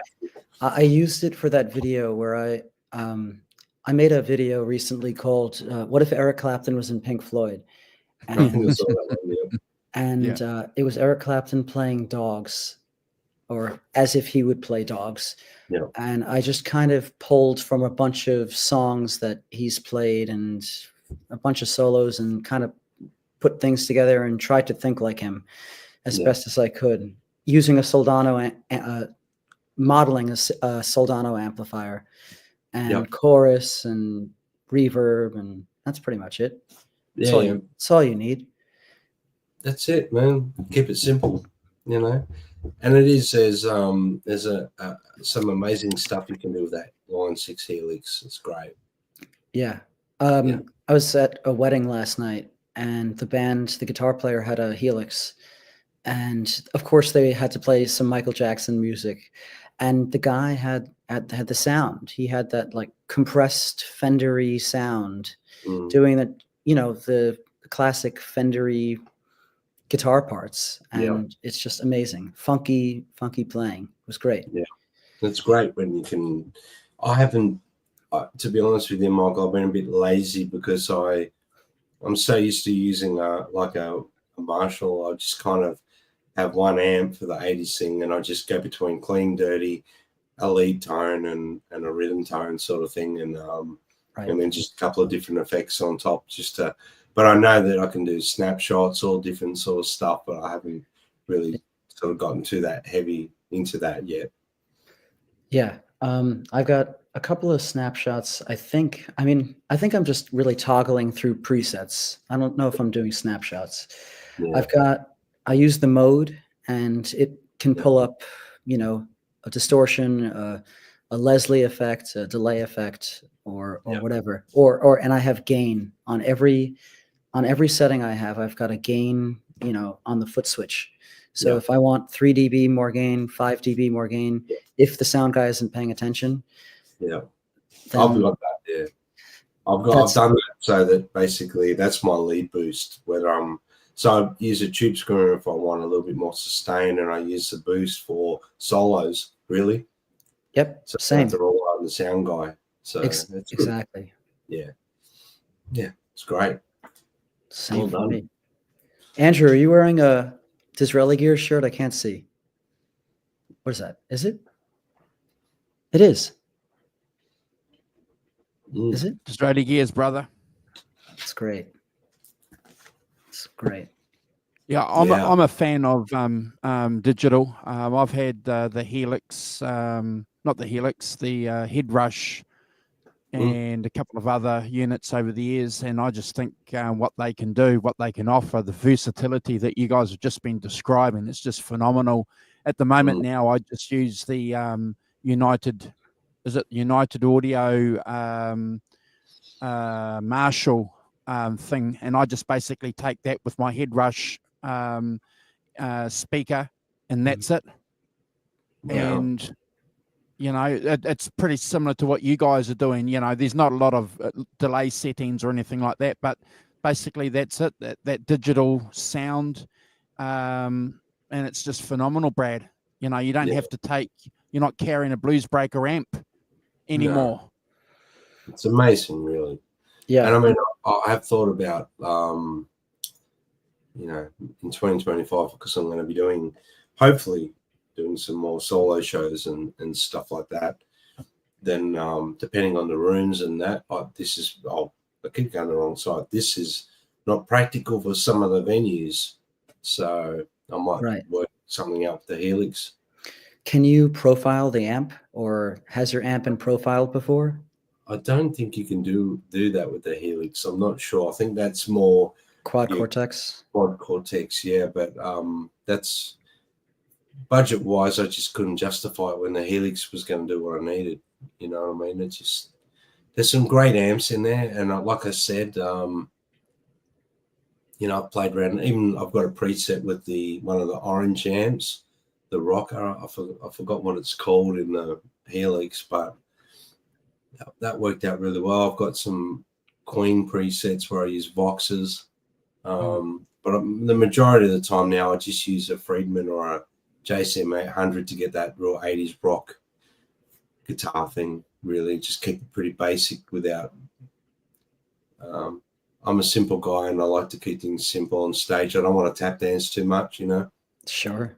Yeah, I like to keep it simple, and I mean, look, the variations in tone and stuff, I get enough. It's good enough. But I know that if I spent hours with, with the unit itself programming, I could probably come up with some amazing stuff because it is capable of doing it. Yeah. Yeah. Now, do you play any Van Halen stuff in this 80s? Yeah, we do Jump, we do Dreams. What else do we do? We're going to be doing Panama. We're going to do Why Can't This Be Love? We do Michael Jackson Beat It, so I do that as well. But again, that's pretty much just like a Friedman. I forgot what it comes up as on the line 6, but it's like a Friedman amp, and it's just like a Plexi on steroids, basically. Yeah, it's amazing. It sounds phenomenal, actually, with the right cabinet. So it's pretty cool. Yeah, I mean, for what it is, and for the smaller venue rocking up and getting that tone, it's pretty good. Yeah. People go to me, oh, that sounds incredible. We did a Greyhound racing thing here where it was on the back of a truck, and they made us play a AC/DC song, Long Way to the Top, if you want to rock and roll, on the back of a flatbed truck, like in the film clip. And so I just basically, I used a twin speaker box, a crate power block, and I just used the return effects loop. So it was like a power amp, and I just pulled up a Marshall tone with a bit of reverb just to knock the dryness off it. And everyone was like, oh my God, how'd you get that tone? It was perfect. I was like, well, as a matter of fact, it's just line 6, really. And it wasn't a Marshall. It was just like a line 6 with a Plexi style head. It was incredible, the tone. And it wasn't playing loud. It's what I'm getting at. It was it sounded like a Marshall that was dimed, just moderate level. So that's the beauty of digital. I think that's right. I had to set up 2 stages that day, one on the main stage with my rig, and then on the back of this truck for one song. So it was the line 6 on one and the Marshall on the other, and it was just it was easy. Yeah, that's awesome. I was at someone else's gig earlier today before my own, and the vocalist had delay on their voice, and I only really hear that when I'm at like a ticketed event and there's someone running sound and they're adding delay to certain vocals, certain lines to make it more epic. And this guy had delay on his voice. He was using I think it was called the Mic Mechanic pedal. Do you remember that pedal? Yeah, I think so. Yep. It's got like a tuning feature and a delay feature, and it sounded phenomenal. It sounded really good. And I'm thinking maybe delay is the next thing to add for certain songs to give it, a little bit more depth. Yep. I think, Michael, you do a lot of solo acoustic stuff. I think you can use a Helix for that too. I probably can, yeah. I mean, I mainly do acoustic, but but that's what I'm saying. Like, there's a lot of like cool delays and reverbs and stuff like that you could run your acoustic through, maybe not amp wise, but more for effects. Sure. I'm pretty sure you can, because I've seen a guy doing that here in Melbourne with a Helix Lite, which is obviously the next step up from the XL. Oh my goodness, look who it is. I'm glad you jumped in early. Thank you for jumping in early, Rock Professor. Look at the cat dragged in. Michael, how you doing? Simon, hello. Good morning. Yes. Hey guys, he's just come back from his big night out. Yeah. I was gonna I would have been on 5 minutes earlier, but I was eating a sandwich really fast. No, I'm saying Simon, he's just come back from his big night out on. He did. I thought you meant me. Yeah. Come back. Yeah. He hasn't been asleep yet. He's been awake the whole time. He's yawning. See, he's had a big night. What's the time? The hell I haven't. It's 5 o'clock. Oh, it's 5 in the morning. 5:08 a.m. Look at that. God. What about you two? Brad and Andrew, what time is it? 6 o'clock in the evening, Saturday here for me. 4 o'clock in the evening on a Sunday here in Australia. See, they're fine, Michael. See how they torture me. They make me get up in the middle of the night. 5 a.m. Poor sod.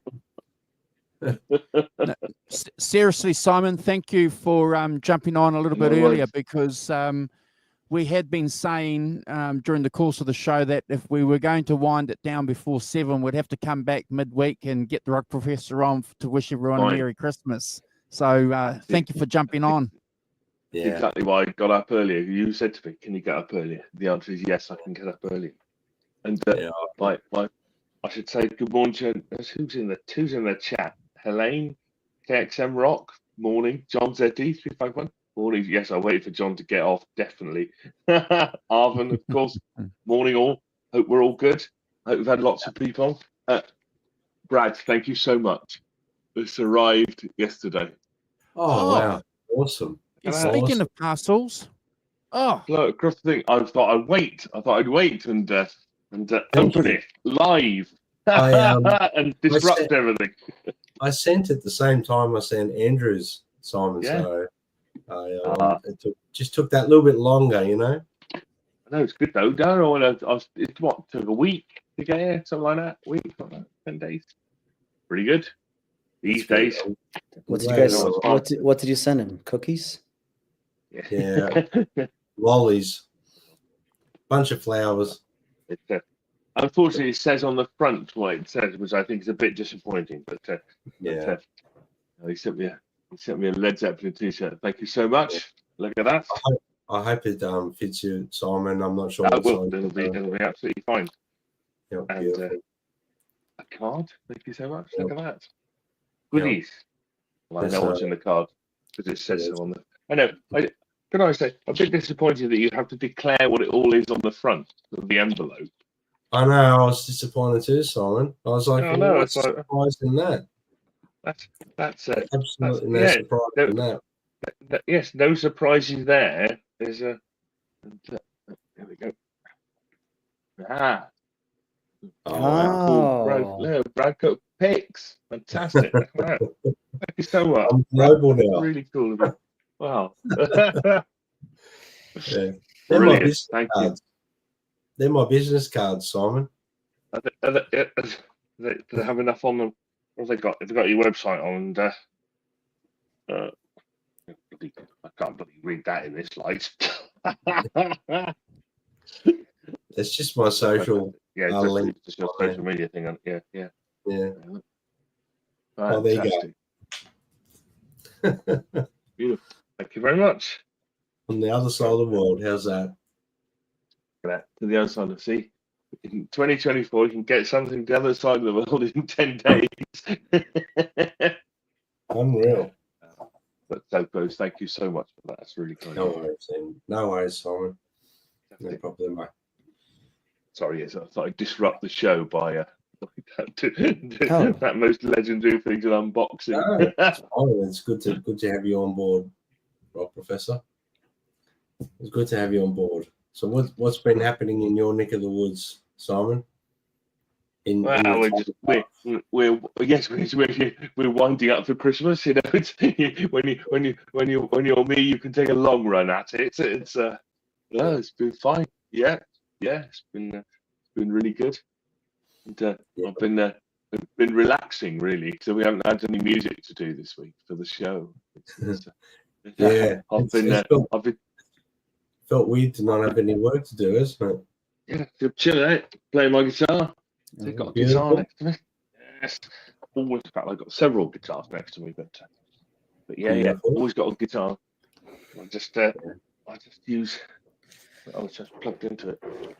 My amp's over there, sort of to the side, and I just use these little wireless things. Fantastic. yeah. Just keep it plugged in. Just plugged in. Turn the amp on. Turn the guitar. You see, off you go.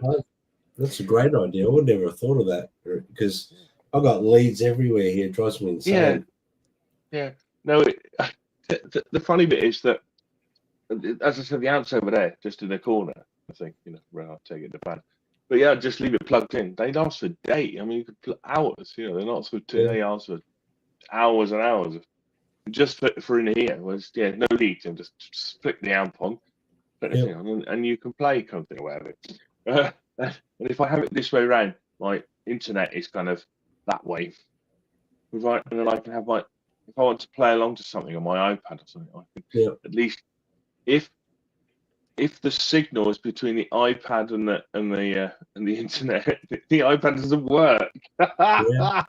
Which is really fun. Wow. But this way around, the signal goes back behind me slightly, and then the internet is slightly that way, so they don't interfere. So it doesn't work.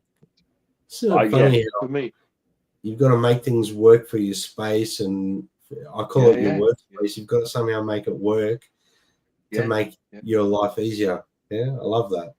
It's great. yeah. Well, it's one of those things. I saw just now you were talking about the Helix and things, and and multi-effects units to make your life easy. I mean, as you probably know, I'm the world's. I'm old school than old school. I've got that Boss GT3 that I use that I've had for years. That I've got all set up. It works fine, and it's like you can, and in a live sense, clearly it's and I'm sort of in the middle of building a pedal board and things, but because I have got pedals and things, but you can throw beer on it, you can fall over it, you can, it weighs, 15 pounds, it's made out of steel, and it just, for robustness, it works. It just, as you said, Brian, plug it in, it just works, and somebody falling over it, so it's like at bars and things, people are here and kind of, people are always standing on your, whatever you've got, or, it's like, yes, having a beautiful pedalboard, yes, it's fine, but one foot in the wrong place on that, and you are done for, aren't you? Yeah. Well, I had actually, because I've got a pedal board size, almost same as yours there, Michael. A pedal train one, the biggest one they've got. Oh, I don't know. It was the biggest one at the time. I can't remember what it is. Pedal Train 2 or something. What's the one you've got there, Michael? Pedal Train 2, is it? Or? 2. Classic 2. Yeah. So, and it's on that angle, is it, Michael? It's on the angle. Yeah. So the reason I wanted it was because of the angle, because I can't really see the screen too well on the HX Stomp XL, and that's the other thing that I'd like to have been improved, and maybe they're working on it, and maybe they're looking at the Quad Cortex screen, which is just unbelievable. It's like having an iPad. I just like the sounds a bit better on the Line 6 units than the Quad Cortex, but Quad Cortex is pretty amazing, and the screen is great.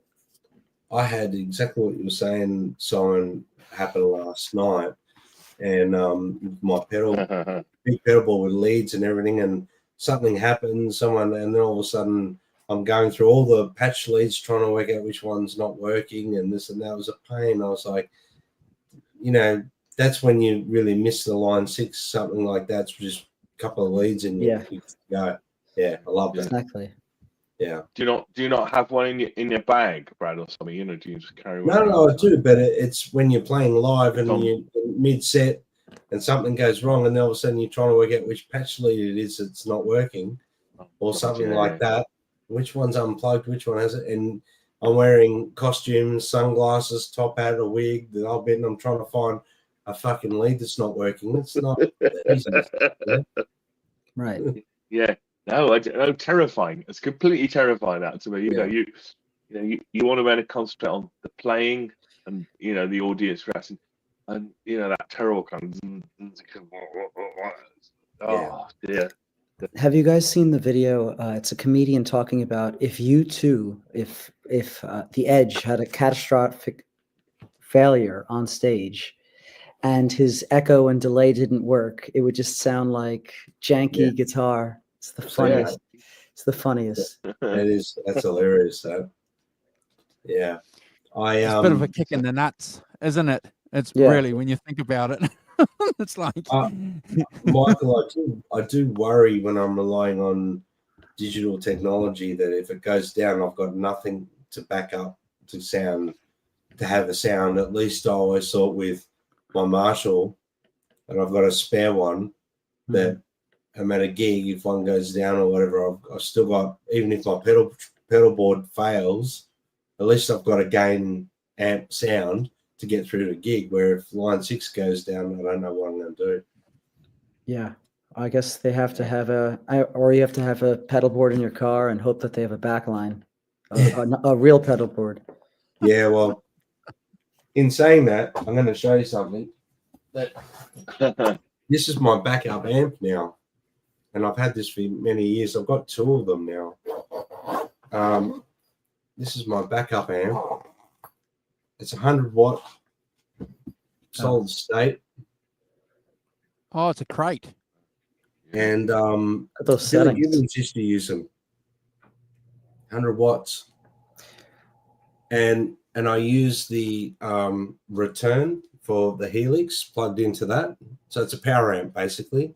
But if you Yeah. plug straight in the front into the input, and you push the gain, it just sounds like a Marshall. Yeah. It's wild.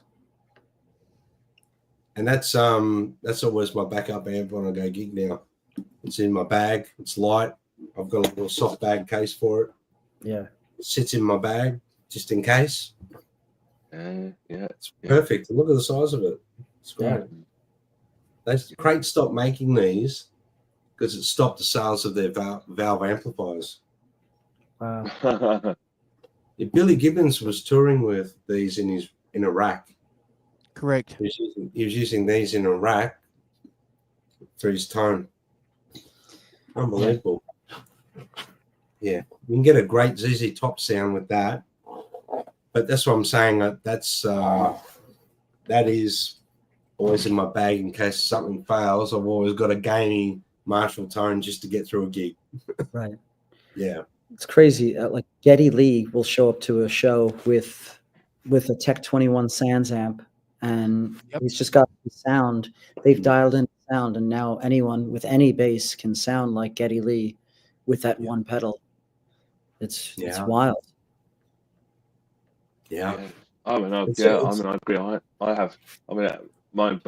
can plug my that Boss things direct into the PA if my amp goes down. If that went down, I've got the PV has a dual channel, so I've got 2 channels. I've got a clean channel and a drive channel, and it's got a boost button as well. So in effect, I have to press the button manually on the back of it for the boost. But basically, I've got 3 sounds. I've got a solo bit, a drive, and a clean channel with reverb on it. So if that went down, I still got 3 sounds. Let me tell you a funny story. I was doing the 80s band was doing wedding gigs for a while. So we're doing not just Asian music, we're doing lots of stuff. A lot of clean sounds, a lot of dirty sounds, a lot of different things, a bit of versatility. Same thing, I had a pedal board with all different pedals on it for delays, choruses, this, that, blah, blah, blah. And nearly every song in the set list that night needed chorus, delay, this, that, like it was just... the 80s, isn't it? It's the 80s. Yep. And I'm like, okay. And then all of a sudden, my pedal board decides the power supply or something failed. Oh. And I had no other way of powering the pedals. And I'm like, halfway through the first set, I'm like, I lost all power to my pedal board. And I'm like, oh my God, how am I going to get through these songs? I don't know what I'm going to do.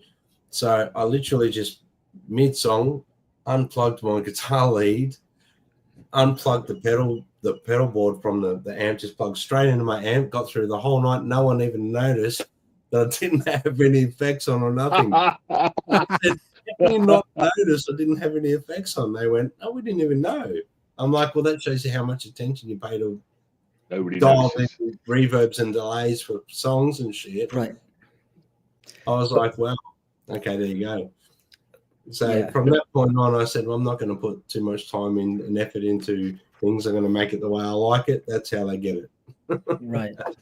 People just want to hear those songs from the 80s. They want to sing them and dance, and they just want to recognize it. And if you're playing the right chords, that's most of the battle. Yeah. And then if you get the sounds right, then you've got people coming back. Yeah, that's it. But I'm just grateful at the time. Like, I mean, talking of amps and versatility amps, it's good to have you're always good to have the guitar and amp is your tone. and then the pedals are for color. In a situation like this amp with pedals just for color, I always worry when I use line 6 something might go wrong. Like that's because it's all in that. If something goes wrong, you're cooked. That's why I take that crate little power block just to get me out of trouble. Yeah. If it ever happens, yeah. When you like, I mean, you do flying and stuff, Brad, as well, which is like that's quite scary. I presume you're relying on a backline that somebody provides for you in some ways. You're not taking it all with you on the planes. Let me tell you, in Australia, I think most backline companies here don't maintain their equipment. They probably do it once a year if they're lucky. Really? It's terrible. It's actually really terrible. You hire backline and you're like, my goodness, how do you get a guitar tone out of this? And they're good quality amps. You're like, and it turned that one place I played in Queensland, nameless, I won't name the company. Vox amplifier, the Vox AC30s, yeah. I always thought I never really played them that much, and back in the day, I played a few. I played them in guitar shops and I played them in rehearsal rooms, but never live at this point in time. It was a few years ago. I played a Vox AC30, and I'm thinking, oh yeah, a lot of my heroes play Vox AC30s. I'm sure I can get a tone out of this. So I get there and I start plugging into it, and I'm like, what the hell's going on here? It sounded brittle. It was harsh. There was no warmth to the amp. I was like, surely this is not how they sound, yeah? Because most Jimmy Page uses a Vox, the Beatles use Vox, Brian May uses Voxes, everyone uses Voxes. Why can't I get a tone out of this thing? Anyway, I realized by the end of the night that the thing was cooked. You know, the I don't know, the valves were gone or something. It was just cooked. It was horrendous. And I complained to the backline company, and they just went, "Oh, well, sorry about that." Yeah, they don't yeah, care. yeah. They don't care. So it's too late, isn't it? If you're complaining to them after the event, it's too late, isn't it? You're well, you're they're done probably for. going to turn around and blame me, but it was the first. You know, I turned it off standby, and I had to play with my pedals. And soundchecks here in Australia, Michael, I don't know what they're like for you guys, but you've literally got 2 minutes for a sound check. You can't be sitting there for 5 hours with pedals trying to get tones right and stuff. You've got to walk in, have it all ready to go play. Right. You know? And then I'm trying to dial in with tube screamers and that, some sort of gainy sound to get some warmth. And they're like, stop playing, quiet, too much noise. And I had the worst gig of my life. And the worst part about it was they filmed it as promo. And I was like, fuck, delete it all. Delete every fucking note I played. Anyway. Cheers to Thanks, that. Tracy. I think Thanks we've for the- all had that. We've all had that. Yeah. Yeah. Why is the first gig have the most cameras? Yeah. I think it's one of those things that, and people were saying, oh, your guitar tone is really sharp tonight, Cookie, and stuff like that. I'm like, yeah, because I was using a pedal to try and get a tone like out of an amp that was fried. It's just, you can't polish a turd, basically. Right. You know, it doesn't matter what guitar you plug into an amp that's not working, it's going to sound like shit, basically. Is that why Propose have one of those 10-band EQ pedals, so you can EQ almost anything. Simon, I had a Boss EQ pedal on my thing, and I had it, and this is what I'm saying. In soundcheck, I'm trying to find a tone with this Boss EQ pedal. Yeah. I'm getting told, Okay, shut up, stop playing. We're trying to sound check the vocal. I'm like, I can't even get a guitar tone, and you're worried about vocals. Yeah. Anyway, so yeah. But then you get gigs where everything goes smooth, so it's not like that. It's just it's a funny story. What was the best guitar sound at a gig that you've had? Where was the gig? And yeah, for me, I've played many gigs where I've been just saturated in guitar tone, but Michael, it's usually my own gear, not backline hire. But I mean, the gigs I've done even like in the last couple of years, there's a place here called the Forum in Melbourne, which is like a beautifully done up old building, and it's majestic. It's got a lot of feel to it, and all the big rock bands play there. And we did a show there last year, I think. And I used I use this rig here with the greenback box and that. And I'll tell you, I used delay in my amp and guitar, and that's all I used all night, really. I just bypassed all the other pedals because I was just happy with that sound. I was like, I'm not going to touch that. I'm not going to, no. And I used a wah pedal where it needed, and that's it. And it was one of the best tones I've ever had. Just because I got there, I started playing, the room sounded fantastic. It's just one of those things. It's like, man, I'm not putting any pedals on. That's it. It sounds great. Leave it. Don't touch it. You know, but then some of the theatre shows I've done, the sound have been, the flooring's hard, and you get a lot of treble, and you've got to muck around to get a tone and stuff like that. So it's not always smooth sailing, but yeah, the bigger theatre shows generally get the best sound because the acoustics are right. Does that make sense? Like the room's set up to get good sound. Like Royal Albert Hall, I could imagine what it'd be like just turning your ramp on there. It'd sound phenomenal because the acoustics are right in there for it. You know what I mean? You know, that's one thing I was surprised about when you saw Clapton there. I was walking around at the room just going, yeah, it's exactly what I thought it would be like watching, you know, every show I've ever seen on DVD in a Royal Albert Hall, including 24 Nights. And then looking around the room, and then when Clapton started, I'm just like, this is probably one of the cleanest sounds I've ever heard for a band. Wow. I know that the musicians are using quality gear, and they're quality musicians, and they know how to pull good sounds on stage. But I'm talking out front, everything sounded phenomenal. It was just such a good sounding room, and they weren't playing super loud. Does that make sense? It sounded clear. You could hear every note that was being played on keyboards, guitar, everything separate in its pocket, but it was spread throughout the venue. It was beautiful.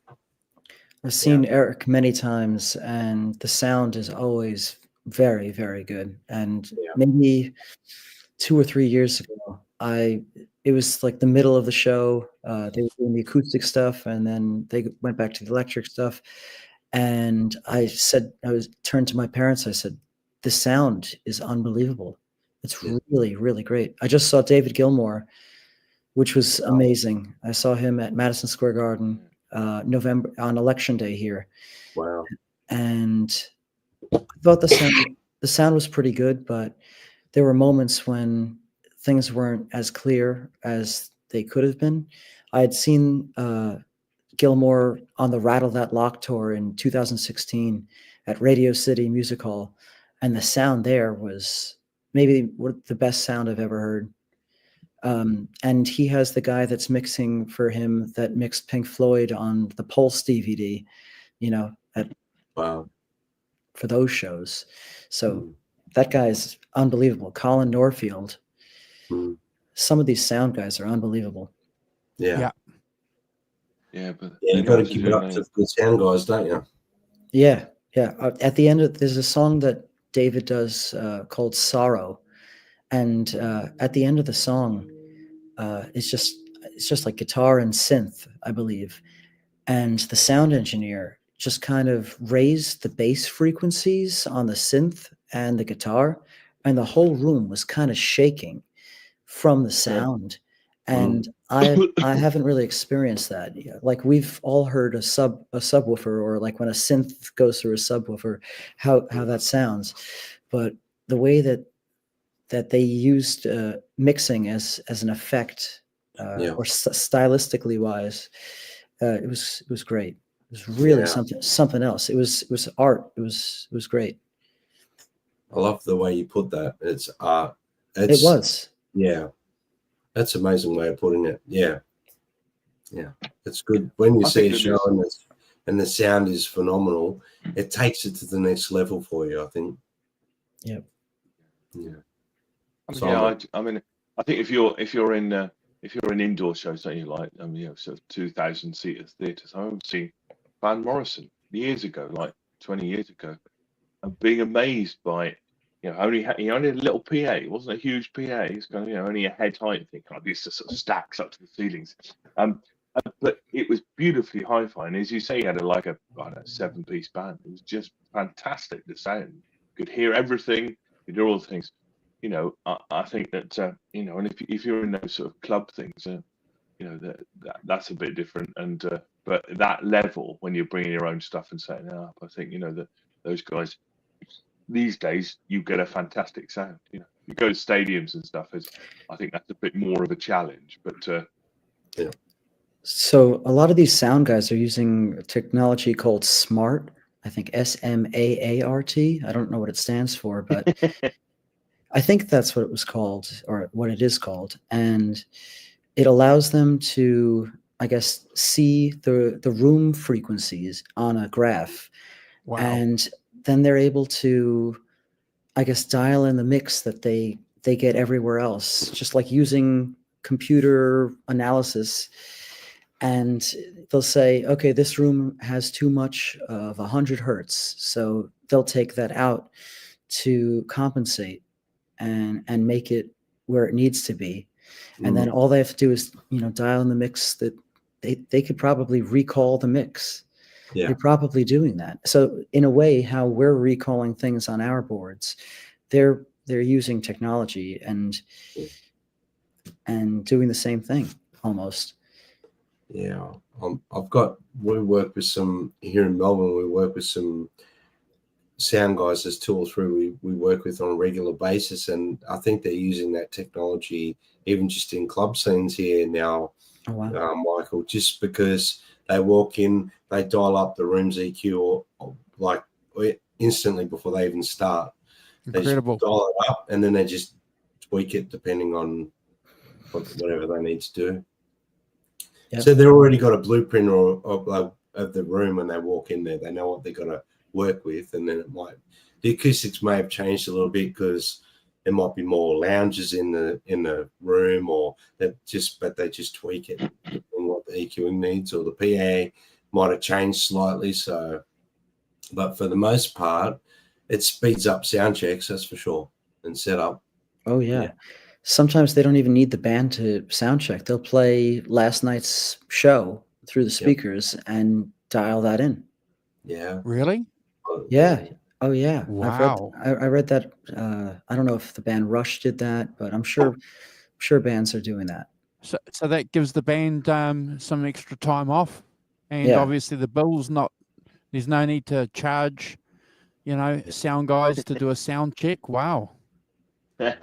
It's cool. They probably still charge, Andrew. They probably still charge. Yeah, they're working long days. Yeah. Okay, they're still charging. Okay. Yeah. Click the ticket. Michael, the thing you're talking about is called SMART, System Measurement Acoustical Analysis in Real Time. 2 A's, yeah. Audio and acoustical measurements and instrumentation software tools. Introduced in 1996. Oh wow. Yeah, and all the big guys 30 years ago. Yeah. All the big guys are using it for sure. I think they have at least 1 or 2 microphones that they're just, I think they send a signal out into the room, and then the microphones pick up the signal, and that's how it gets, generated into a graph. And then they somehow have to just adjust until it's correct, or until it's right.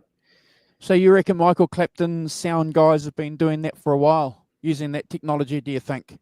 I think so. I definitely think so. Okay. Probably. Yeah. Yeah. I'm guessing. Yes, yeah. Yeah, I think a lot of people are using it. Well, it's kind of software, isn't it? You run it on a laptop, kind of thing, as you say, Mike. You just need a couple of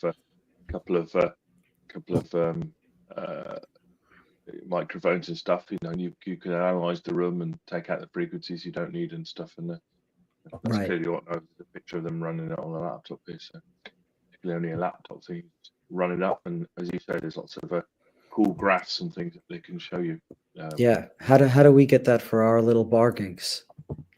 I guess we don't need it for a bar gig. Here's a good You question here from set up so it sounds M. fine. Rocks. Recording Recording. studios using that technology, probably. I don't know. I don't know. Yeah, it's quite technical. Except I start reading out. Smart transfer function requires a stereo input to the computer. But anyway, it does have real time analyzers. Yeah, I'm back in the day. They would play, Pink Floyd songs through the system, and they probably still are doing that. They're playing Pink Floyd songs and Steely Dan songs through the house system to tune the PA, and I'm sure they're still doing that, but they're probably using that software as well. Michael, I've got a question for you. Have you live in New York? Have you been to see the stage show that was inspired by Fleetwood Mac, the Hollywood version of Fleetwood Mac? Apparently, it was a huge success. Have you seen it? It's a play? Yeah. No. They did a play. No, I haven't seen it. I know that there's a TV show that's based off of Fleetwood Mac and their relationships and all that stuff. And the music on the show is very Fleetwood Mac influenced. I forget what it's called. Someone was talking to me about it recently. But no, there's a film coming out as well. What's the name of the play again? I'll do some research after I finish pointing this out to you, or while we're talking. But do you remember we were talking once about Fleetwood Mac, and you put me on to that book that their producer wrote, and it was one of the best books I've ever read. Where he talks about all the recording gear, the way that he mic'd the studio. Ken Collette, I think, or Collette was the guy who wrote the book. It's just incredible, and I recommend it to anybody to read because the guy's memory for detail is just exquisite. But anyway, he's got lawyers involved because apparently this stage show and this film were plagiarizing information about the dynamic of the band, etc. Because he talks about that a lot in his book. Directly out of his book. Wow. So I'll do some research on that, but I thought of you straight away because this, New York City is the place for plays, isn't it? Oh yeah, and London. Yeah. I can't tell. So I just sort of Googled it, but I think all I'm getting is Fleetwood Mac. Go Your Own Way. That's possibly. Spelled by the show featuring the music from the legendary band Fleetwood Mac. Of course, they could have called it "Go Your Own Play." Yeah, right. So it's called Fleetwood Mac's 70s soap opera is now a play, whether they like it or not. And this was back in April this year. Right. Yeah. I'll put a link in here in the chat if anyone's interested. But yeah, I thought of you straight away because I do appreciate you putting me onto that book because that book's one of the best books I've ever read. Me too. I like to say it's 50 Shades of Grey for musicians. Oh, it's more than that. More. Wow. No, read 100 Shades. It's funny. It's really great, and I hope Ken Collette is watching. That book really inspired me to just bite the bullet, quit my office job, and do music as often as I can, do it full time. Reading that book, I said, I want to be remembered for something music. It's got to be music, not marketing, not sending out emails. But that book really inspired me. I'm going to put a link to that book if anyone's interested in the chat. It's called amazing. The Making of Rumors, and it's as Michael said. So it's so important that it got Michael out of an office into gigging. So thank you. Well done, Michael. That's yeah. Yeah. It's an amazing book. Really well written. like you said, every detail is there. And now when you listen to these songs, you're like, oh, that sound in Never Going Back Again is them hitting a computer chair with a drumstick, just like Yep. a regular or whatever song that was. It's one of the first songs on the album, and Yeah. You can Well, there's do that. one thing that struck me remarkably about that book, and I mention it often on the show here when I'm doing shows with the Rock Professor and Brad, but I'm going to point it out again. So he's this young hotshot, and he's been employed by this band to record this album. So he's busy for 2 weeks, Simon. I've said this to you many times. So he's trying to set up the studio with these mics, and he just can't get it. You know, the drummer comes in, Mick comes in, and the band come in, and he's still not happy with the miking, and he's getting a bit of pressure put on him because the rest of the band, Lindsey Buckingham's looking at this young guy saying, "Come on, what's going on? We're into the second week now, and we haven't, come on." And then anyway, he realizes something. He hears the bass player and Mick Fleetwood playing together. And then he realizes that that's what I'm missing. I'm trying to record everything separately, but that's not where the vibe, that's not where the juice is coming from. I have to record the bass player and the drummer together. Yeah. Yeah. And then when he did that, everything just flowed. Yeah. Took Yeah, me 2 weeks though, Michael, to work that out. Yeah. And Brad gets a 1 minute sound check. Yes. Maybe Brad, you should join Fleetwood Mac. Yeah, 2 weeks sounds it. No, but it's for me that would be proof that those guys started in the 60s when that's how you recorded, that's how you played, that's how you recorded. Get together in a room, baffle you're in the same room as it, or baffle yourself off, but and then count me off, man, and I'm in 1, 2, 3, 4, and we're all in together, kind of thing. And to me that's a hangover to that. Is that's how they started off. That's how they were used to recording. So that's, as you say, Andrew, that's where the magic happens. When they come in together.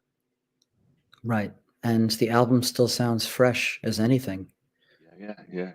I think there's I would argue that you get there's a different energy and a freshness to if you record a band together in one. The basic stuff all in one go. You get a freshness, you get a swing to things that you don't get if you're going to lay down a drum track, lay down a bass track, lay down and everything's to click tracks and things. I think that Mike, I have this theory that for people as old as me who were brought up when music was played, when music was recorded like that, so there's no click tracks really. The music speeds up in the choruses and slows down the thing, right? And I feel that because when I was 14, that's how they recorded everything I listened to. That's how it was recorded. People who had gone past 1980, let's say, when they started using click tracks and stuff in the 80s and things, if you're younger than me, then I noticed with my kids, the stuff that recorded in the 60s and the early 70s, they find it a bit kind of woozy and a bit kind of, it kind of wobbles about too much, whereas they're used to it being, on the grid, and they like that, and whereas I don't like it, I don't feel it in the same way. I don't know if that's really true, but there's no ebb and flow, push and pull. That's right. Yeah, there's no kind of speeding up and slowing down things. And Rick Beato took one of John Bonham's performances. I think it was yes. "Fool in the Rain." I think it was. And you listen to it, and he's not completely in time at points, I guess. Maybe, I don't know if that was the song that he took, but he did. He quantized it, didn't he? He put it on the and grid. then he put it on the grid, and lost everything. But then again, who's listening to just the drum track? No one's Correct. listening to just the drum track. You're listening to the song. Yep. Yeah, that's right. You've nailed it, Michael. absolutely. Yeah. Yep. And No one's listening to the isolated drum track. right. Now they are. Yeah, N- yeah, now- right. with all these Great stem stuff. splitters. I just posted about these stem splitters. They've had these stem splitters for a while now, but I don't know if you guys use the DAW digital audio workstation Logic Pro. It now has a stem splitter feature, so you can load a finished track in it. You can load Wow. Cream playing Crossroads, and you right click on the track and click stem splitter, and it'll break it into guitar, bass, drums, vocals. Really? And you can hear it Yeah. pretty decently isolated. Wow. It's not perfect yet, but it's It's gonna get insane. there. And I'm just taking songs that I want to fix things in and doing it. And if you want to just listen to isolated guitar, if you're learning a song and you're trying to get it as accurate as you can get it, that's a good way to do it. Listen to the That's isolated track. I use Reaper, so I need to see if Reaper has that technology. Yeah. Yeah. I'm excited. And even look, wow. There's another wow. Yeah. It's amazing. I Oh, just yeah. lowered the splash symbol on "Can't Find My Way Home," Blind Faith, I saw you do that. and Oh, I'm getting some pushback from people. It was good. let them push back. Let them push back. That's all right. So, I'm- Michael, I was going to They ask don't you know about you so like we know you. We know that you're doing it for love. Yeah, fine. I think that's really interesting. To be able to take one of your, a song or an album, and just slightly alter things the way that you see them. So, Michael, is that what you did to that track? You I lowered the separated all the splash. tracks out and Yeah. just lowered the splash. You put it into Yes. pieces with Dawn. Yeah, Yeah. yeah. Certainly. It's wild. I'm gonna be raising Sting's voice on every little thing she does is magic. If you listen to the track, his voice is really low. I don't know why. It's the lead vocal, but it's kind of buried, and you got to struggle to hear it. And I'm thinking if I was at a show, I would like run up to the sound guy and be like, "Vocals up," I think that's, and then get think kicked that's- out. Yeah. That's when the guitar player snuck into the recording studio because they weren't getting on then. So they probably voted, turn your vocals down. Yeah, That Sting bloke. Turn him down. Blame Bastard. Andy. Blame Andy Summers. yeah. What did Andy Summers do wrong? Nothing. What Sandy Summers ever done for us? Yes. But these days of AI and things like that, it's all becoming possible, isn't it? It's wild. And I'm thinking of the application to old movies. You can take an old movie and restore it now. You can isolate things, and Wow. I'm thinking about all that. And think about like some of our favorite recordings, and being able to, I mean, we could probably really clean up some Robert Johnson stuff. I can't even imagine putting Robert Johnson.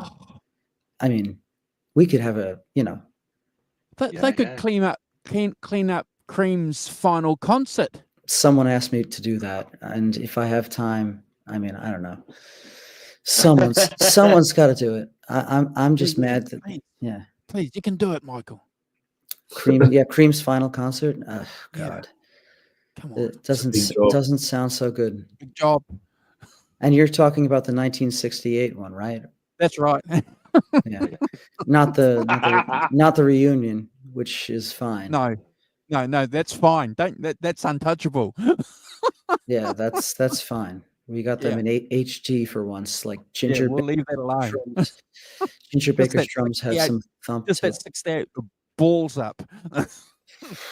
Man, I don't even know how they recorded that show. I don't even know. Well, it'd be on an 8-track if you're lucky, won't it? Probably a 4-track. Might have been a 4-track song. Oh Probably. well, 8. Yeah, Or maybe an 8. maybe even direct to 2-track. Could even be Oh. direct to 2-track.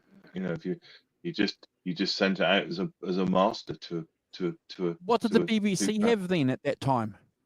Do you know?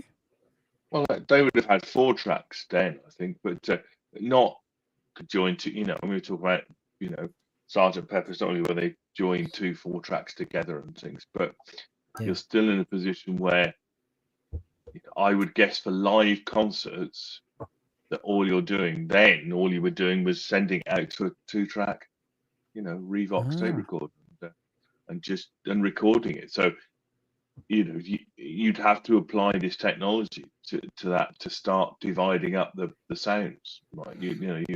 You absolutely would, and that would be the first time it had been done, because it's. I mean, it's going back a bit, but in those days, really, all the mixing is done pre the recording, pre the tape, and then what the tape receives is what you've mixed. The classic, and that's how those things. Not, I mean, there was but more pseudo technology by then, but in the late 50s and early 60s when they all recorded live, that's how you did it. All the mixing was done prior to the tape. Now it's all done after you've put it down. You put down all the tracks, and it doesn't matter what levels they're at, and then you play with them afterwards. Whereas then it was all done, whatever the mixing desk was set at, what all the levels were for the instruments. Then you'd have to take a DI out to the tape recorder and make sure it didn't overload. That's what you got. You got that mix that it was there. Mhm. So I doubt they did multi-track. Something also amazing about this stem splitter is that if you have a video of you playing with a band or just by yourself out in public or something like that, and you load your track into Logic, you can say you weren't happy with how the mix at your gig. You can now break your performance into as many tracks as you want. And I was just playing this John versus Paul gig that I was talking about before, and I'm playing the end, and I'm playing that guitar solo where they're all trading off at the end of the end. Yeah. And the mix that we have from a video is the guitar is kind of buried, but with this program now, I raised my guitar in the mix, and then I exported the file and then put it over the video. So we can now, I'm blown away by all this stuff. And, the first I heard about AI with music was with the Beatles movie. So, and now I'm using it to improve live recordings, and you guys can do the same. And Wow. your bands can do the same. Say your vocal's not loud enough in a mix, or you can just not export it. You can import it to Logic Pro or any stem splitter, and it'll break it into the component tracks. It's incredible. Yeah. Michael, how long did it take you to get good at Logic Pro? Is it? I'm asking because I'm a Pro Tools user. Well, how long does it take to get good at Pro Tools? Ah. Because Okay, so my question being then, are you familiar with Pro Tools as well or not? I am, but it's like another language to me because I used Logic Pro for 10 years now. I've had it for 10 years. I've had it for 10 years, and I learned a lot in the first year from YouTube. It's very user friendly. Some of the commands in Pro Tools are very confusing to me, and where things are laid out. But both programs are languages. I just don't understand the language of Pro Tools. I'm just guessing because I was looking at some point in the near future, not so much near future now, but somewhere in the future, upgrading on my recording gear. And a big thing that got discussed with some people I knew was Logic there's no subscription like Pro Tools, this, that, the other, blah, blah, blah. So, and it's an Apple product, so it works well with computer setup. Like there's no glitches, there's no problems that you can sometimes run into with the upgrade. Oh, when there's upgrades to Logic Pro, it doesn't cost you anything. Sorts of stuff. Yeah. So I guess you might have answered the question for me already. It's going to be like learning a new language. It's not bad. I'd be happy to show it to you. We could do a Zoom or anything FaceTime, not a FaceTime. We could do a screen Yeah. share, Yeah. and I'll show you the most important things that you need to know. And That would be good. and YouTube has everything. Yeah. You can just type in the things that you're doing that you Yeah. normally do in Pro Tools, with adding effects and bussing, Yeah. sending reverbs and things like that. Yeah. There's videos on how to do everything, and then there's people that go crazy micro and are able to do incredible things. But I use it just very basically, for volumes and everything that you would do in Pro Tools. I'd say it's fairly simple, and it's always been said it's very user friendly because it's just an upgrade of GarageBand that everyone's pretty much played around with. Yeah, of course. It's very much like that. I think what I would do, I mean, it wouldn't be, maybe later next year, Mike, I'll take you up on that offer. Yeah. I bet even before I go and do the big changeover, whenever that may be, I'll probably have a look at a couple of YouTube things to get my head around it first. You know what I mean? So I wouldn't waste more of your time. It'd be better just to. I'd be happy to show you. I've showed a couple of people who just had gotten Logic Pro, and you could be up and running doing everything that you need to know in an hour to 2 hours. It's not bad. I actually think I filmed a session that I did with someone. I could probably just send it to you, talking about all the things that they would need to do that most people need to do. And then for everything else you need to do, there's YouTube. Yeah, well, that's it. Brilliant. Look, Brilliant. I'm pretty simple when it comes to recording anyway. Just have a couple of buses like reverbs, delays, compression, this, that, blah, blah. The rest of it, it's just recording what I'm putting down, really. You know? Exactly. Yeah. Exactly. Mm. And the good news while you guys were talking, Reaper allows you to stem split. So that's fantastic. Unreal. Yeah. Don't you take KXM Rock's idea? Actually, is you can now fix all the Van Halen albums yourself. You don't need to wait for them to do it. You can actually DIY, Brad. You can just get one, split all the things out, remix it how you like. I would love to get, and Andrew, I would love to get all the guitars and spread them so that it's not all out one side in your car. So you're driving along, listening to Ed here, and not on this side. Like, give it some spread so it sounds like there's dimension to it. They are. Sure. You have all the tools, Brad. You've got all the tools. That's one We'll thing that expect drives something me by mad. next Thursday. That's one thing that drives me mad about early Van Halen records is the mixes are just terrible. Really? Yeah. I think they are anyway. So, yeah, that would be fun too. Play around with that stuff. Oh yeah. I got to see. I have a list of songs that I've thought about to fix. Can't Find My Way Home. I did. There's a lot of Steve Winwood stuff that needs remixing. What's the song? John Barleycorn Must Die. Those flutes are so loud, and or whatever those are, they're so loud. I'm gonna see what I can do. Yeah. And there's a couple of tracks on Jack Bruce's first solo album too that could do with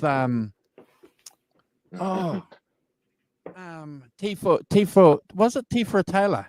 T for a Taylor? Yeah. I don't know. Hey, Andrew, remix Van Halen 3. Yeah. Anyway, I didn't say that loud.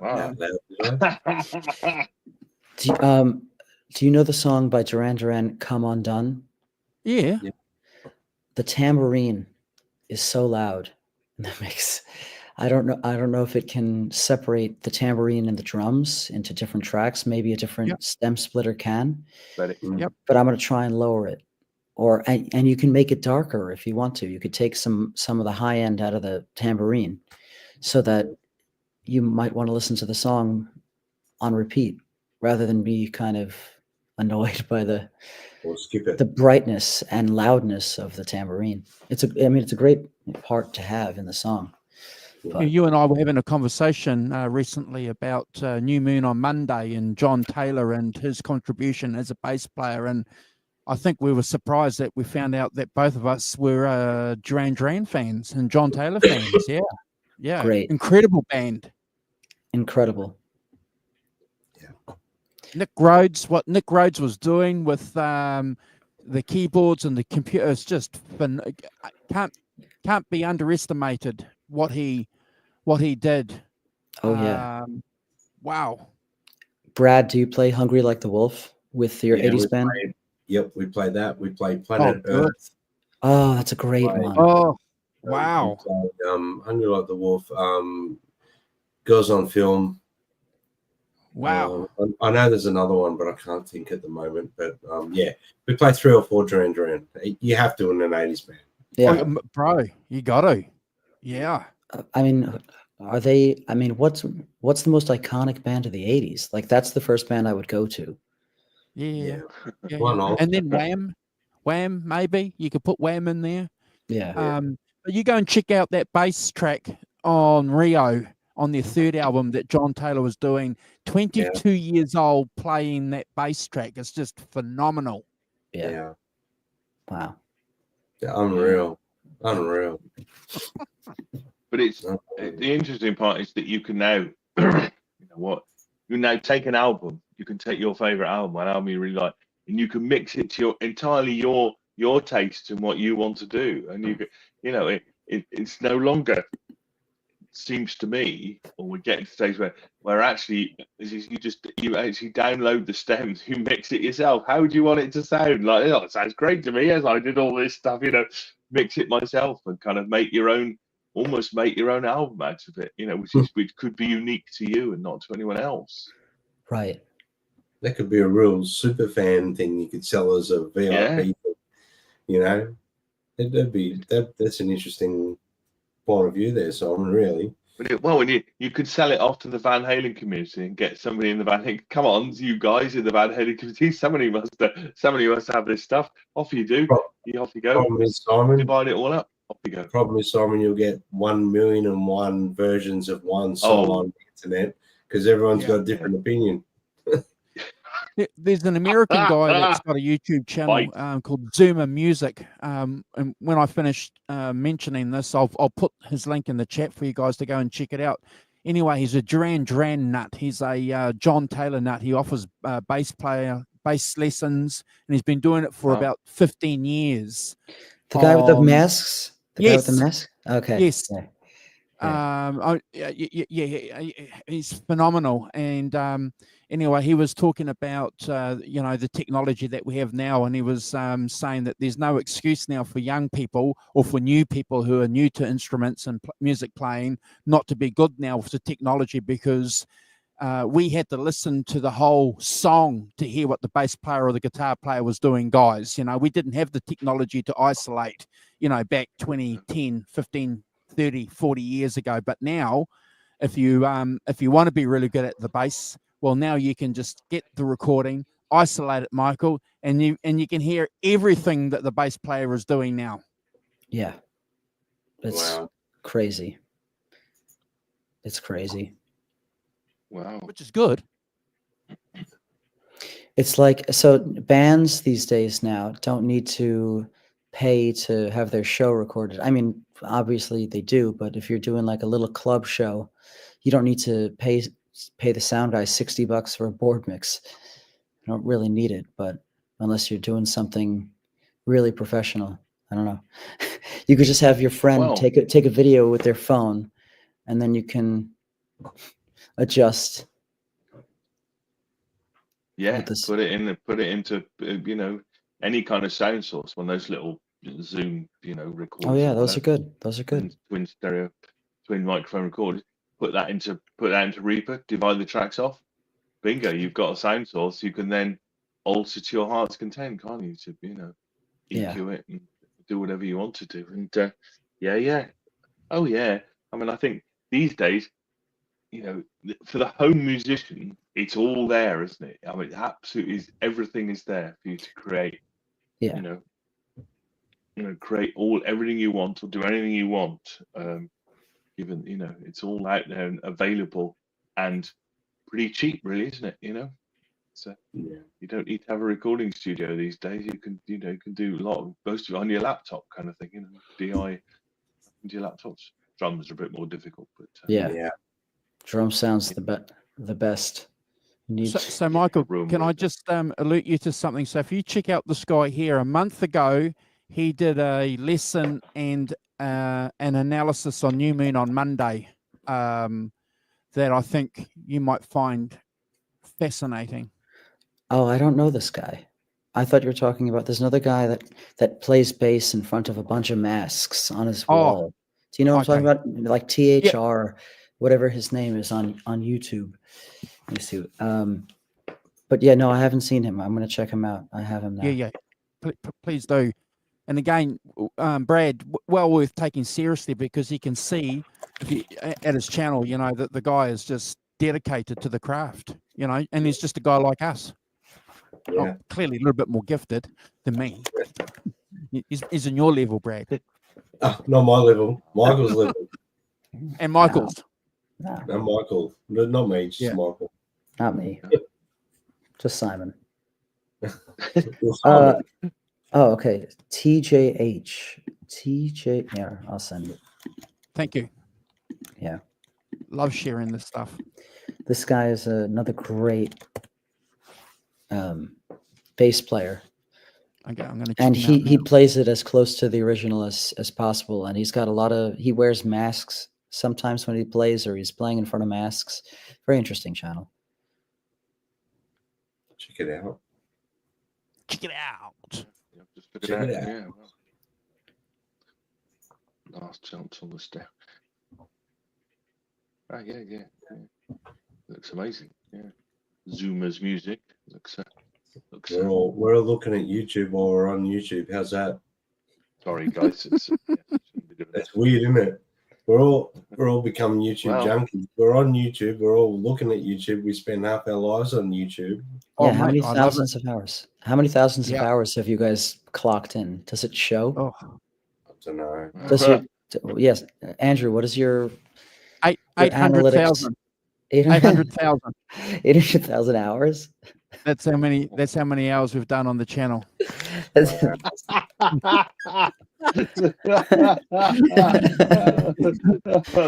funny as hell. That is. Yeah. What are you doing? I don't even know. Wasting What's that divided by 24 Hey, days? 24 days. Simon, this is Well, the I mean, lowest 24 paid hours. job per hour I've ever heard of. So you've been on. yeah. You know what? No money. Well, look, I spent less time at work than I did with it.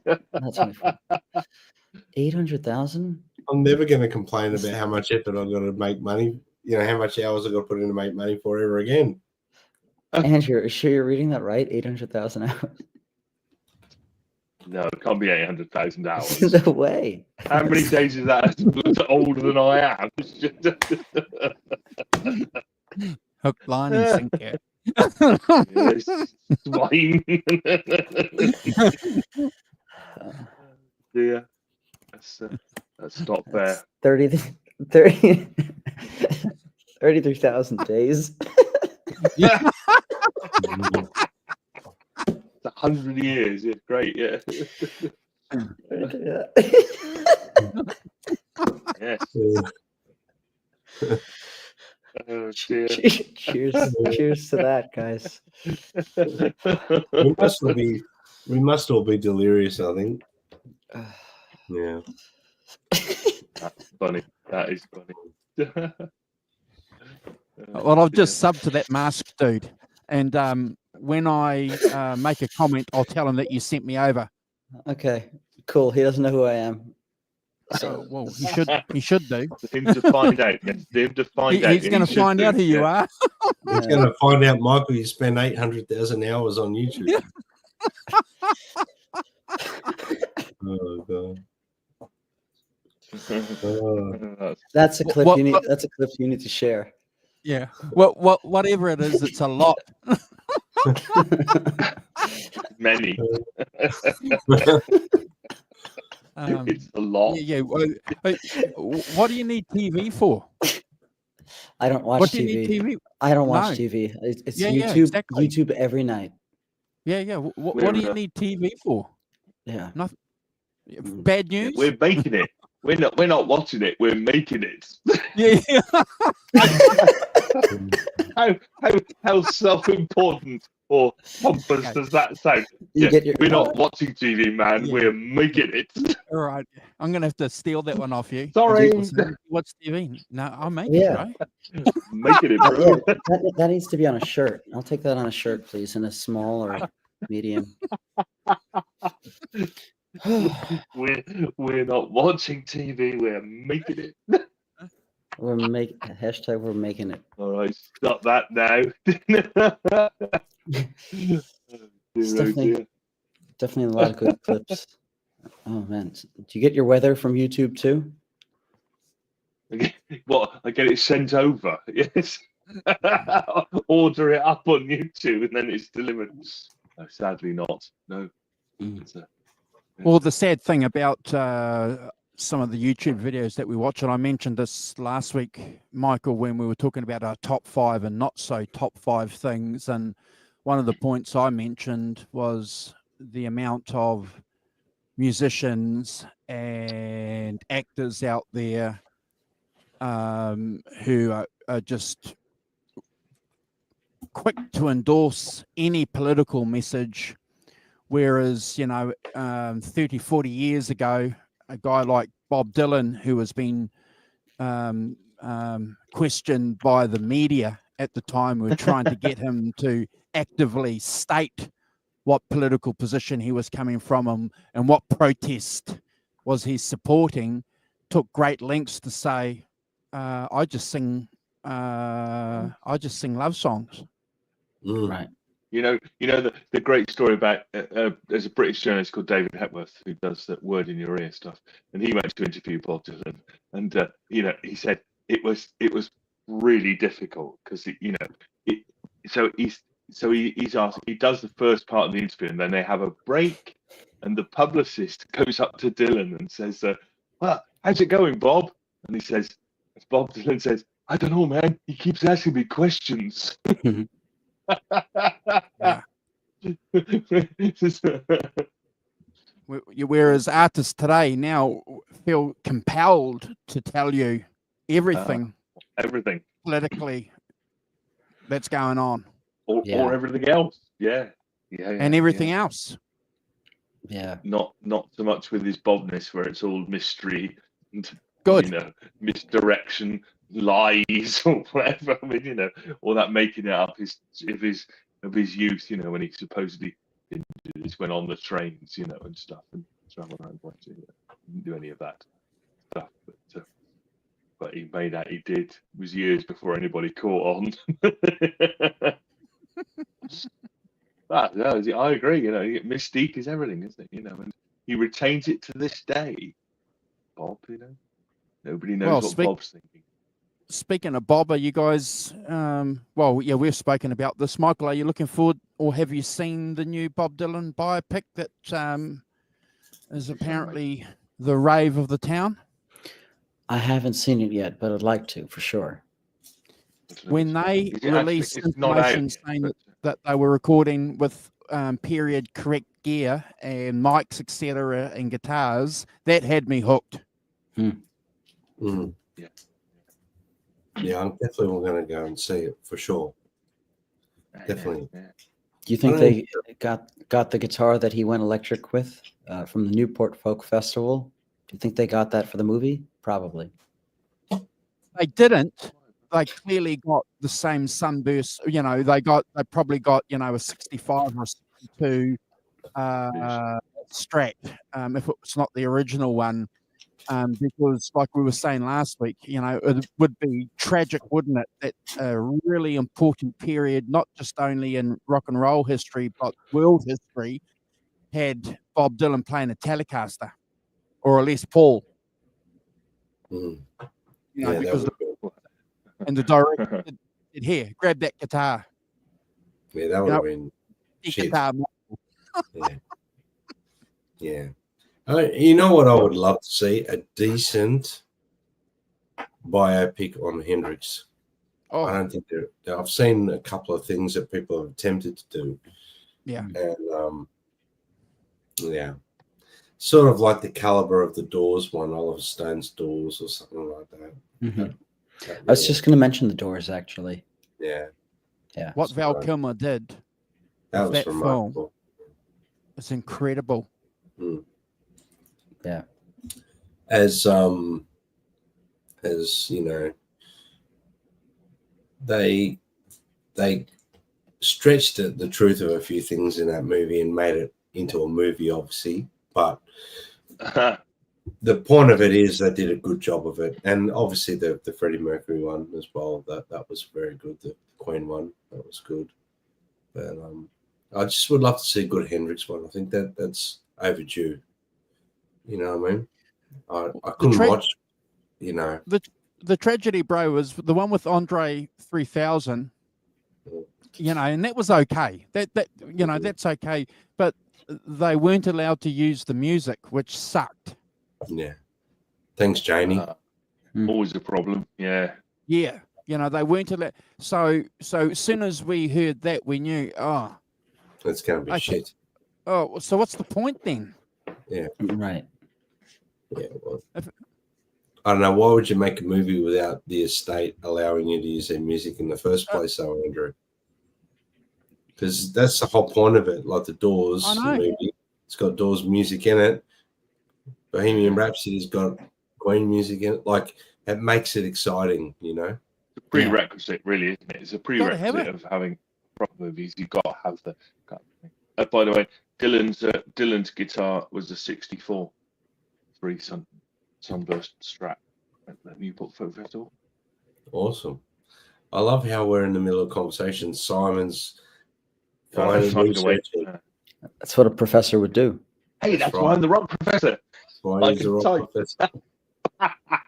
Got my We've got our own professorial, professor on this show. got my doctorate by typing. I like I it, like yeah. that. I, My doctor is well, typing. for me, these things are not important, but you know, these things are interesting to, you know, what was it? Well, I'll tell you what it was. You know, give me a minute, I'll whistle it up. Yeah. So, I know Unreal. my ridiculous title.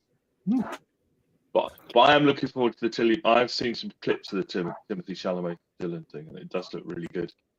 You know, and they managed to capture some of that zeitgeist, you know, of the times, and that'll be really cool.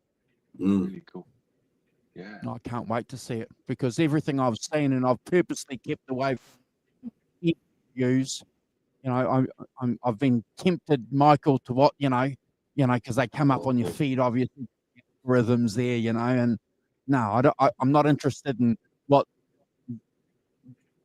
Jean-Paul Claude Jingjong in Iowa has to say about Bob Dylan, because he may not even be a Bob Dylan. Yeah. Right. Yeah. Yeah. But you know, if there was an interview from, say, Simon, the rock professor, doing it, then you'd have to listen to it because you know it's going to be right.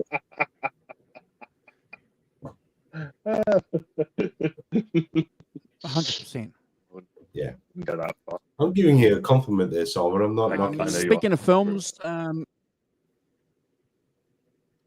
we spoke a little bit earlier on the channel, Michael, with a couple of Led Zeppelin fans that were on earlier. So you know that they're coming out with a new documentary, Becoming Led Zeppelin, released in February. Are you looking forward to that?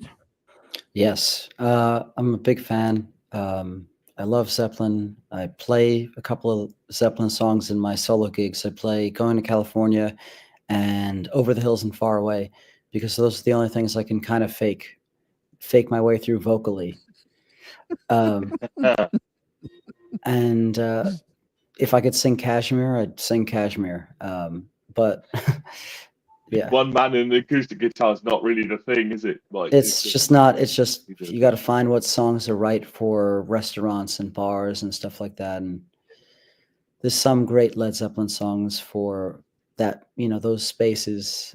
obviously, but yeah, in general, I love them. I think their output and their first couple of albums were just unbelievable. Yeah, we can't wait too. I've got a question for all three of you, whether or not you think, Brad, I'll get you to answer it, and then I'll get Michael and then the Rock Professor. Do you think there's going to be any new information in the upcoming film? Well, the one thing I do know, Andrew, is there's a new interview or unreleased interview with John Bonham in it. So I'm very interested to hear that, because I think I've heard and seen just about everything on that's out there ever released. Sure. You know, of John Bonham talking and being in interviews and talking about Led Zeppelin.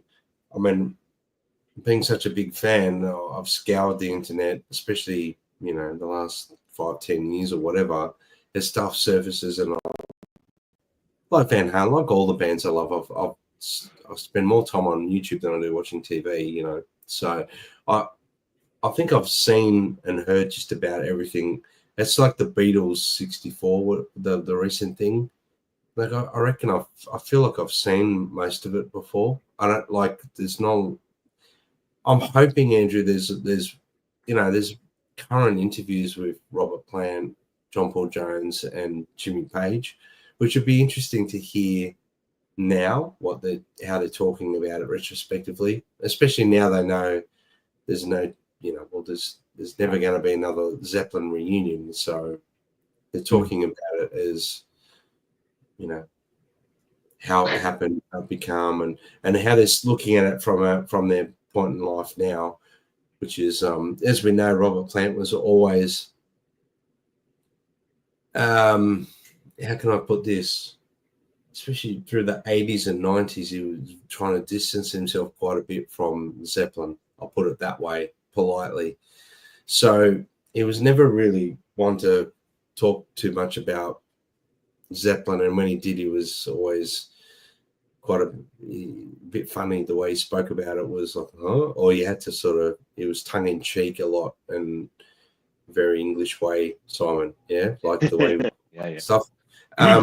Now, I guess there's hearing Robert Plant talk about Zeppelin now, be interesting to see what interviews are in this, Andrew, like how they're talking about it now, because I know Robert's very open now about talking about Zeppelin more so than he ever has been. So that'll be interesting. Be interesting to hear John Paul Jones talk a lot more.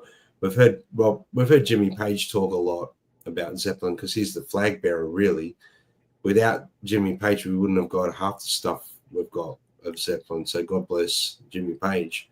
Yeah. Because a lot of it would just stay in archives and no one would, we've spoken about this on other Zeppelin shows. But whether I think there'll be any new footage or anything, no.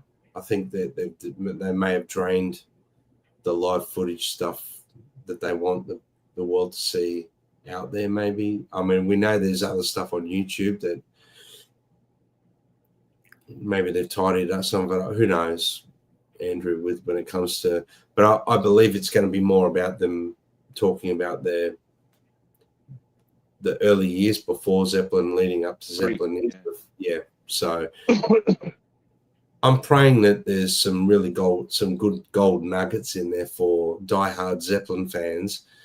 But I think it's going to be a little bit more directed towards new fans or people who know a whole lot of love and, Stairway to Heaven, but they don't know a lot about Zeppelin, which stuff we probably all know very well, maybe. I don't know. That's what I'm thinking, Andrew, but to answer your question. But I'm praying it's going to be a little bit more, there'll be some gold nuggets there for diehard fans that have heard all the interviews and seen all the footage and heard the bootlegs and heard all the unreleased versions of everything a million times. Yeah, I'm hoping there's some nuggets there for us. I'll hand it back to you, Andrew, because I don't know how I could talk about it for another hour or two. Yep. Michael, are you expecting anything new, whether it's footage or opinions or thoughts or some factual information from Led Zeppelin? Do you think we're going to get anything new like that? I would hope for some. I haven't really dug into Zeppelin's interviews as much as Brad has. I really do enjoy them, and there are periods when I'm just listening to them nonstop.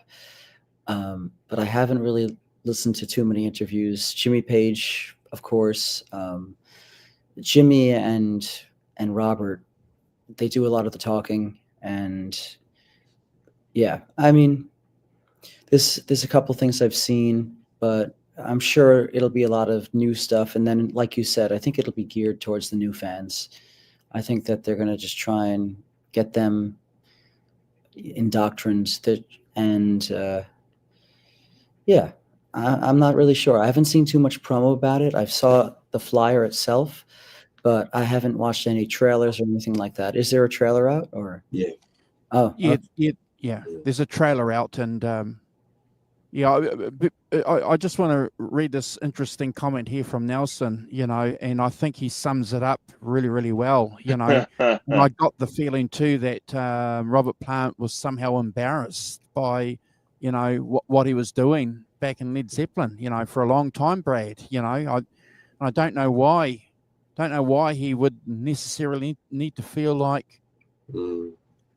Yeah. But no, it'll be interesting to hear what he has to say, because we haven't heard a lot about what he had to say about Led Zeppelin those early years. Be interesting to hear. Yeah. I think he's proud of what he's done, obviously, but I think that he definitely views it differently because he is different now. He's an artist. He is constantly evolving, and he's reinventing this music with all the bands that he's playing with, different instrumentation, and he's giving them a new life. So I don't know if he's embarrassed. I mean, maybe I don't know if he's embarrassed, actually. I think that he's just different. He's just not the same. He's not the same 20-year-old. He's not everyone's. That's it, pretty much. No, I agree with that. I think that he's as he said often, as that singing those songs, as if they were sung by somebody else, really, and not, going back to them is just, going back to singing Stairway is just a bit weird, because it's, as you say, he did it when he was 21, 22, and now he's, 79. It's different. You're a different human being, 79 you are when you were 22, and I think that he doesn't necessarily want to go back and revisit that to kind of too much. Really, he's not really interested in that. He's interested in moving forward, as you say, Mike. He's an artist. He wants to create new stuff and create different music, and not just be the 19-year-old guy who sang Stairway. And I understand that completely. I think that that's completely right. It's I think you hear that a lot from artists. Exactly. The fact that channeling that their younger selves. I mean, Dylan. We talk about Dylan. Dylan has said. I've seen an interview with him saying that he doesn't know how he wrote those songs from the 60s. He said that. He said I could do that then. He said I can't do that now. I don't know how to do it. So he's kind of lost whatever that his aerial coming in from the atmosphere. However that will work. He's not experimenting with the same products he was experimenting with. Quite possibly, but yeah. But but I see that if you can't go, that's almost written by somebody else in a different way than the way that I write and do things now, and I don't know how to do that anymore. Yeah, I have great respect for Plant. I personally have great respect for Plant for not going back. His best mate John Bonham, died. That's the end of it, pretty much. Did that couple of reunion things in 2007, 2008. It was just the anniversary of that concert. It was, I think, December 10th or December 7th, one of them. And that was 2007, but we got the DVD in 2000. When did we get that DVD? the Celebration Day. Was it 2010 or Jesus, Oh. 2012? So it took them 5 years to. Mix it. Yes. But Yeah. Tidy it up. it's coming up. It's coming up 20 years and 20-year anniversary of the reunion. Is coming up a 20-year Yeah. anniversary. You know, when you listen to Robert Plant talk about even that, how he felt about that, and afterwards how he just removed himself from it all and he went off to a small pub somewhere and hid straight after the gig, where everyone was like on a high, he was on a low from doing it. Wow. Mm. It's probably emotional. Yeah. He talks about how much he misses working with Bonham. I mean, working with his son is great, and Jason's an incredible drummer, and he really killed it at that show. And with his band, Led Zeppelin Evening, I think they call it, or Experience. Yeah. Really, Yes. I think it was Led Zeppelin Evening, and then they had to change it because Zeppelin wanted to sue him. It was weird. It was like they were suing him for that because of a project they were possibly doing. I don't know. I've forgotten. Yeah, I remember that. Yeah. And, yeah. I went and saw them, Michael, here in Melbourne. Jason Bonham's Led Zeppelin Evening or Experience, whatever it was called. Yeah. It's phenomenal. Yeah. It's great. Really great. Oh, and the guitar player he has all the sounds right and all the playing, and it's amazing. Yeah. That's incredible. But it's incredible to think that I remember looking on the YouTube, not YouTube, on Google, typing in as the gig's going, what songs they're playing, what songs are they, and people updating like the set list is on the fly. And I was kind of, I just want to watch the gig, like I couldn't find anywhere to watch it. I was hoping, but this is back in the day when, there was no real live streaming of gigs and things like that at the time. It was pretty, there was a different era. Yeah. And I believe that any live footage that went up on YouTube was pulled down almost immediately. Oh, yeah. Oh, yeah. I remember seeing Kashmir from that show and from like a bootleg, and it's still on YouTube. Could millions of views by now, but yeah, that was amazing to see. I think that's when I really started getting into them. I was into them in high school. So yeah, that 2005 to 2008-9. Yeah, that period. That's when that concert happened. 2007? Yeah. Wow. I always thought it would happen later. No, 2007. It really, in my opinion, should have happened when Page and Plant were doing their thing together back in the 90s. That's when they done it, because the unleaded thing. Yeah. That was unbelievable with the orchestra. But they should have done it with John Paul and maybe Jason. I know Michael Lee's a phenomenal drummer and did such a great job too. Oh yeah. But it would have been lovely from a fan's perspective if that was a Zeppelin reunion with John Paul, Jason on drums, and the orchestra, and they did it like that. You know what I mean? That would have been a real thrill.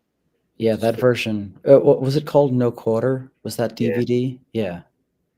But they didn't play that song, right, at the show? They did an acoustic thing of No Quarter. I went and saw Page and Plant in the 90s with back in Sydney Entertainment Centre when that was open, and I saw them one night, and then with my father, and then we went the next night because the first night was so good. We went and just blew tickets and got the next night as well. But both sets were different, Michael. They played different sets both nights. The first night was like a big video at the start, celebration, and then the next night just come straight in with songs. It was different. So they wanted to make both nights different. But I remember thinking when they start Since I've Been Loving You, I was just like in tears, like not crying like a baby, but just emotional, just overwhelmed by what was going on. And I was like, it was the closest thing I was ever going to see to Zeppelin. That's what I was thinking. This is the closest I'm ever going to see Led Zeppelin. Yeah. And sure, Simon, don't. I was going to say, have I mentioned? 1975. Yeah. Did I mention? Yeah. Anyway, yeah, that would have been magical to see that happen back then. And I think they were on that tour. I think they'll perform, because this is after the Unleaded performance. It was a year or two after Michael, and Robert Plant was singing even better, and Jimmy Page was playing even better. It was like they found their comfort zone again doing that material. So Yeah. it was that, not that it was bad on Unleaded, but there's a few raw moments where I think Robert got more comfortable singing like that again, because he withdrew from singing like that for a while through the 80s and 90s. And I think he only sort of revisited it with maybe Now and Zen and what's the Manic Nirvana, was that the album after that? I can't remember the album names. I'm going to get crucified here by people for not remembering. Those albums, he started to get a little bit more Zeppelinish with his voice again. But on that Page and Plant tour, his voice, and there's plenty of YouTube stuff going around now, but he was trying to sing like that again, and you could tell he was struggling with certain things, but he'd found the comfort zone post Unleaded. So yeah, like everything, they should tour before they do something like that, because when they do, the TV performance is going to be even better. You know what I mean? They'll be on fire. Oh yeah, yeah. I mean, they usually film one of the last shows, or of a tour. I mean, the One More Car, One More Rider Clapton show was the last show of that 2001 tour. They were at the top of their game. Can't believe that was 2001. Yeah, but it takes a couple of shows to get your sea legs and get your rhythm, and have fun and relax. Yeah. So yeah, for them to just do the one-off show is, with all that pressure, man, that's tough. Oh yeah. Well, they did a good they did a good job, and but we do look forward to that documentary coming out, and hopefully there's going to be some, maybe if not some new information or some new facts, guys, maybe some new opinions, maybe from the band members, because that's always going to be interesting to discuss that. Guys, I'm looking at the time now. We're coming up to 5 hours and 45 minutes on the dot. Oh man. So so how many hundreds of thousands of hours does it make it? Oh, that's It was Bolton 50,000 hours. And Andrew time. Yeah, Andrew's been on the whole time, mate. So congratulations for yet another stellar celebration show. And no problem, bro. No problem. It's what we do. We kind of hope maybe that some of our friends from the Van Halen side of things would have jumped on, but they had other things to do. So I'm thinking maybe next year when we do our Christmas show, we might just sort of start a little bit closer to our normal start time and just wing it. do a couple of hours rather than and just wing it, and if they can come on, they come on. Yeah. But so we're going to go around. Obviously, we had the pleasure, especially, of having your mum, Ellen, on, and she's probably still in the chat. So thank you, Ellen, for popping on. And thank you guys for supporting our channel here and everything that we've done over the last 12 months. And we do our best also to promote our friends. So we ask, please, if you haven't already, go to our channels page. You'll see Michael's channel there, Hugh's channel there, our friends. Please go and subscribe. And I want to remind you that when you're watching videos, and a lot of us do, some of us forget to subscribe. But if you're watching a video, subscribe to that channel, because that channel, for that one subscription that you've given them, will help them. You Yeah. know, we just had Todd Beebe, a good friend of ours, Yeah. who we've supported. He just reached 1,000 subscribers on his channel today. Did. Congratulations, Todd. Fantastic work. Congratulations. Yeah. Well done. Yeah. Yeah. And he reached out to us, and you know, Michael, we helped him because you know that's what we do. You know, he jumped on and we shared his channel on our social medias, and you know that's exactly what it's about. You helped us when we first met you. You helped me. You showed me how to edit videos and put previous videos on our channel. So you know, you never forget those small things, but they're And- big things. You helped me and countless other people, and we're thankful for you guys. It's a community. It's a network. That's it. Yeah. That's it, Well, brother. that's how we view it. Yeah, absolutely. That's exactly how we view it. You know, and yeah, congratulations. Todd did a quick live show last night, and so I jumped on. He's only 5 minutes saying thank you very much for getting me to 1,000. He's at 999 subscribers. That's awesome. But, yeah, fantastic to see him get to 1,000. Great Vanzini got to 1,000 as well recently, so that's Jim, really cool. Jim, Jim as well. Yeah. we just need to get Hugh. We need to get Hugh. You lagging behind. Oh dear. But But yeah, so if you are watching and you've got this far, and you know, it's humbling to think, Michael, that you know, on our previous Christmas shows, people do watch. Now, whether or not they're watching it to the end, you don't know. But if you are watching and you have got to the end, please go and subscribe to our friends and help them. Yeah. for sure.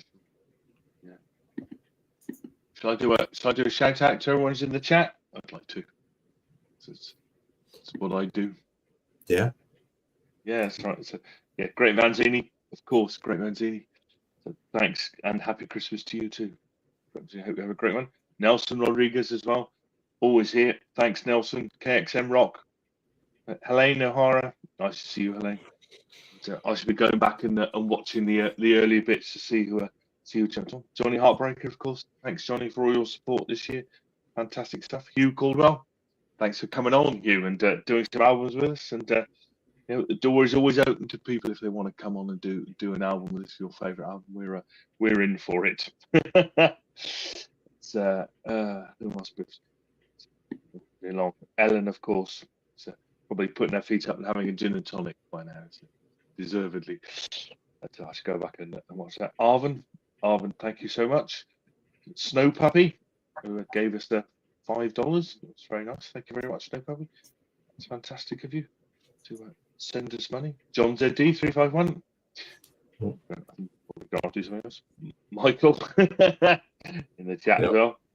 Jeff Lowenthal, nice to see you in the chat, Jeff. Ben Tom as well. Lots of people in the chat earlier while I was still asleep. That's as far up as I go. So hopefully I got everyone. So thanks everyone for watching, joining, and supporting us throughout the year. And we'll be back in the new year for more ranking list facts nonsense.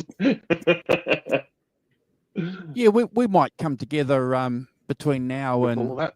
Christmas, Oh, yeah. you know, Weekend. and Yeah. and maybe we might do a show after New Year's, but but we'll be back proper. Andrew's taking his annual 4-week vacation to the beach. We'll be back proper on the channel. Well, you guys need a break too, you know. But we'll be back proper end of January as far as ranking the tracks goes. And Michael, thank you, brother. Thank you for jumping on. Yeah, you know, fantastic to see you. It's a pleasure to be here. Always love your posts, love your sense of humor, love your music, love the passion you've got, brother. And you know, trust me, you can see it. You can see it in everything that you do. So don't let that run well. Don't let that trail run. Don't let that well run dry. Oh, okay. So just as we're winding up, Todd's popping in, so we'll get Todd on for 5 minutes. Get Todd on. Yes, fantastic. Yes, get him on. We'll so see. don't go anywhere. 1K man. Get on. Here he Brill. is, 1K man. Did Hey, they- Todd. What's up, guys? Yes, he's here. Todd. The 1K man. What's up, guys? Thanks for having me on. How's it going? I just got in. I don't know what time Yes. it is by you guys. It's like 1 a.m. here in Chicago. 5:52 a.m. in the UK. So Yeah. 2 Well- almost 2 a.m. New York. Yeah. It's early and late. There you Wherever go. you are, but thank you for jumping on. We were just talking about you beforehand, before we were winding up, Todd. You Yeah. know, so congratulations on your channel and the hard work that you've done on your Yeah, channel, well done. because we know what it's like, all of us, and you know you've worked hard, and you've been doing it basically by yourself. So you know that's even more of a challenge, because you know the three of us, we've been a core. So you know we've had each other to lean on through. You know, early on there, we had, without digging up histories, we had some tough times, you know, with things going on, and I was lucky enough to have Brad and Simon to lean on during those tough times. Right. Yeah. Well, thank you guys you've been supporting me from day one, and I appreciate that. Simon, I was just talking with earlier online, and yeah. but no, I appreciate everything you guys do. The show is awesome. You know, I love it. It's on so much when I'm out playing, and I can't, but I always watch the replays. Yeah. Oh, well, well, yeah. And look, at the end of the day, we know that, and that's one of the reasons why you know we try and do our Christmas show. In the past, we were just talking about maybe knocking it off and starting a little bit later next year, you know, to take into account our American brothers and sisters, you know. But yeah, look, at the end of the day, mate, it's well done to you. You know, the success that you've done on your channel. you. So. You know, I'll give you a hopefully, sub. yeah. I got to give you a sub. I haven't subbed yet. 1001. Yeah, you want 1001. There you go. And I think we're at 1002 when I just checked a while ago. What? Thank you, Jimmy Ray. So you could be 1003. But no, it's cool, Michael. Thank you. I'll be right back at you. I'll be doing the same thing. It's Is that right? funny, isn't it? Getting that 1,000. I know who the 1,000th subscriber to our channel. So it was my middle daughter, Saskia. I made her subscribe so we go to 1,000. That's fun. Yeah. Well, now you guys would know more than anyone because you've been through this before. As Andrew, like, is it a big fantasy about this whole you cross the 1,000 threshold and it's supposed to be like the sun comes up and the clouds part, or is this just a bunch of stuff you hear people talking about? What really changes? Well, you're talking to three guys here that saw the growth of our channel. You know, it took us 3 years, Simon, 3 years, maybe 4 years to get to 1,000. And then obviously once we got to 1,000, clearly something happened. And Michael is here as well. And he gave us a lot of advice early on as well. And, you know, it's all about the algorithm and stuff, you know, so clearly YouTube did something because we had some phenomenal growth, you know, so and I know from talking to other people that have had, you know, growth on their channels. Once you get that 1,000, Michael, and I think probably from a basic, real elementary point of view, I think that's how YouTube want it to be, don't they? They just want you to do the work, and then maybe they'll promote you. Yeah, pretty much. Right. So yeah, Todd, the money's going to roll in. Oh, maybe not. No. But no. Certainly, you know, Jimmy Ray here, for example, sending in a super chat of $20. Really nice of him. You know, Thanks, you know that certainly helps your channel. You know, from getting super chats. and YouTube will always tell you, and again, Michael will be aware of this. They'll send you a monthly update saying, get out there and don't forget to tell people to super chat, super chat, super chat. And we never ask people to super chat on this channel. If people want to give us a super chat, we accept that, but that's not what we want to do here. And there's lots of other channels that you watch where every 5 minutes they ask you to super chat, super chat, super chat. If that's what you want to do, that's fine, but that's not what we want to do. So, but you can understand why YouTube would want you to do that, because they get 70% of, well, not 70%, but maybe 30%. 30%, Michael, would you say, of what you make? I don't even know. I haven't. I think they get 800,000 hours of subscription time. Well, they certainly get a big cut out of it. Yeah. So that's why they want you to push super chats and stuff like that. So, but yeah. Sorry, my internet was all over the place there for a couple seconds, so I lost you. But yeah, no problem. But yeah, congratulations on reaching 1,000 subscribers, and it'll be interesting to see, where YouTube puts you now in the feed. Yeah. Something I've been noticing, I watch a lot of comedy on Instagram, and what I've been noticing is a lot of these comedians will have each other on each other's podcast. They'll have a bunch of comedians come on, different days, and it feels like every comedian that's popular right now is on this one or two podcasts, and this community is so small, and they all know each other, and they're all collaborating and making funny stuff together, and that doesn't just have to be comedians and musicians. We're doing it right now, and something like, us being on your channel, you being on our channel, we're cross-contaminating, cross-pollinating, not cross-contaminating. That sounds bad. Cross-pollinating. I like it though. Yeah, we're cross-contaminating. Yeah, but I think that is the key to success. At least now, I'm seeing it a lot. A lot of this collaboration and. Yeah, just the networking online and making content together.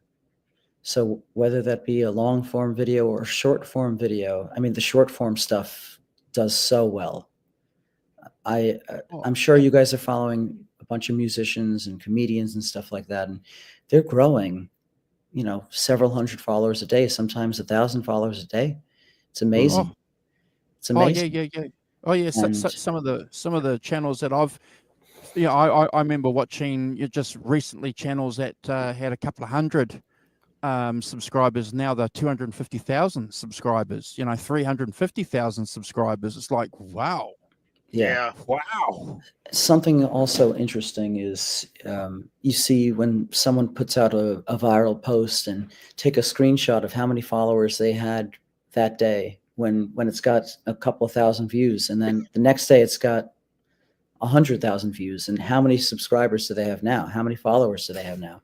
It's amazing what one piece of content can do to your following sometimes, but I haven't figured out what is viral and how to make it viral, and how do we make something viral musical and not comedy? Yeah, my youngest daughter, Michael, you cross-contaminate. She put out this video, just her and two friends doing something, which has got over 1 million views on TikTok. She got over 1 million views on TikTok. Wow. Which is extraordinary. Yeah. She just announced this the other day at the dinner. It's like, oh yeah, I've got over 1 million views on that. You did what? It's amazing. It's amazing. Yeah.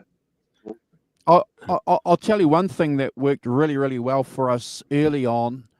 Remember, we had a lot of people sharing our links. Remember Teresa D'Souza? Yeah. She shared our links all over Brazilian social media links, and she was speaking Portuguese and getting people to subscribe to us. We had a couple of Japanese people that subscribed to us through our Fleetwood Mac page, Facebook group, and they went nuts sharing our link. And one day we had like 150 Japanese subscribers. So people sharing your link, your social media link too, that helps. And also remember too, asking people to share your links, because for a long time we never asked. We never asked people to share, and now we say, please share. Right. Yeah. And also having a Facebook group is a good idea, isn't it, Andrew? We have the sort of Fleetwood Mac Facebook groups. And Yeah. That really works really well as well. You associate yourself with an artist. We've got 9,000. We've got 9,000 members on that Fleetwood Mac Facebook group that we have, and on our All About the Blues Facebook group, there's 13,000 members. So they're all Facebook groups that we own, that we operate. So translate those Facebook group numbers and ask them every fortnight to please subscribe, and put a link of a video that you've done on that. We haven't subscribed, okay, and they'll subscribe. So a lot of people watch but don't want to subscribe. They're too lazy to subscribe. It's so easy. It's so easy. And you don't even get notifications. Like, you can turn that off. I mean, it's already, just subscribe and just turn the notifications off if you don't want to see that guy talking about golf balls. Right. Just subscribe. All you got to do is just subscribe. And so what if you got notifications? Whatever. Yeah. No, you're right. I've never got that. The ton of people I see watch my videos, but getting them to actually hit that subscribe button. Yeah. Yep. That's the hard Every part. video you do, ask. There was a while there that we would forget sometimes, and then Brad would remember, but you should at the start, according to what YouTube give you as a guideline, and they do give you some good guidelines. They say, within your first 30 to first minute, you should be asking people to subscribe. Yeah. Yeah. And we always forget anyway. So we always We're so good at it, yes. Ask about face. We always do it right in the last minute or half a minute. Let's ask people to subscribe 6 hours into a show to see. There you go. Yeah. They're all going to be getting to the end. The big notice. We haven't even mentioned it here, Simon, at all until now. 6 hours. 6 hours in. 100,000 hours. You're coming to us for any YouTube advice. I have to tell you guys. I mean, you could also see what the average watch time is for your videos. Yes. I mean, I'd be curious to know what that is. But I made a video. We were talking about collaborating before, and I was collaborating with another guitar friend who should be on your channel. His name is Jack McGalley, great guitar player, singer, multi-instrumentalist. Likes all the same music that we all talk about. And we did a cover of Another Brick in the Wall, Pink Floyd, where we're covering the two solos from Pulse, the Pulse DVD that David Gilmour and Tim Renwick play. But we kind of both did it in the style of them. And we spent a day just recording takes and putting the video together. And then we released the video, and we saw the analytics, and it said that the average watch time is 15 seconds. So the video was like 2 minutes long, and I think I appear a minute in. So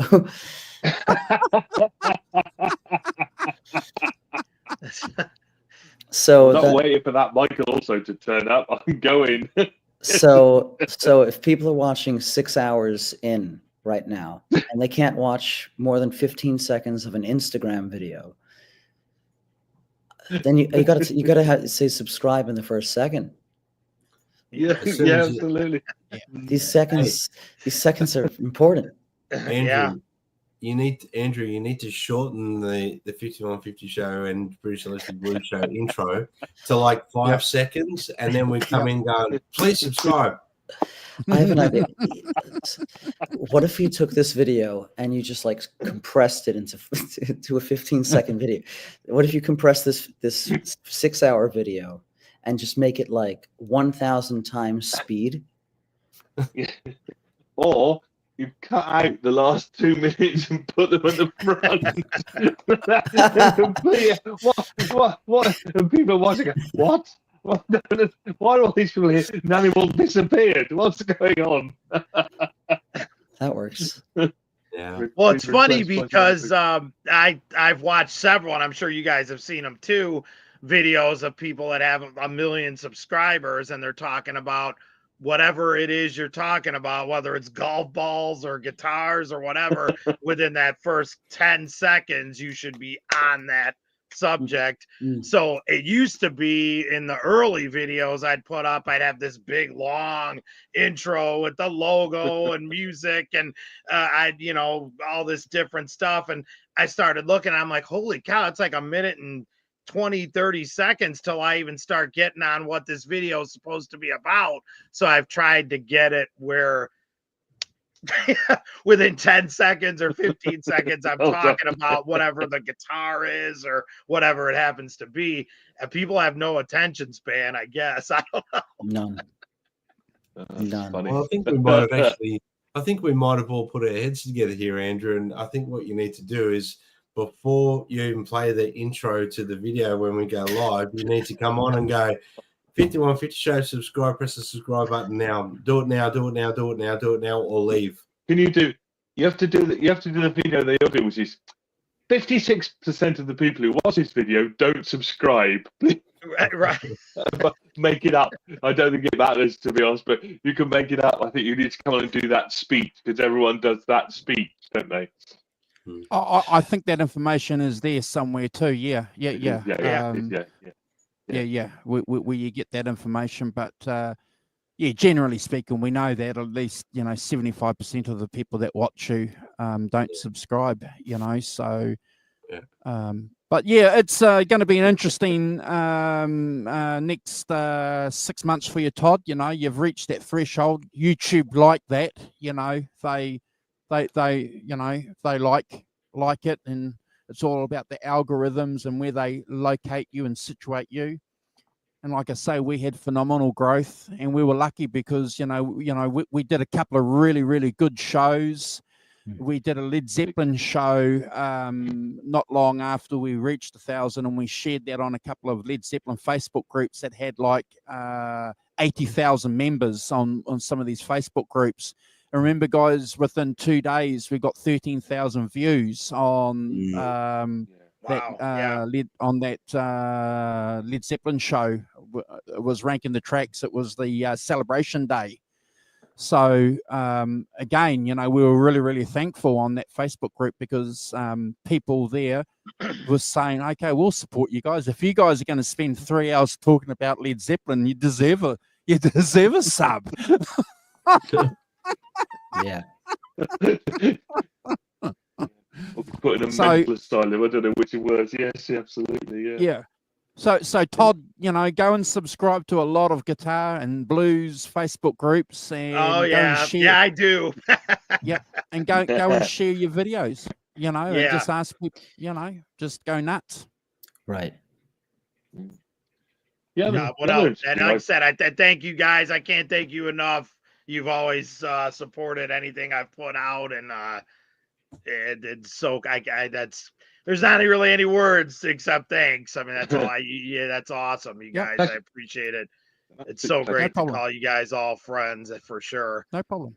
It's good. And as I say, we always say this to anybody that comes on. If there's anything we can do to help promote whatever project you've got coming up, whether it's musical, or something related to your channel, and you want us to promote it, talk about it, advertise it, we're happy to do that. Great. Yeah, for sure. Absolutely. That's Are we the out of whole here, idea. boys? Yeah, I think so. I think we'll- Yeah, gotta no, go, eh? sorry, you guys were leaving and I kept you. it's fine.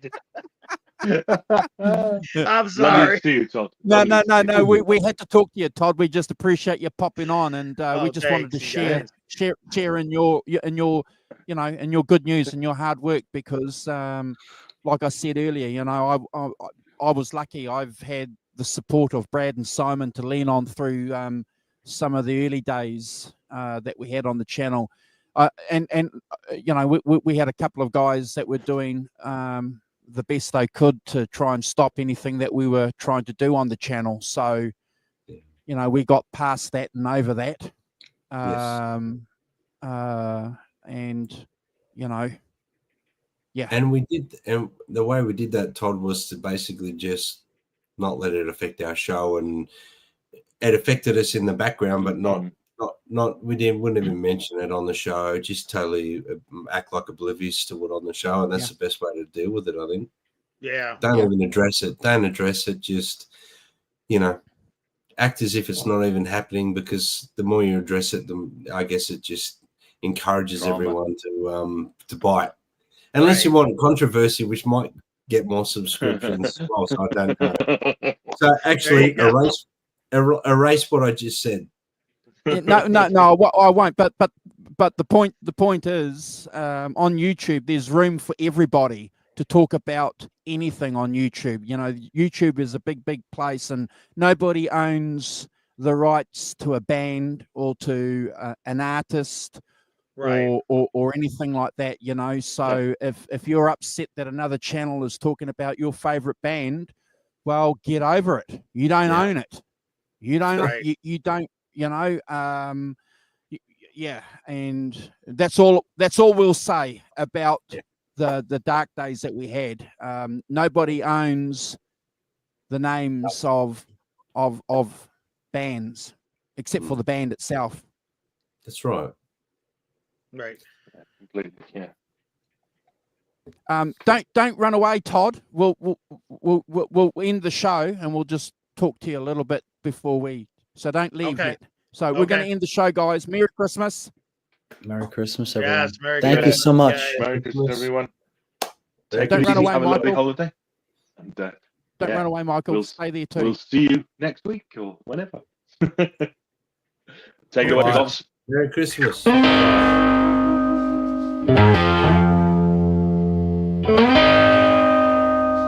Thank you.